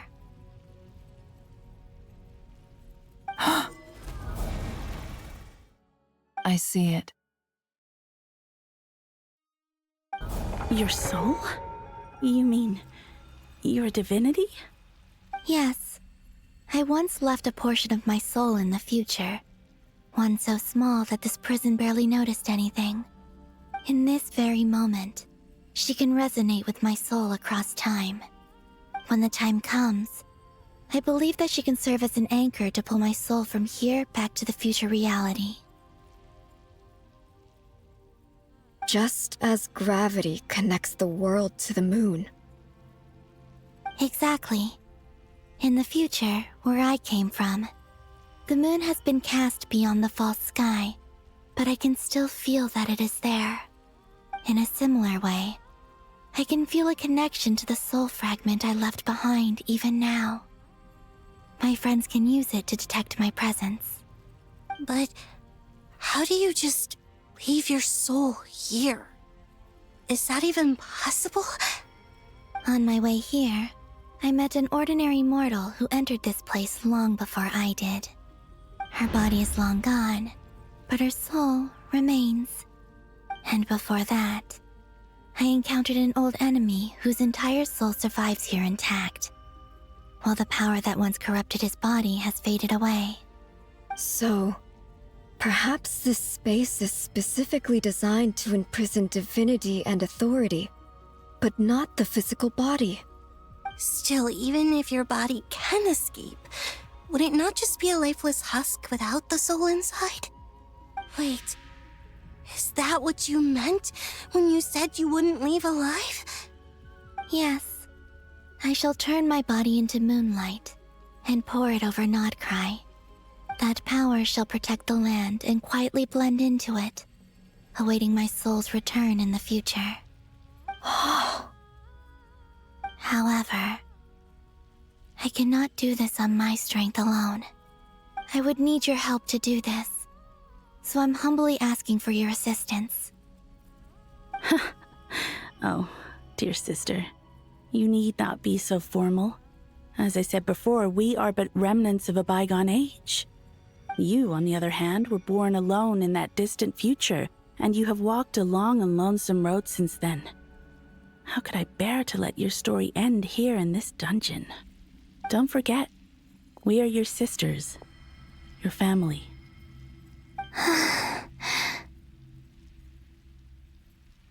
Arya's right. Actually, I've always wanted a little sister.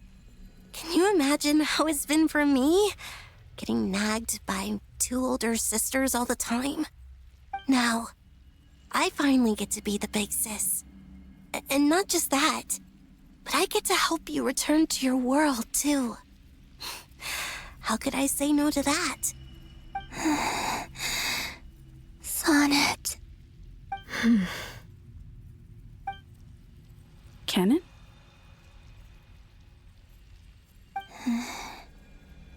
I'm sorry. I know this is a bold request. The Frost Moon is rightfully yours, and it remains intact.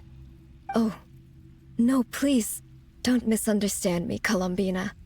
I was just thinking back on the years that the three of us once spent together.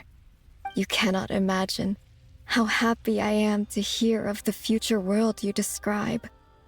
The Frost Moon Scions, your lovely, kindly friends. For the three of us, whose purpose in life was to maintain the peace in Teyvat, it is a great relief to know that the people of this world live in such an abundant future. If your plan can save them and save Nod-Krai, I will gladly give you all that I can. Besides, the three of us have been together since the day we were born. I could never abandon them to live on alone without them. Canon. Still, I do have one question I would like to ask you before we proceed. Certainly. What is it? Why do you cover your eyes?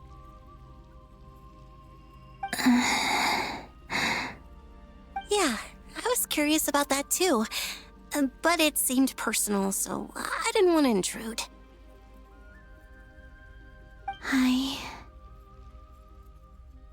There was a time when I refused to look upon the world. I believed it was full of nothing but lies and falsehoods. I wished to hide my feelings, seal my heart, until I could return to my true home. I see. Perhaps that decision saved you from ever having to see the false sky again.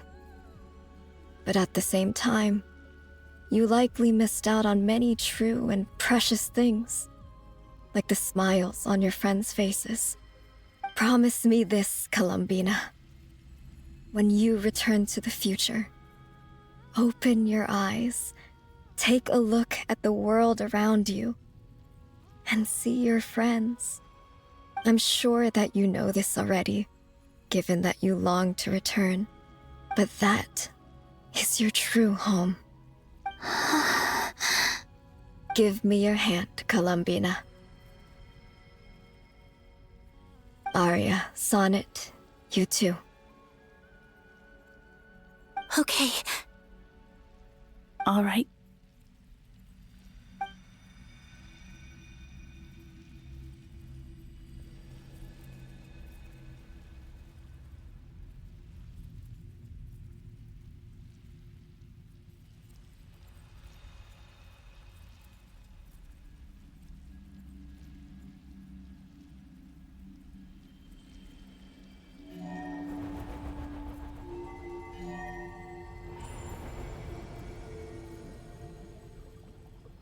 We once were the songs sung for eternity, but now it is you who must continue to sing.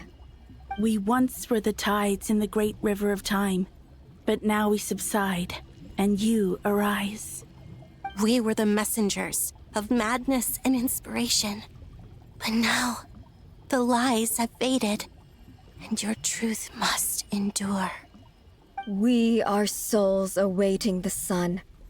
You must return to be with those who smile when they see your face.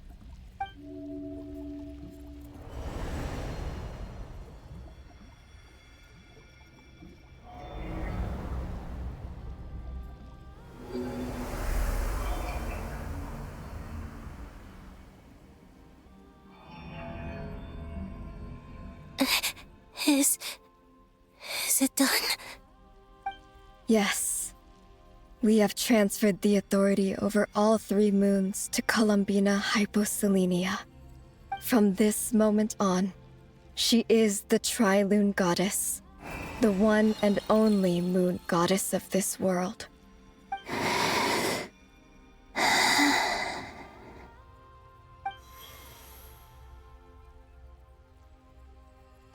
Thank you.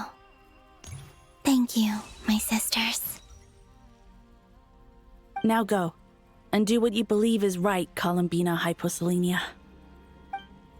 Be aware that we cannot grant you the power of the 3 moons beyond these prison walls. The conflict that arose over their remains following our disappearance will still take place. I understand. Sisters, oh, my body. It feels... Now that we have given up our power and authority, our bodies are merely mortal shells. This prison is dissolving them as we speak. It's okay, Sonnet. The end must come for every god, just as it does for every human.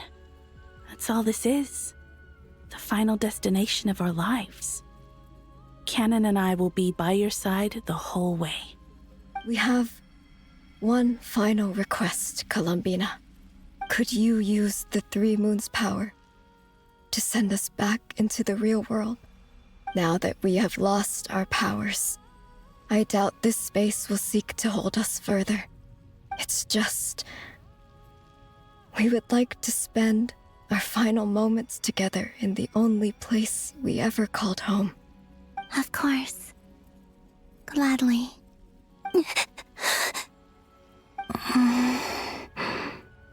Sonnet? Yes? Don't... I wish I could tell her not to give in to the abyss. Not to be afraid. But is this really what I should say at this moment? Don't forget. I'm so glad to have a big sister like you.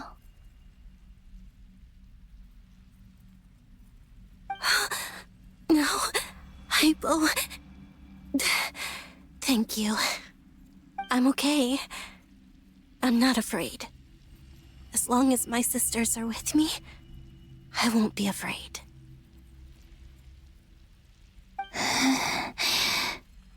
It looks like this is goodbye, sisters. Goodbye, Columbina. Take care of this world in our stead.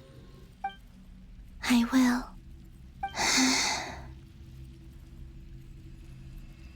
And now, it's time for me to bid farewell to my body, too. May it become the moonlight that keeps Nod-Krai company through the long years ahead. So this is why Nod-Krai was not always home to Kuvaki. It only appeared after I poured my body out upon this land, and only this land.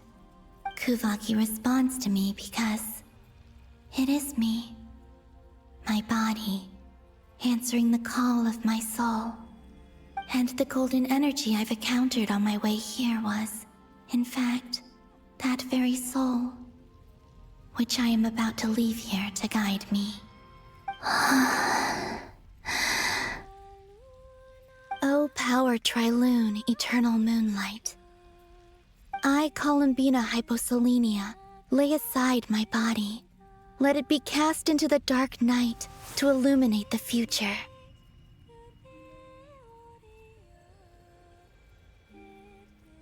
May it be a companion to all who dwell beneath the moon.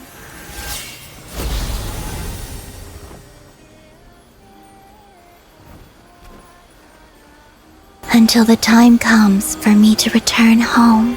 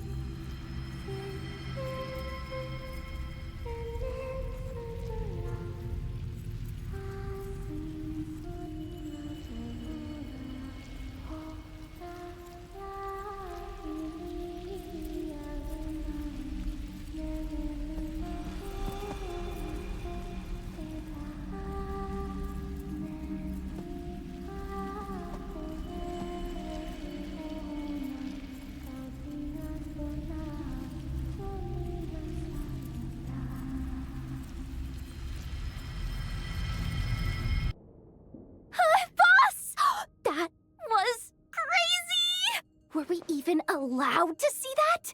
Is anyone? Oh, can you still see?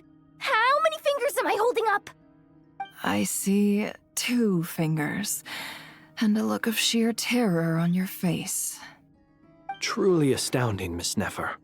Your eyes have glimpsed the very ends of the world, and yet they remain as sharp as ever. Or is the credit for this miracle due to Miss Lauma? It seems that even time itself is no match for your medical skills. Surely you jest, Mr. Flins. I suspect we have Columbina to thank. She must have realized the immense toll that the ritual would take and purposely set aside some of her power in the past to protect Nefer's eyes when this moment arrived. There is always a great price to pay for witnessing the truth, but it seems that this time, Columbina has shouldered that burden on our behalf. She chose the perfect method of getting a message to us. Though her eyes were always shut, she was clearly so perceptive. She knows us well. She knew exactly how we would think and what we would try. Despite being separated by time and space, we're seeing the same possibilities and seizing the same opportunities. We still don't even know if she's okay right now. But as long as there's a chance we can do something, we'll fight to make it happen. We'll get you back somehow, Columbina.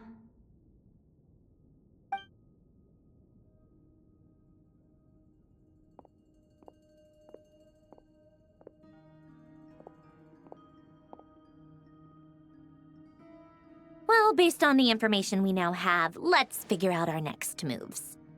Thanks to these gentlemen, we have a much clearer picture of the situation with Dottore. The civilian population has been moved to safety, so we no longer need to hold back.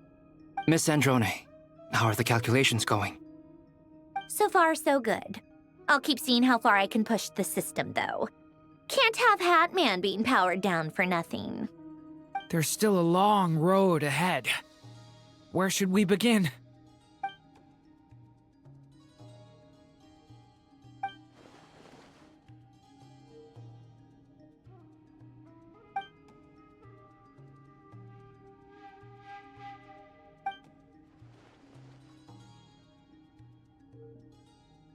Our plan is clear. Time is short, so let's get moving. There's just never enough time, is there? Time is the bane of my existence. Ugh. Anyway, I'm gonna get back to work. All right, we'll do our part too.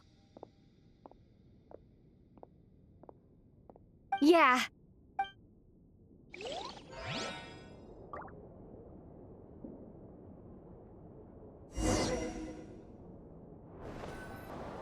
Albedo's theory says that elemental energy can dilute the light realm's power, but I'm no expert in building elemental defenses. Sounds like something out of the advanced elemental theory section of the library. Whew.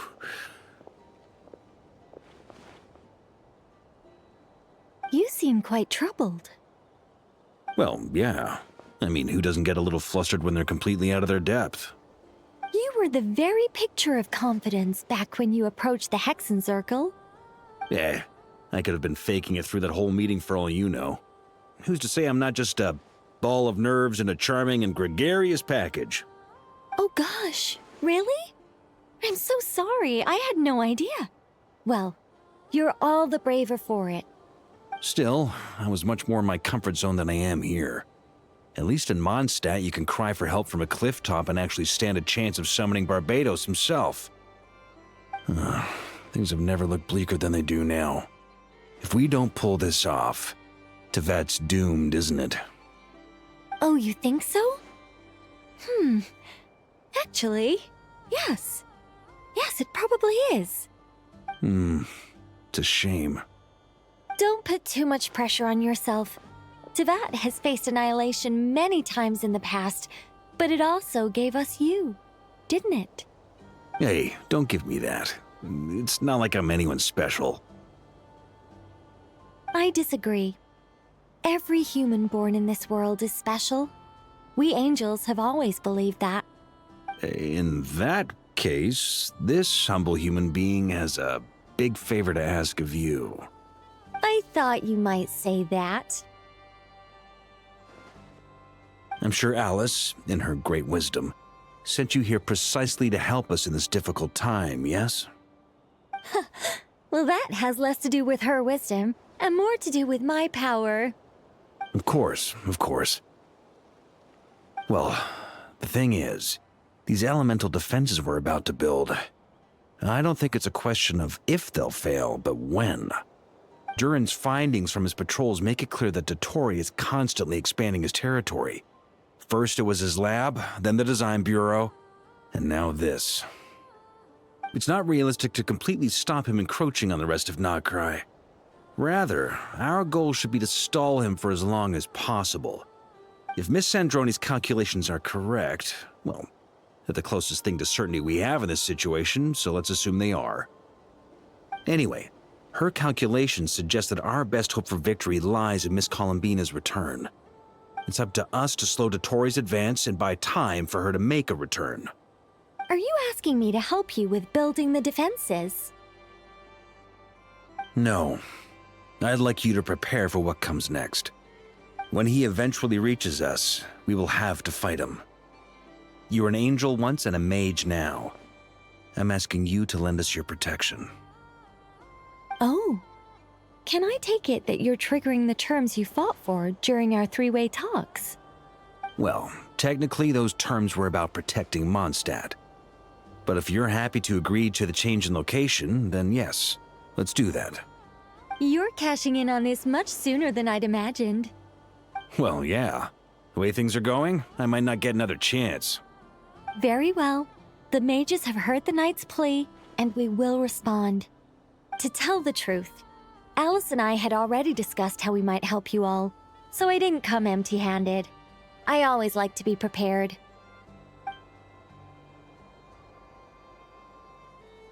This is... wow. Yeah. This is great. Seriously, thank you. It's been many long years since I had a chance to dazzle humanity with a little divine intervention.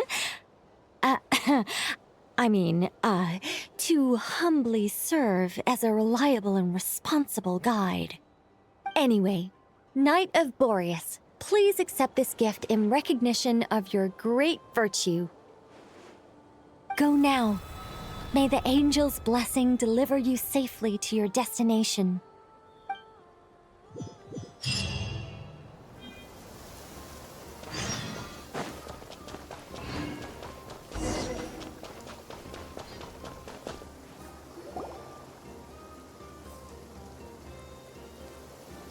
Ah, you're here. Sandroni! How are things going? Glad you asked. You two are about to become the first people to lay eyes upon my masterpiece. Or should that be the first person and the first, specter? Hey! Whatever. Come, feast your eyes on this. Wow! We've never seen something like this before. This meter displays the progress of my formula. Currently, it's still making the most important connections. Once it's finished running, I'll deliver it right to your side. And then, we can finally bring Columbina back. What do you mean, deliver it? Can't you just tell us over the Dodo communication device? It'll just be some numbers, right? Ugh, you're such a greenhorn. This isn't the kind of formula you solve in math class. It's a highly complex algorithm capable of constructing a framework of rules. Ugh, whatever. We'll be here all day if I start trying to explain it. All you need to know is the formula must be completed before we can bring Columbina back. I'll share the data with you. Nicole's agreed to let me use her information channel, so we just need to use the Dodo communication device like so, and... there. Now you can check in on my progress. Wow! Look at that! You're amazing, Sandroni. About time you recognized my genius. Took you long enough. Anyway, that's all for me. You should check on the others if you have time. Make sure we don't have any weak links in the chain. That might might sound harsh to you, but close supervision is a common practice in the Fatui. Not looking to catch anyone out. I just care about everything going smoothly. That's all. I'm kinda stuck here while the formula's running, so I need you to be my second pair of eyes in the meantime.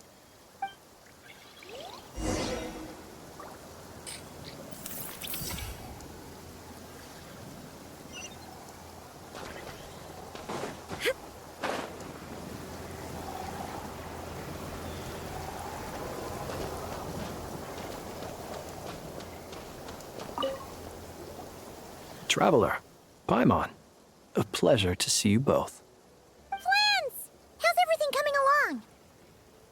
Fairly well, if I do say so myself. Personally, I am ready to confront Dottore head-on. Ooh, you sound much more serious than usual.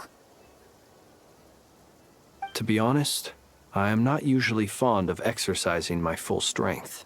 For one thing, it's hardly conducive to maintaining a low profile. Besides, I believe one should have the right to choose when to show their hand. I am conserving my strength until the moment of battle is upon us.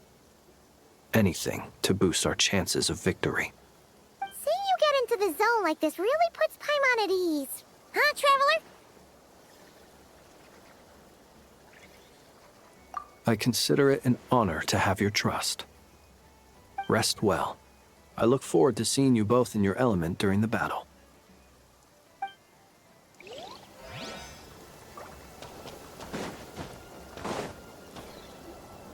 Yes, Miss Moonchanter? What are you staring at? You always address me in the strangest ways. Lady Moonchanter 1 minute, Miss Moonchanter the next. Yes, and? Are either of those incorrect? Not as such. It's just that I simply call you Nefer nowadays. Uh-huh. That's my name. What's your point? The point is I don't add any honorifics or titles. Meaning what? That maybe we're on friendlier terms now than we used to be. Is that how you see it? And I thought I was the one with eye damage. Paimon, Traveler. Just swinging by to check in on you. How are things going? Did you manage to get some rest? Don't worry about me. I won't slow us down. And I give my all to ensure our victory. Ah, yes. Allow me to give you two a quick checkup. All done. You're both in good shape. You're welcome. You'll have your work cut out for you in this battle against Dottore, so make sure to get some rest in first. Paimon will keep an eye on her. Don't you worry. I'm glad to hear it. Take good care of yourself, too, Paimon. Sure thing.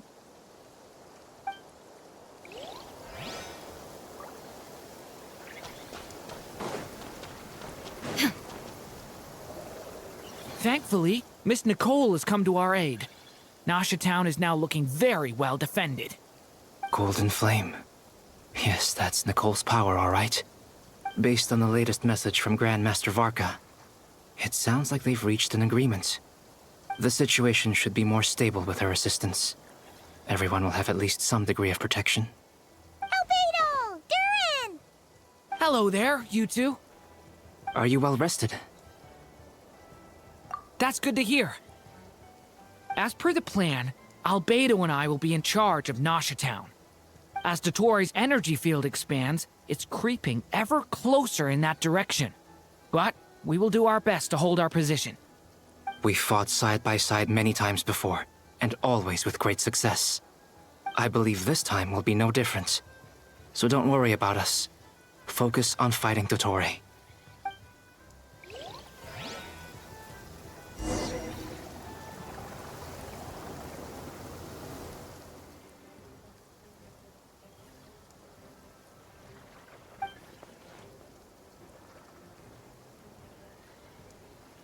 Here they come.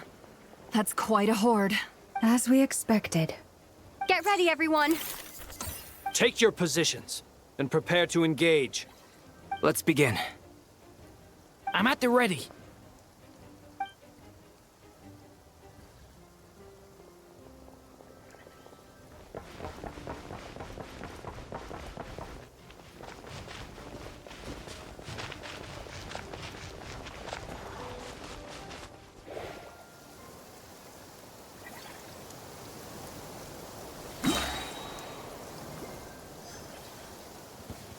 What a waste of Wipe out!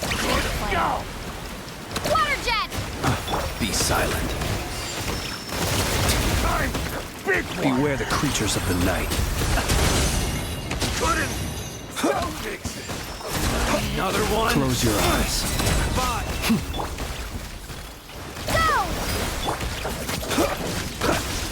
Go! Observe. To die.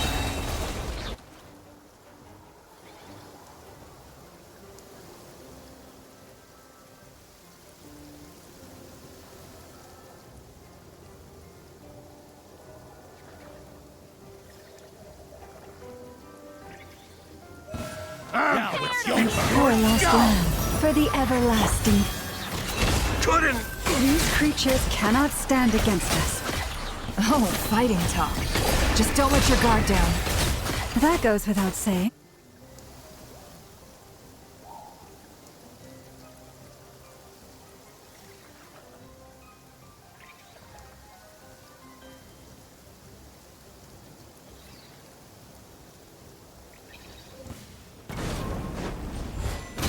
Witness my great undertaking! Thunder! The abyss is burning! Shadow!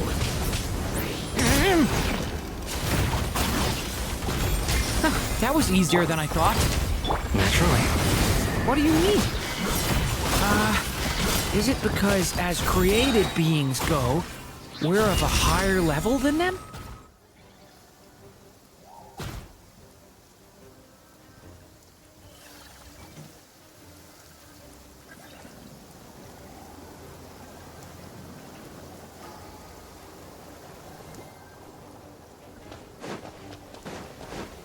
Bombs away!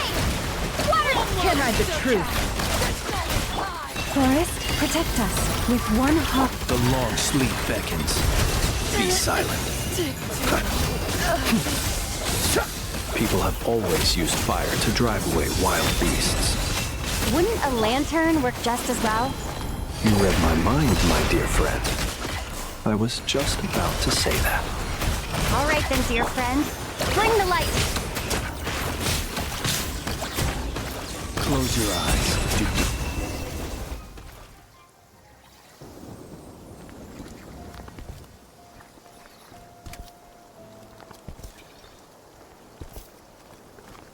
You're looking well. I trust you've had a good couple of days. Dottore. It's actually a good thing, in my view. If the subjects of my experiment were to die prematurely, it would throw quite a wrench in the works. And so, I must thank you all for your resilience. We are no longer on the same level, but you are nonetheless worthy of my respect. A creator god should be merciful and gracious after all. And in any case, it is only right that before I end your lives, the world is informed of the arrival of their new god.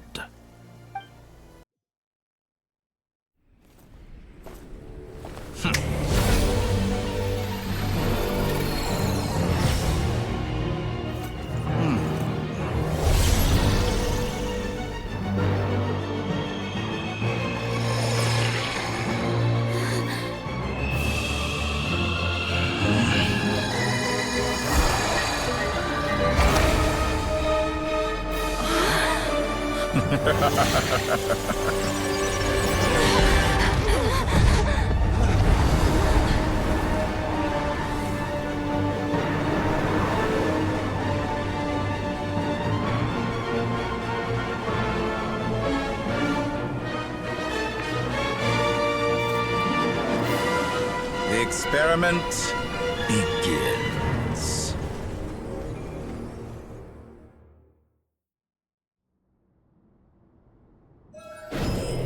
With the marrow of the 3 moons in my hand, behold the false moons fall!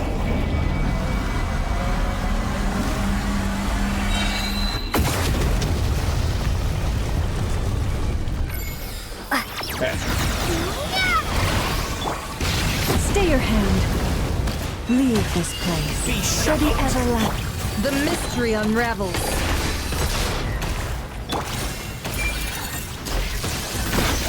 The night cometh. Be silent. some results of value. Close your eyes. Entropy. Bombs away!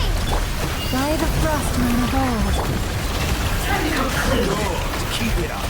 I'm still collecting data. No more lies. Excellent. You barely managed to touch Seek my within. level.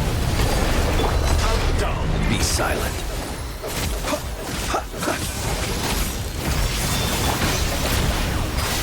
Can't hide the truth.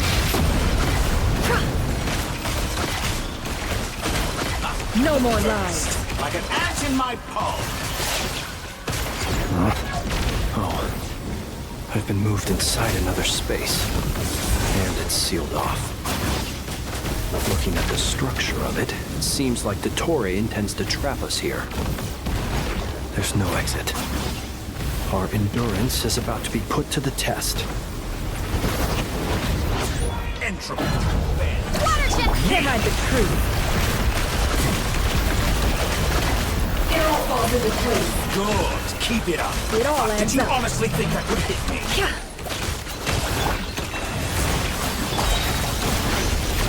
With one heart, Go! the mystery unravels. Be shackled. Can't hide the truth. Foul. Excellent. You barely No more managed to lies. touch my level. How dumb. Forest, protect us.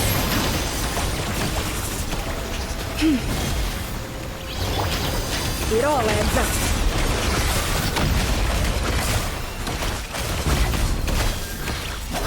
Good. Keep it The up. deception I'm ends still here. collecting data.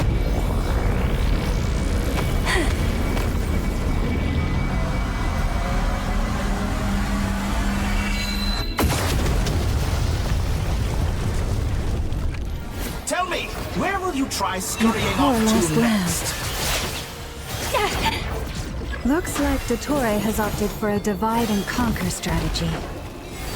But we will not allow him to triumph. Now, I shall pray for our victory.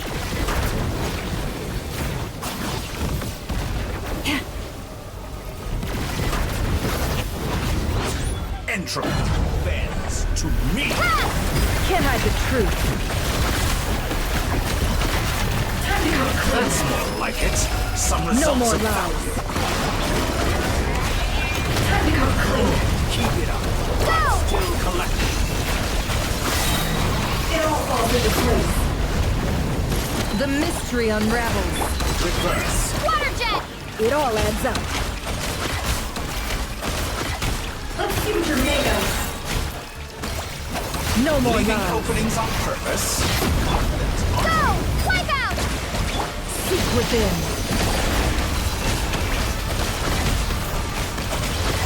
Let's see what you're made of. Can't hide the truth. Let's see what you're made of. Such a simple How attack. unfortunate. And you're already struck. Entropy. It all adds up. Good. Keep it up. you're made of. Let's be annihilated. That which cannot stand against me. What's this supposed to be? A knockoff version of the space Columbina got trapped in? There really is no way out. We'll see about that, Dottore.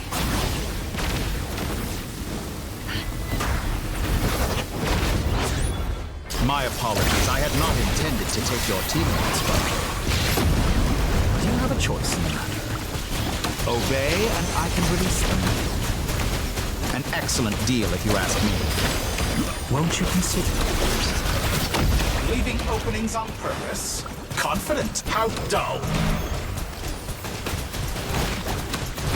Water jet! Bombs away!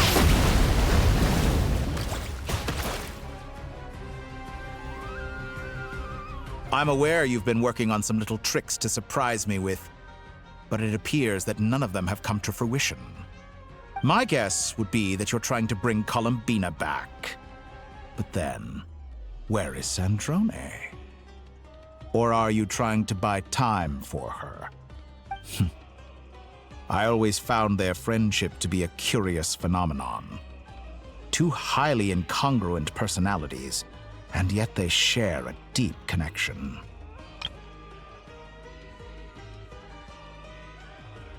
Speaking of Columbina, I once saw her as like a younger sister. We got along quite amicably while she was with the Fatui.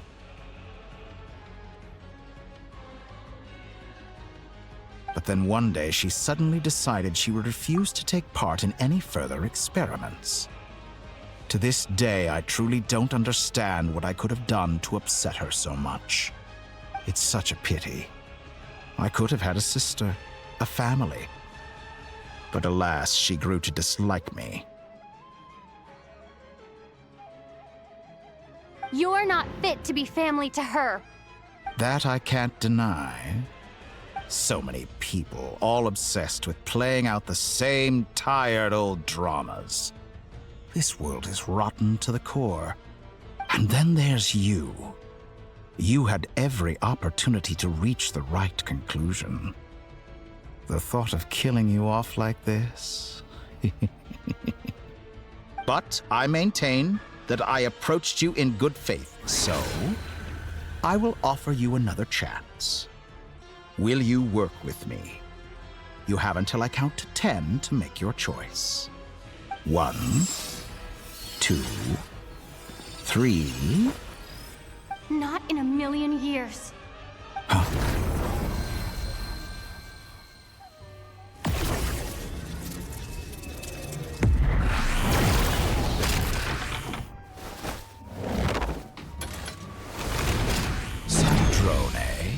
What a pleasant surprise. I didn't think you'd join us all the way up here. You're as sick and twisted as ever. Don't fool yourself into thinking anyone's grateful for the chances you're offering them. Sandrone, the formula hasn't finished running yet. Funnily enough, I was just discussing a collaboration opportunity with the Traveler, and then I see you, who I must say is a good example of an opportunity gone to waste. Gone to waste? I said that everyone would get one chance, and you've used yours to march right back into the lion's den. So yes, it's an utterly wasted opportunity. And what makes you think I believe a word that comes out of your mouth? I was planning on disposing of your little formula after wrapping up more urgent business here. But since you've taken the trouble of serving it to me on a silver platter, I can simply bring it forward in the schedule.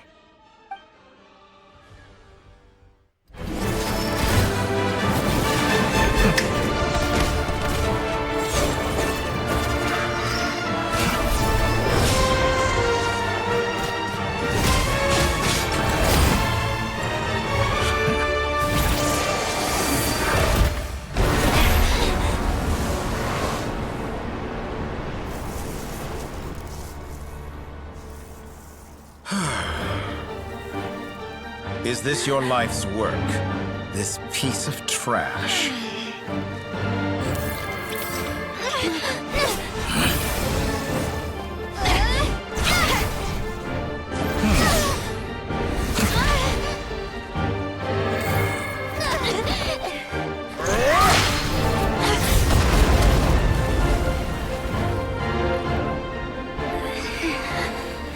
Your formula runs too slowly, Sandrone. You put your hope for success on others instead of fighting dirty. That is why you have failed. Now, whom should I slay first? Any volunteers? No one? How nice of you to leave the decision to me.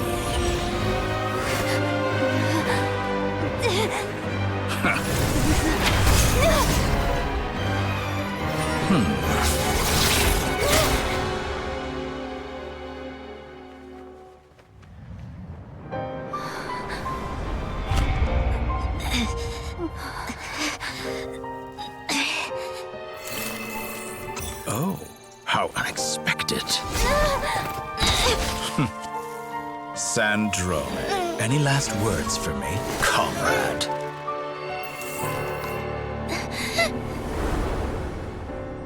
Is there anything you wish for?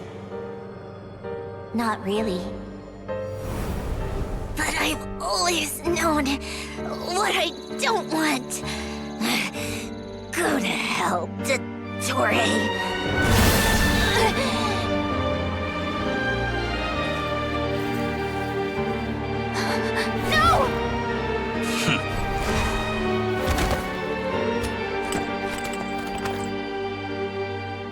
And now, you have failed.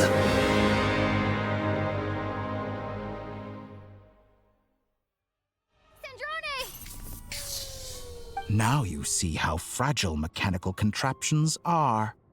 Just a gentle tap, and they fall to pieces. However keen of an inventor Sandrone may have been, her death spells the end of the formula that was running inside her body.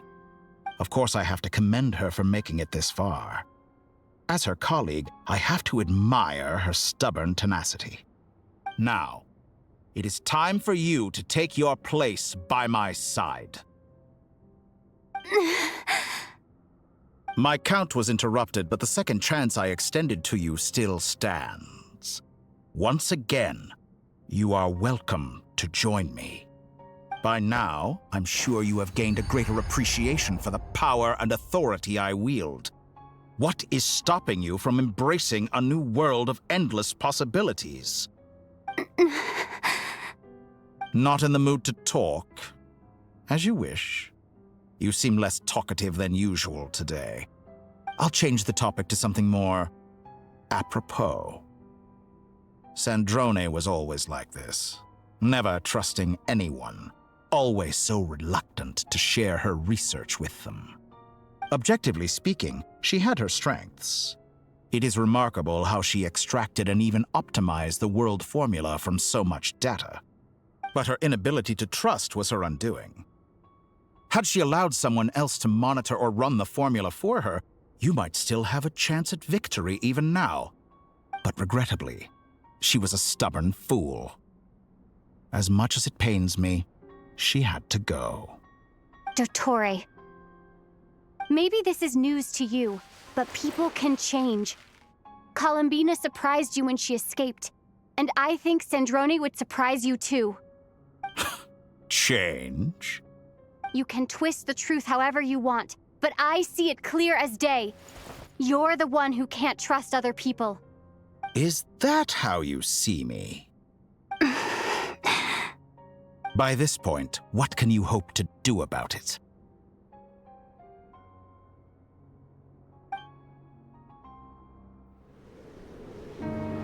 It is pointless to fight on. You've already lost. Wrong. You can't win this, Dottore.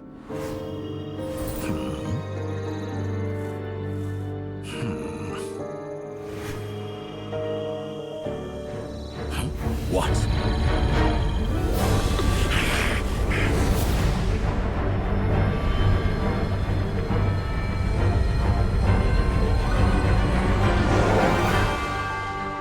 My formula can get us 90% of the way. It will connect you to Columbina. Then, I will bring the formula's output to the Traveler's side. For the last 10%, do whatever it takes. Just bring the moon down.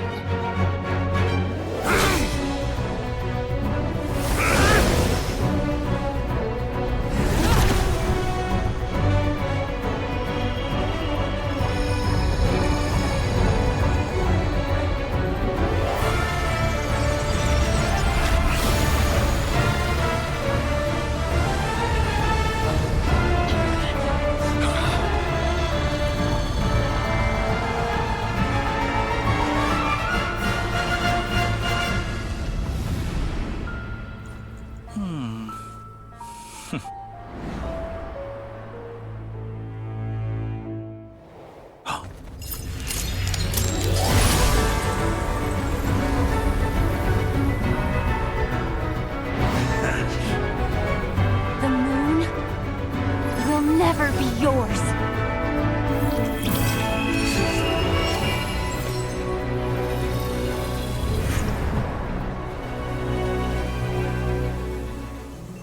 I turn my body into moonlight and pour it over Nod-Krai. My soul I leave here to inform my future friends. Lastly, I will hide the Trilune Authority within the Frost Moon. And when my body, soul, and authority are reunited, finally...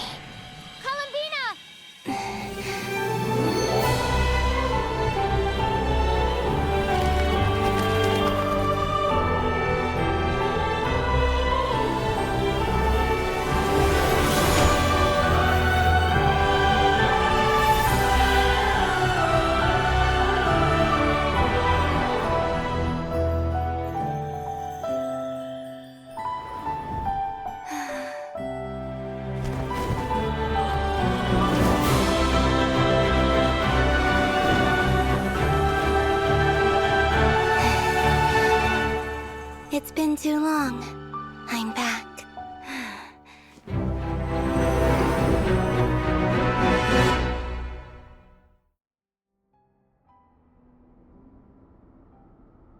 Stay focused on the battle, Traveler. What a touching reunion. Though I personally find myself repulsed by the sight of weaklings huddled together for war. Now, you're quite finished patting yourselves on the back. Show me how long you can struggle before you drown. Watch out, Paladina! He can manipulate space itself! I know. Wait for the right moment. We'll strike together.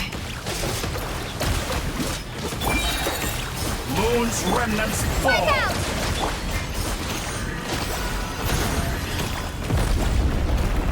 Countdown! Entry fails.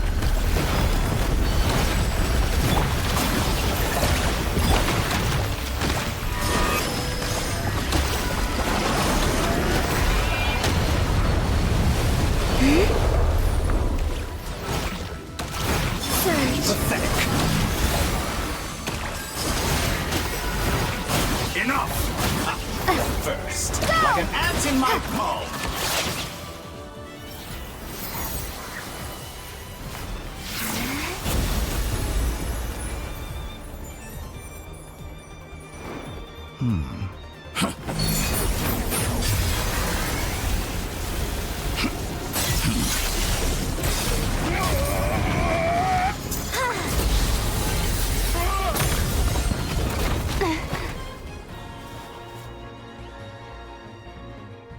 I grant you the new moon's blessing. The new moon shines upon you. I am... It's over, Dottore!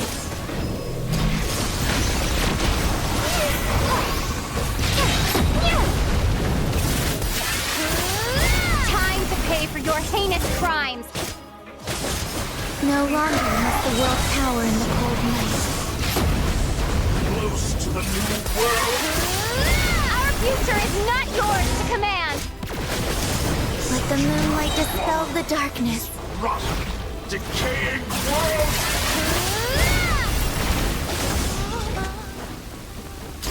Only a... Everlasting as the moon.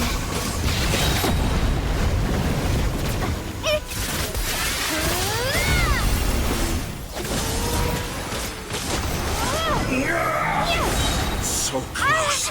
I was so close to the new world. Only I could have shaped the new world. Only I.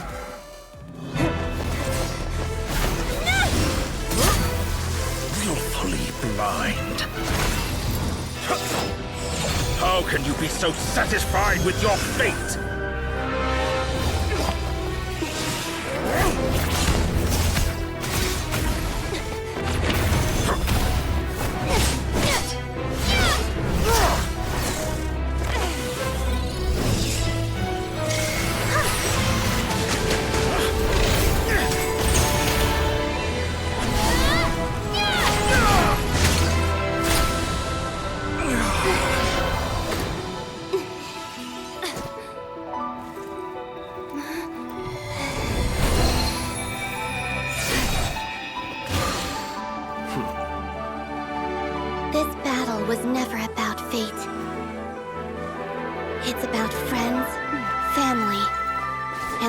And you stole from them.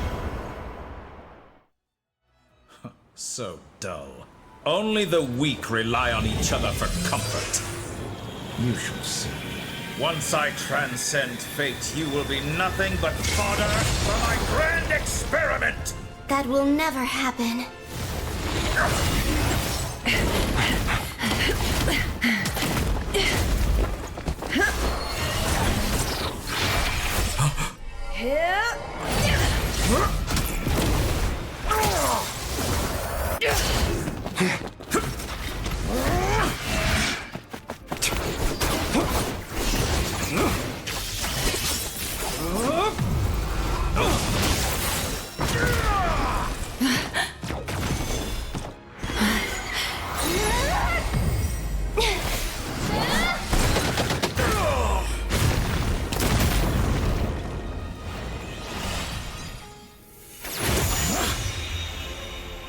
Today, the moon lights up this world once more!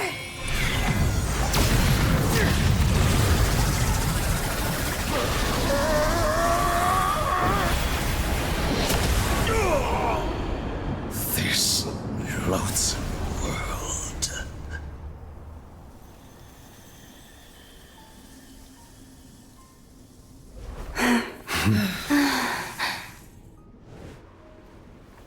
No, this world is our home.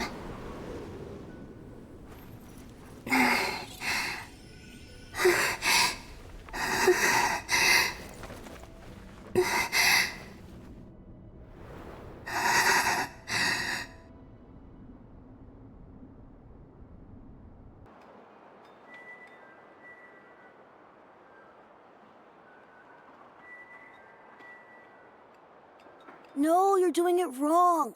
The moon looks like this now. What are you drawing, children? The new moon, Mom. It looks different than before, doesn't it? Also... Can I go buy a sugar sculpture today? Please? Just one?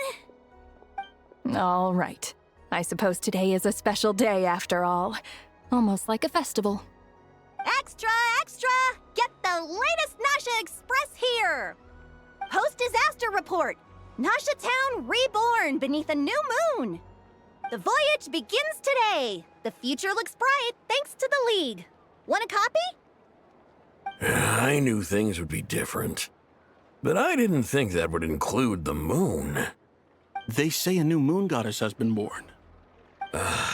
A new moon goddess? Who's saying that? The Frost Moon Scions? I guess so. I'm not too clued up on the details. As far as I'm concerned, the moon's still in the sky and it's business as usual. Hey, since we've come all this way, shall we grab ourselves a free meal while we're here? Are you a convert now? Or are you just here for the free lunch? Oh, come on. What does it matter? After everything we've all just been through? That smells good. All right, that's it. I'm hungry. Time to eat.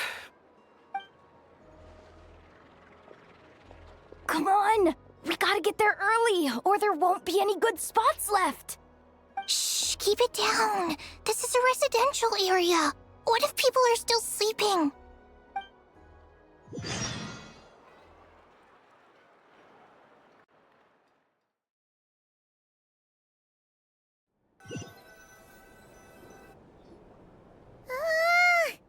Why is it so noisy outside? It's okay. Paimon was pretty much awake anyway. It's been so long since we last had a chance to relax, huh? Feels like time is moving slower than usual. What about you? Did you rest well? Still winding down from everything that's happened? Or are you wondering how our friends are doing? Or is it about what Dotori said to you? Okay, if you say so. But don't push yourself, alright? Let Paimon know if you need to talk. What we just went through was a lot. It's totally normal if you need some time to get back in your groove. Luanatar disappeared after Columbina came back. Apparently, she was part of Columbina's soul or something. Still, Paimon kind of misses Luanatar somehow. But anyway, You did great. So did Paimon. We all worked our butts off to contain this disaster, and in the end, we made it. So, chin up, Traveler. You should be proud of yourself. Hey, don't poke fun. You should be glad that Paimon's growing as a person.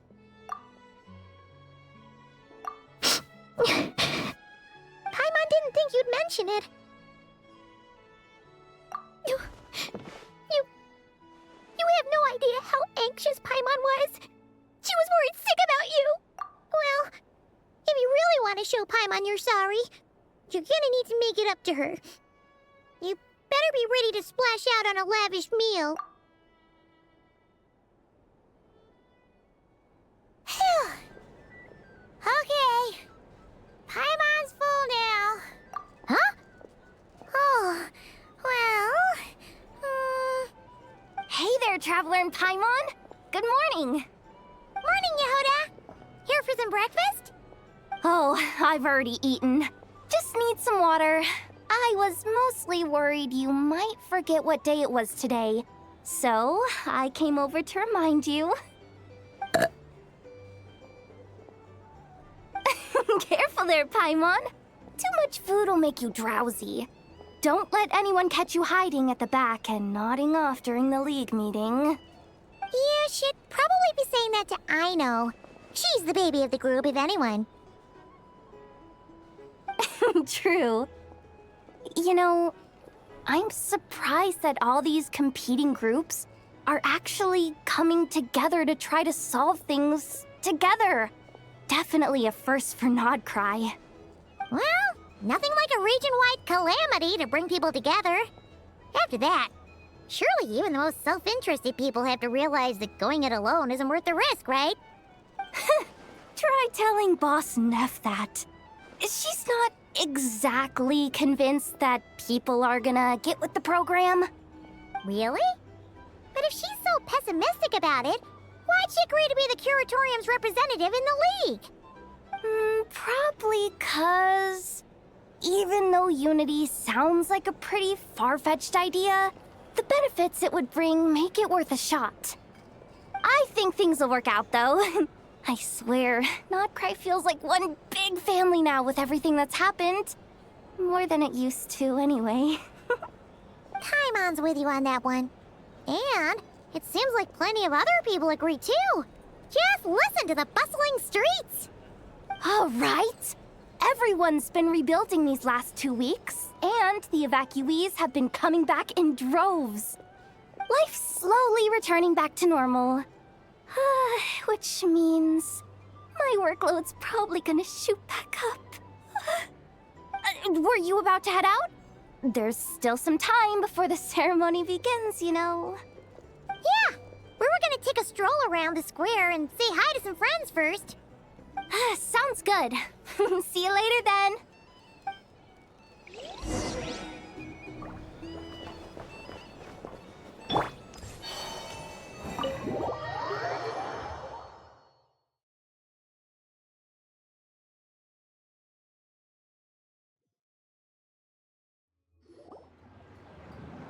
Please accept today's boon. Have a nice day. Are Paimon's eyes deceiving her? Or is that Inefa handing out food for the Frost Moon Scions? Hello there. Would you like a feast of the moon along with some snacks of the day? So, what's new, Inefa?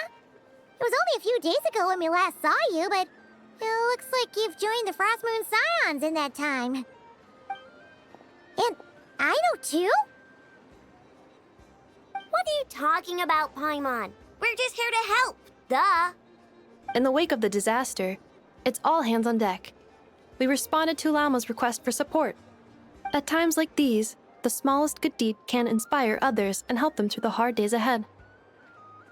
And we're using eggs and heating tubes to make that a reality. In true Kromkake Craft Shop style! Enough! Did you hear that? The Traveler said I did good. The Traveler! That's because it's true, I know. Proposal. If you can resist eating today's dessert, I will provide you with compliments, too. No way! Well, that proposal got shot down quickly. I need something to get me through the hard times too, you know. Mom! Yes, dear. Go right ahead. Excuse me. Could I take a photo with the robot lady? She helped us get safely out of Nod-Krai, and she helped us get back home too. She's the best. Of course she is. And since I'm the whiz kid who built her, that makes me even better than best, right? But you stole my snacks though. Oops. Shall we move to the open space near the center? The view there is better. Thank you!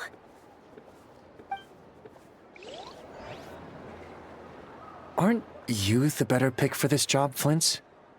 You underestimate yourself yet again, Master Ilua. Not at all. I rarely come by Nasha Town.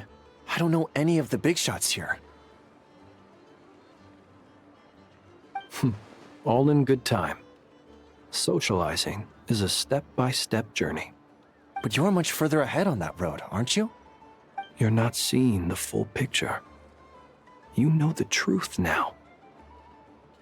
My friends do not understand my habits. There is no question about it.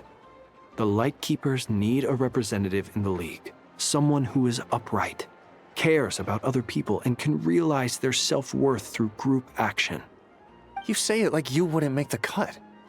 I am most flattered that you think I would. Sigh a little less, Master Ilua, and have more faith in yourself. All the Lightkeepers agree that you're a very promising young man. That is precisely why Starshina and Nikita felt safe delegating such important work to you. I'm sure we all also agree that we would sooner die of dehydration than manage to wrangle anything out of you in a discussion. My apologies. I am not in the habit of bringing water with me when I go out. Whatever. I'll take the job. By the way, who else is part of this? Oh, it's quite the who's who of Nod-Krai. There's the Moon Chanter of the Frostmoon Scions, the boss of the Curatorium of Secrets, a representative of the Voynich Guild, and even someone from the adorable Krumkake craft shop. I'm sure you will find speaking with them to be a genuine pleasure. If you say so. I've never done this work before, so I'm honestly a little scared of making mistakes. But I'll do it. Not only is it our duty as Lightkeepers, but because I want to make Nod-Krai a more welcoming place. An admirable attitude to take. The beacons are lit, Ilua. We're but one step away from breaking through the blizzard. We have the chance to band together and build our shared homeland into an Elysium. This is unprecedented for Nod-Krai. An opportunity not to be missed. Yeah. You're right. I'll do my best. Quite a few familiar faces have arrived. Let's go, shall we?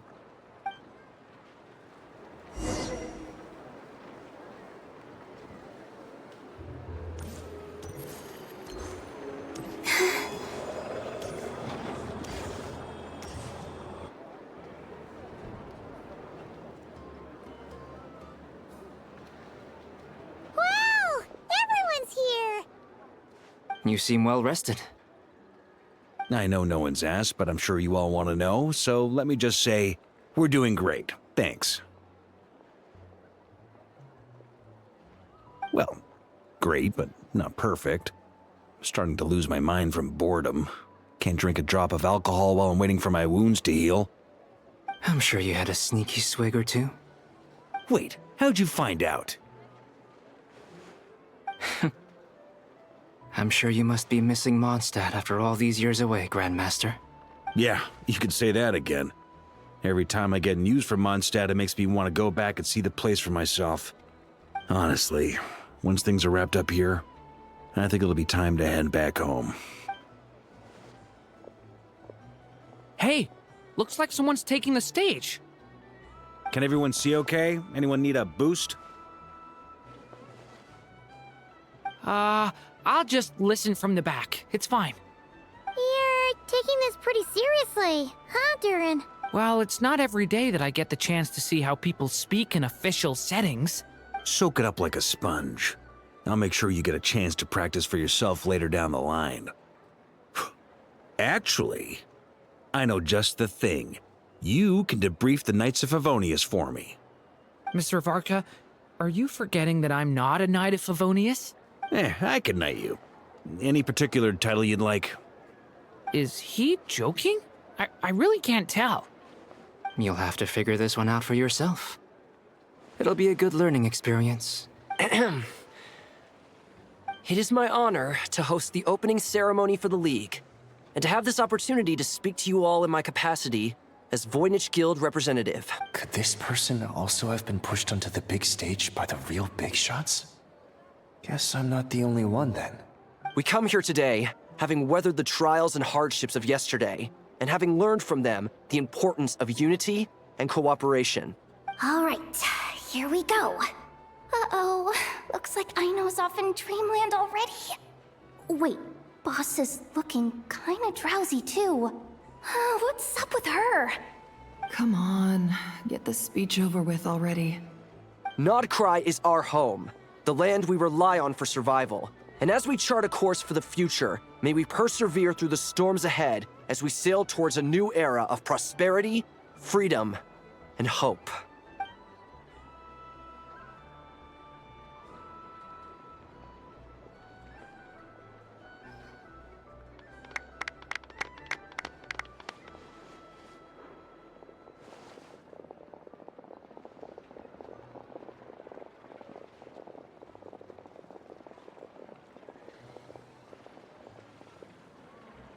Looks like we'll have more opportunities to travel in the future. I'm sure you'll cope, Lady Moonchanter, given how fleet of foot you are. Unfortunately, I suspect I'll be too busy at the Curatorium to act as your host. We have a busy schedule, not to mention an international network of contacts to manage. It'll be all right. I'll just check your schedule with Yehoda well in advance. And if she's not available, I can simply ask Ashru. You... So giving my employees extra workload isn't enough for you? You're really going to drag my cat into this too? I thought you'd approve. Aren't you forever increasing your employees' workloads? That's a bold statement. Are all the Frost Moon Scions feeling more audacious now that your moon goddess has returned? Columbina's return has brought joy to all who care about her. That includes both you and me. As for the Frost Moon Scions, we are learning how to thrive independently, without relying on the moon goddess. It is up to us to make our home a more livable place. Joining the League is one of the steps we are trying towards that end. I like the word try. It's nice and non-committal. You can opt out at any time and still say you tried. You don't see a bright... I'm just not as optimistic as you. The Frost Moon Scions should count themselves lucky that they have a leader as stubborn and enterprising as you. But Nod-Krai's a big place, with all kinds of people. Most of them don't enjoy answering to a leader, or even listening to reason. Well, that's where you and your methods come in. Unless... the Curatorium of Secrets is only here for appearances. For now, yes. And that won't change until this venture becomes worth my while. What would make it worth your while? Getting out more than I put in. Right now, I'd barely break even, but I'll grant that it's a good start for Nod-Krai. Then maybe it's worth a try. All right, you can stop now. Or do I have to join the Frost Moon Scions before you'll get off my back? You'd be very welcome to join us. Hey, you two! Congrats on all your hard work! What are you chatting about? Nefer was trying to dissuade me from adding to her employees' workload. Also, she's considering joining the Frost Moon Scions. Sorry, what? Your conversations are always the most interesting. Would you two care to join me for some tea before heading to your next destination?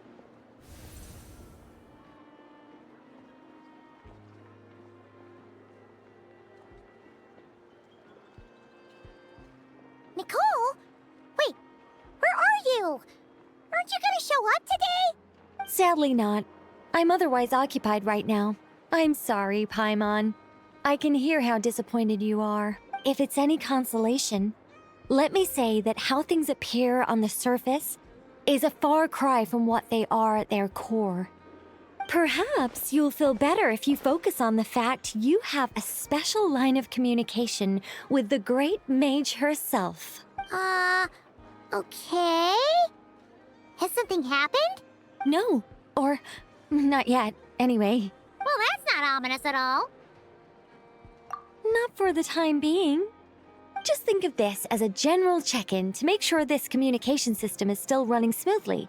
Besides, it's good to chat once in a while if we want to maintain our friendship. You could've just said so. Paimon got all worked up for nothing. Still, the best friendships are built through face-to-face interaction, you know? It's never gonna stop being weird having tea with you when you're not there and just talking to thin air. All right, fair point. I'll bear that in mind for next time. Yeah. Any update on that crisis at the world's borders? Alice just informed me that they had their work cut out for them. And now everyone's thoroughly exhausted. But they did finally get things back under control. Still, we can't let our guard down yet. The disruption caused by this disaster has made Tevat easier to detect from the outside universe. She plans to wait for things to stabilize, then reschedule her Mondstadt vacation plans. As for me, I agree with Hat Guy's perspective. This is a time when many new variables are emerging, and the situation is changing constantly. Plus, most of this change is for the worse. We have to remain vigilant and ensure that the embers of chaos are not rekindled. I did notice that the energy in Nod-Krai changed somewhat after the War of Funerary Flame, but since it was still aligned with the Light Realm, I never gave it a second thought. It looks like I'll have to examine the connections between phenomena I observe more closely in the future. Just doing my duty. It's more or less second nature by now. Of course. To give you the full picture, I'd have to start with the substance from which angels were formed. Never mind. Paimon's right. Showing off my knowledge would be much more satisfying in person. By the way, you did receive the gifts from the Hexen Circle, yes? I'm not trying to claim credit or anything, but my pride demands that I at least mention it. They're quite similar to the protective talisman that Alice gave Dory, but with some very special enhancements. Oh! So that's what kept our friends safe when Dotori trapped them. Indeed. We went to great lengths to make sure they were invisible to his eyes. I'm so happy they came in handy. Still, not fishing for gratitude, by the way. I just want you to be aware that sometimes your friends may be protecting you in ways you cannot perceive. Anyway, I'll contact you if anything else crops up. If not, you know what they say, no news is good news. Oh, my angelic instincts are tingling. They say you should head to the docks next. Your friends are about to board their ship home.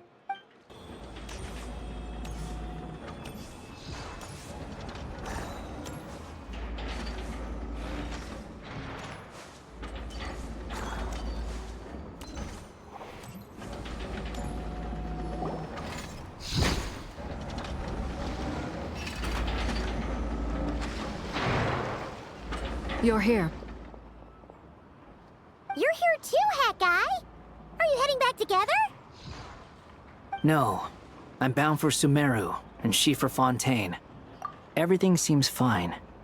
Sandrone may have an abominable temper, but she's always been very responsible with important calculations. You always speak as if you know us inside out, Mr. Hat Guy. Maybe I'm just a good judge of character. I certainly hope that's all there is to it. Regardless, you have been a significant help in this matter. For that, you have my gratitude. I didn't do anything special. Sandrone's the one who completed a seemingly impossible formula and turned the tide of the entire battle, even giving her life in the process. She's the one we should be thanking. Even we were unaware that Sandrone had hidden the real formula inside Polonia's body. She managed to fool Dottore into thinking the formula was running in her system by installing an identical-looking decoy within her. She probably realized that she didn't have the strength to stop Dottore. But this way, she could at least get him to lower his guard. She always worked like that. Always had a backup plan. Well, that's why I'm traveling to Fontaine. She made a request of me long ago, and the time has come to fulfill it. Think of it as her will. She said that should she ever fail in a mission, she'd like me to deliver her core and Polonia's to the Fontaine Research Institute. She also mentioned that she had made arrangements for people there to set her affairs in order. Some of her personal effects, such as her notes, were left to me. I've decided to take them back to the House of the Hearth. For safekeeping, primarily, but also as mementos, I suppose. However, there is one book among them that I'd like to leave in your care. I'll have someone deliver it to your residence at the flagship at a later date. No, I was specifically warned not to tell her. This is her last wish, and I will abide by it. I can only hope so, but none of us here can know for certain. I bade farewell to Columbina earlier today. As promised, she turned the iridescent moon's marrow over to me. She spent a long time with Sandrone's body, saying her goodbyes. Oh, is she all right? Sandrone's passing has left a great wound in all of our hearts. It will take time to heal, but Columbina surprised me. She offered me some words of comfort before I departed. Despite being grief-stricken herself, she showed an awareness of the feelings of others around her. She never used to act like this. Clearly, she has grown. And I suspect that we have you to thank for much of the change we are seeing in her. After these recent events, the Tsaritsa has revoked the Pale Star Edict. Snezhnaya now realizes that the arrest warrant for Columbina was just a ploy by Dottore, who coveted her powers. I shall return to Nod-Krai to see her as soon as I find the time. I hope that from now on, she too will explore more of the world. Columbina Hyposelenia's journey is only beginning. My ship is here. Traveler, Paimon, we shall meet again. You too, Hat Guy. What are you still bumming around for? Isn't Columbina waiting for you? I thought today was the day you'd agreed with her to go find out the truth about your sibling. You're afraid you won't like the truth when you see it. Well, this is new. I was starting to think that nothing could scare you. Don't say that! Wouldn't you be if you were in this situation? Fair point. But I'd say I have more experience facing up to unpleasant truths than the Traveler. They say blood's thicker than water. I know how much you need your family back. More than you need any of your friends.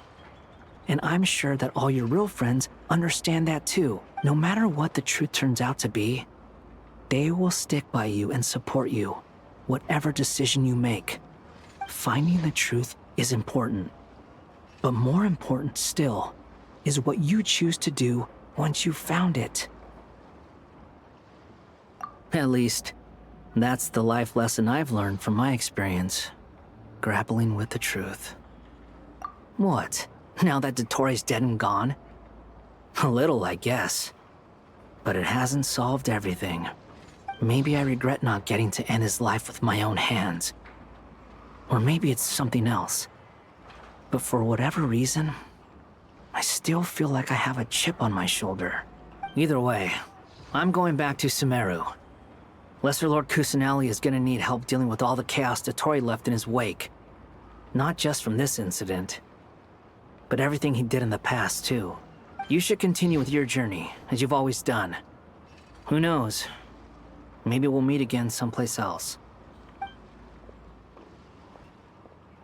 So, what should we do now? If you want to explore a bit more to steady those nerves, Paimon's game! After all, when Columbina said she knew where your ship was hidden, Paimon promised to give you two some alone time with the truth. It hasn't been all that long since we were last apart, sure, but with Columbina there, Paimon's sure things will be just dandy. Ain't no biggie. Paimon might be all about that food and fun, but she knows how to do right by people. Paimon's sure you'd prefer to digest the news about your brother in peace. But, no matter what you see, just know you can share it with Paimon. Of course, as long as it's not super private. If you can't make sense of something, let's give it some thought together. And even if we both can't figure it out, Paimon can at least treat you to a nice meal. Glad to hear it. Feel better now? Alrighty. Next up, time to meet with Columbina. Columbina, we're here! Can't quite believe we're meeting out here. We've gotten used to walking over to Silver Moon Hall whenever we go see you. Well, you're still welcome to go there whenever you want to see me. It's just, now that it's all over, I've decided to make some changes. Try and fit in with the Frost Moon Scions, like Llama suggested. The older generation are still timid around me. They don't dare get too close, and they bow their heads when I walk by. But things are much better with the children. I see more curiosity in their eyes. Hopefully, by the time the next Moon Prayer night comes around, I can enjoy the festival with them as myself, without having to pretend that I'm only dressed up as the Moon Goddess. You'll do fine, Columbina. Paimon's sure they'll realize you're super nice once they get to know you better. You really think so? When we first met, you thought I was a little up in the clouds. Oh, we were just starting out then, come on! So Llama told you, huh? I'm only teasing. I know that I have you to thank for pulling me back down to solid ground. It feels good to finally stand firm on the earth where I was born. Oh, that's great!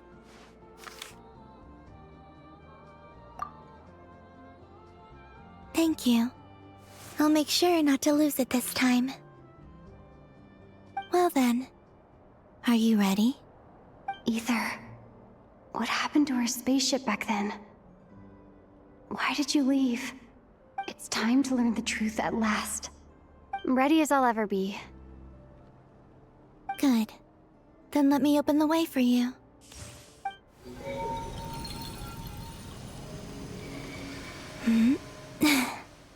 Where does this lead? To our shared destination. Huh? Do you remember me telling you about my missing prologue back when we just met? I said that my story began on the moon, but while I was inside the moon's reflection, I realized that my prologue was really hidden in the future. I just had yet to discover it at that point. The story of the time before I was born was in fact the story of my distant future. It's truly fascinating. But when I obtained the Trilunar Authority and returned to our present reality, I sensed something I hadn't expected. Your prologue. So you mean... Yes, your spaceship. All this time, it has been hidden on the Frost Moon, which lay beyond the sky. The great ruler of the firmament. The heavenly principles. Wait, them? Why would they do that? I don't know. Perhaps your ship contains something that is incompatible with Tevat. Oh, did I pick a bad time to say this? I know it must have been. Maybe I should have waited until you were on the moon, with no chance to back out. That would have been kind of mean, you know. Take me there. Oh? Whatever is hiding in that ship, it belongs to me and Ether. No one else has the right to decide whether I should or shouldn't know about it. Not even the heavenly principles. Very well. Then let's go. You two take care, alright? And don't forget to come back soon! Rest assured, Paimon. We will. Traveler, after you. Thinking about the story that we'll find hidden on the moon? Yes. And hoping that it has a happy ending. Stories like that don't exist, you know? You don't believe in happy endings? I don't believe in endings.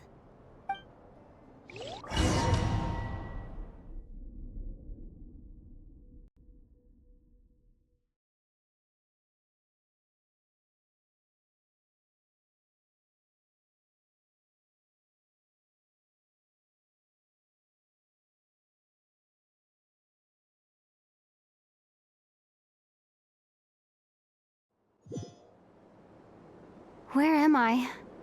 This is the pathway I built between Teyvat and the Frost Moon. The moon is very far away from us, so it could be a long journey.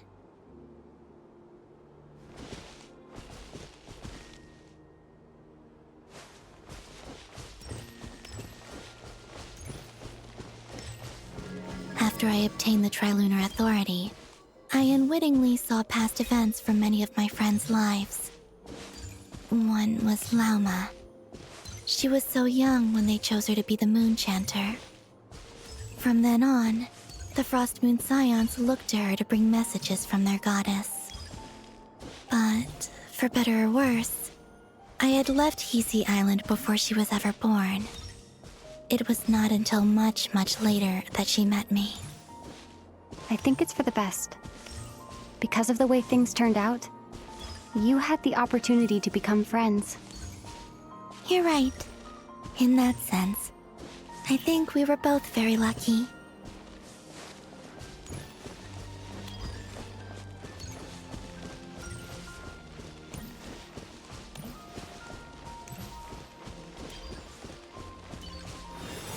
Oh, and about that mage, Nicole. I only recently learned that she has lived in Teyvat since the time of the Three Moon Sisters. The moon goddesses always had a good relationship with the angels. I suppose our friendship continues that tradition.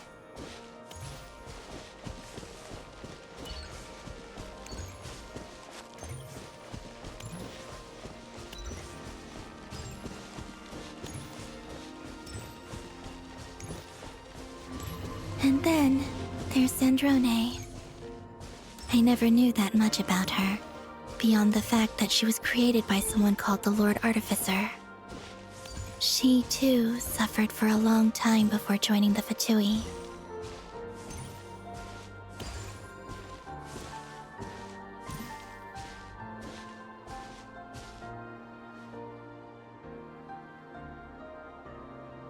How I wish I could talk to her again, even if only to hear her say nasty things to me.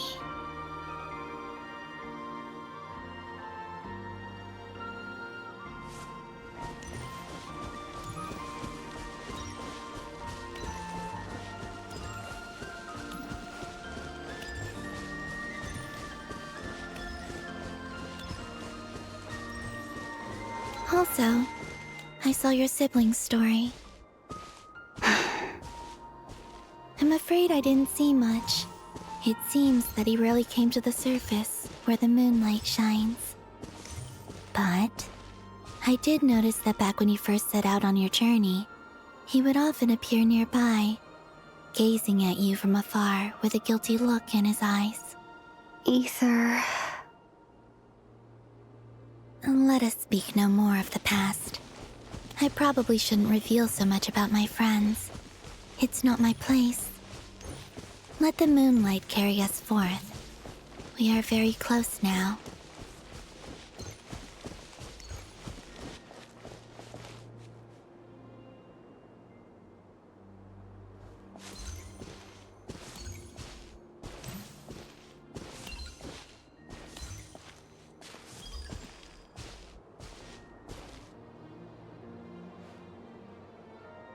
After this, I'd like to bring some Kuhenki to the moon as well. If they're willing, of course. What about your other friends? Will you bring them to visit too? Certainly. But I'll need to tidy the place up first. This home hasn't received any guests in a long, long time.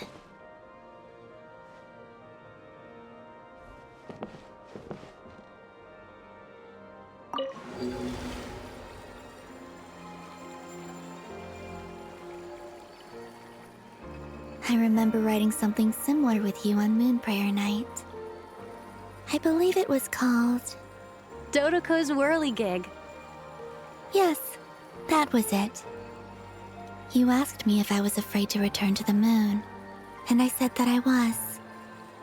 The idea that I had gained something precious, only to lose it so quickly. That frightened me. But I'm not afraid anymore. Besides, this time, we're traveling together.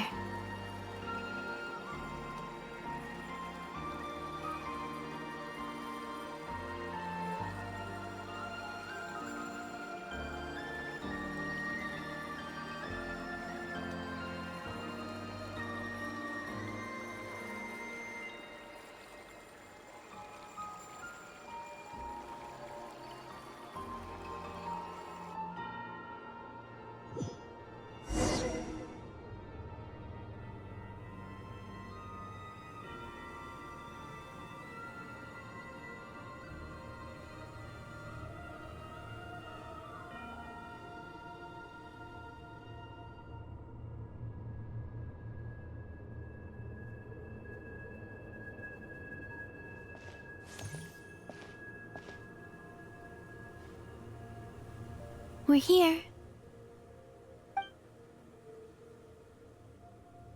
Over there.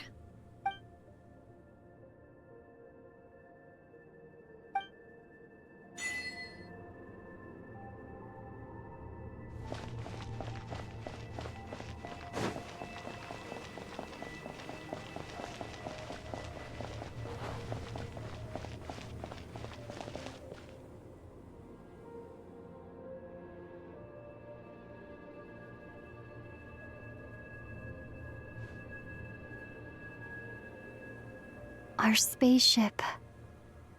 It's huge. I suppose that the moon is the only place one could hide it. It'll be all right. Huh? The way you feel in this moment, I went through it too, on Moon Prayer Night. The door was right in front of me, but I struggled to find the courage to step through. Solitude for me once meant living a life in which even I was absent. Before I met you, that was the only life I knew. But that night, solitude meant throwing away the life I had gained after meeting all of you. Columbina. Go. Retrieve the part of your life that was once lost. Trust me, you will lose nothing by doing so. Look, Tevat is right there. All of our friends are down there, waiting for us. You're right. Thanks, Columbina.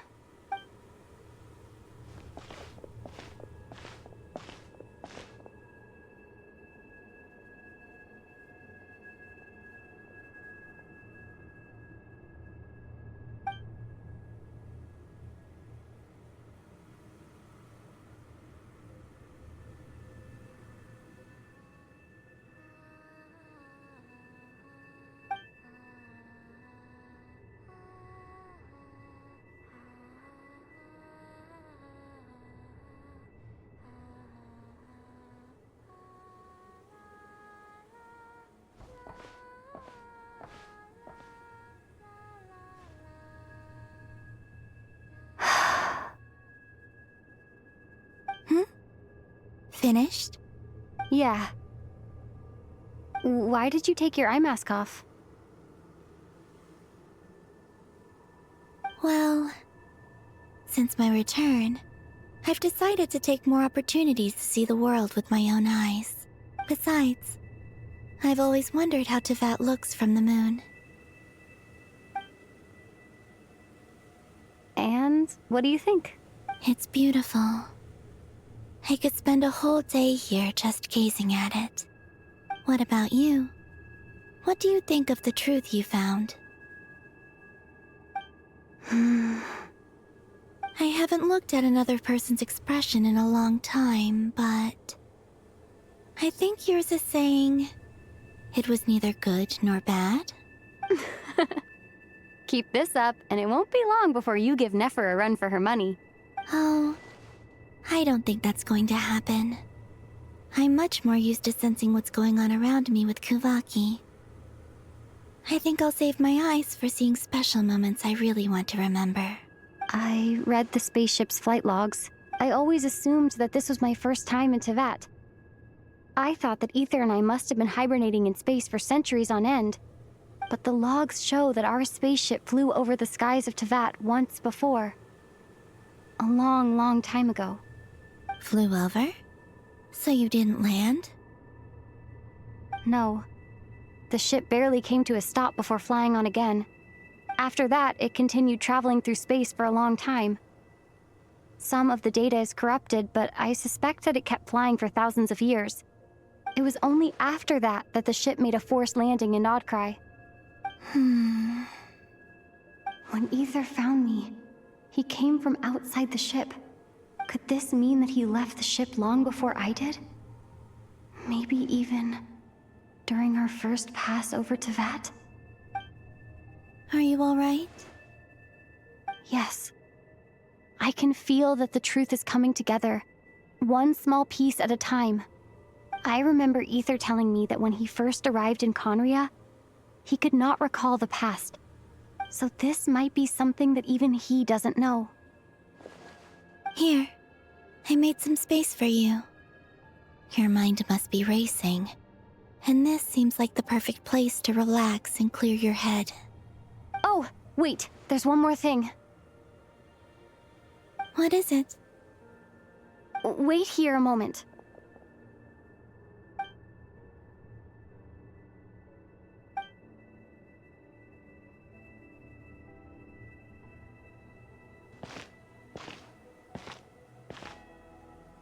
Hey, Columbina.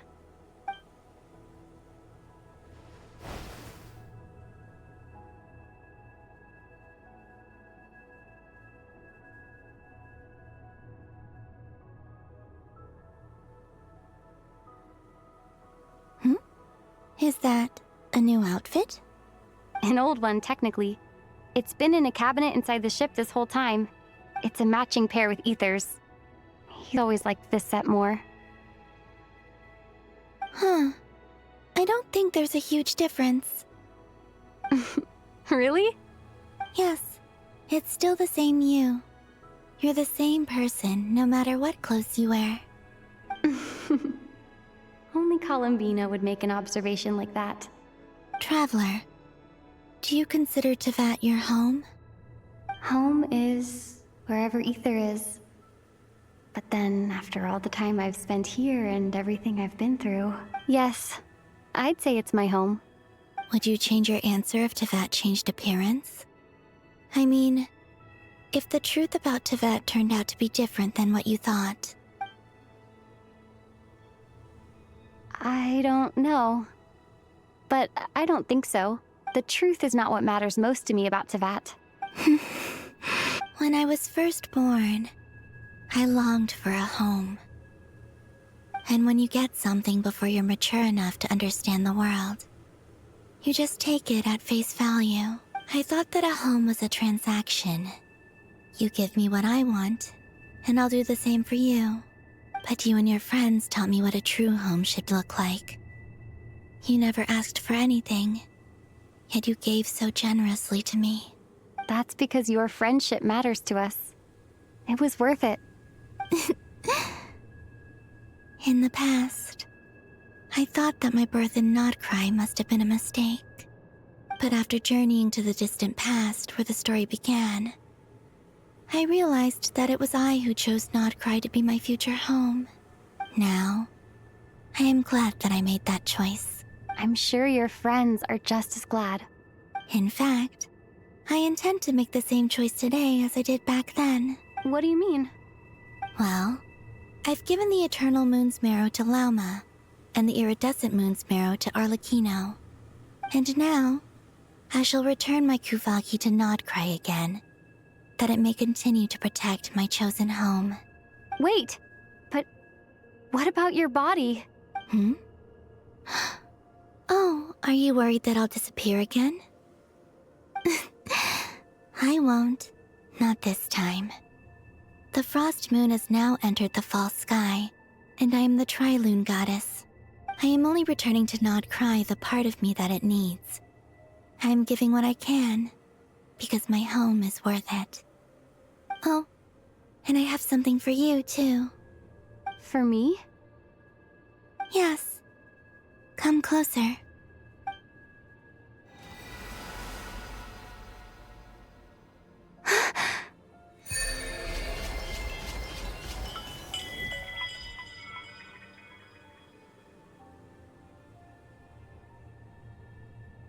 What was that? I lifted some of the restrictions this world placed on you. I trust this will help in your future adventures. My power. It feels like it's grown. I can use the elements more freely now. Thank you. This will be a great help. You're welcome. I see you as family, and after everything you've done for me, In fact, no. It's not because I owe you. It's because you're worth it. Here, this flower is for you.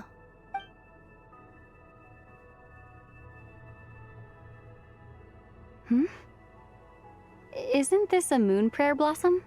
Yes. Don't worry. You will never see these flowers lose their color again.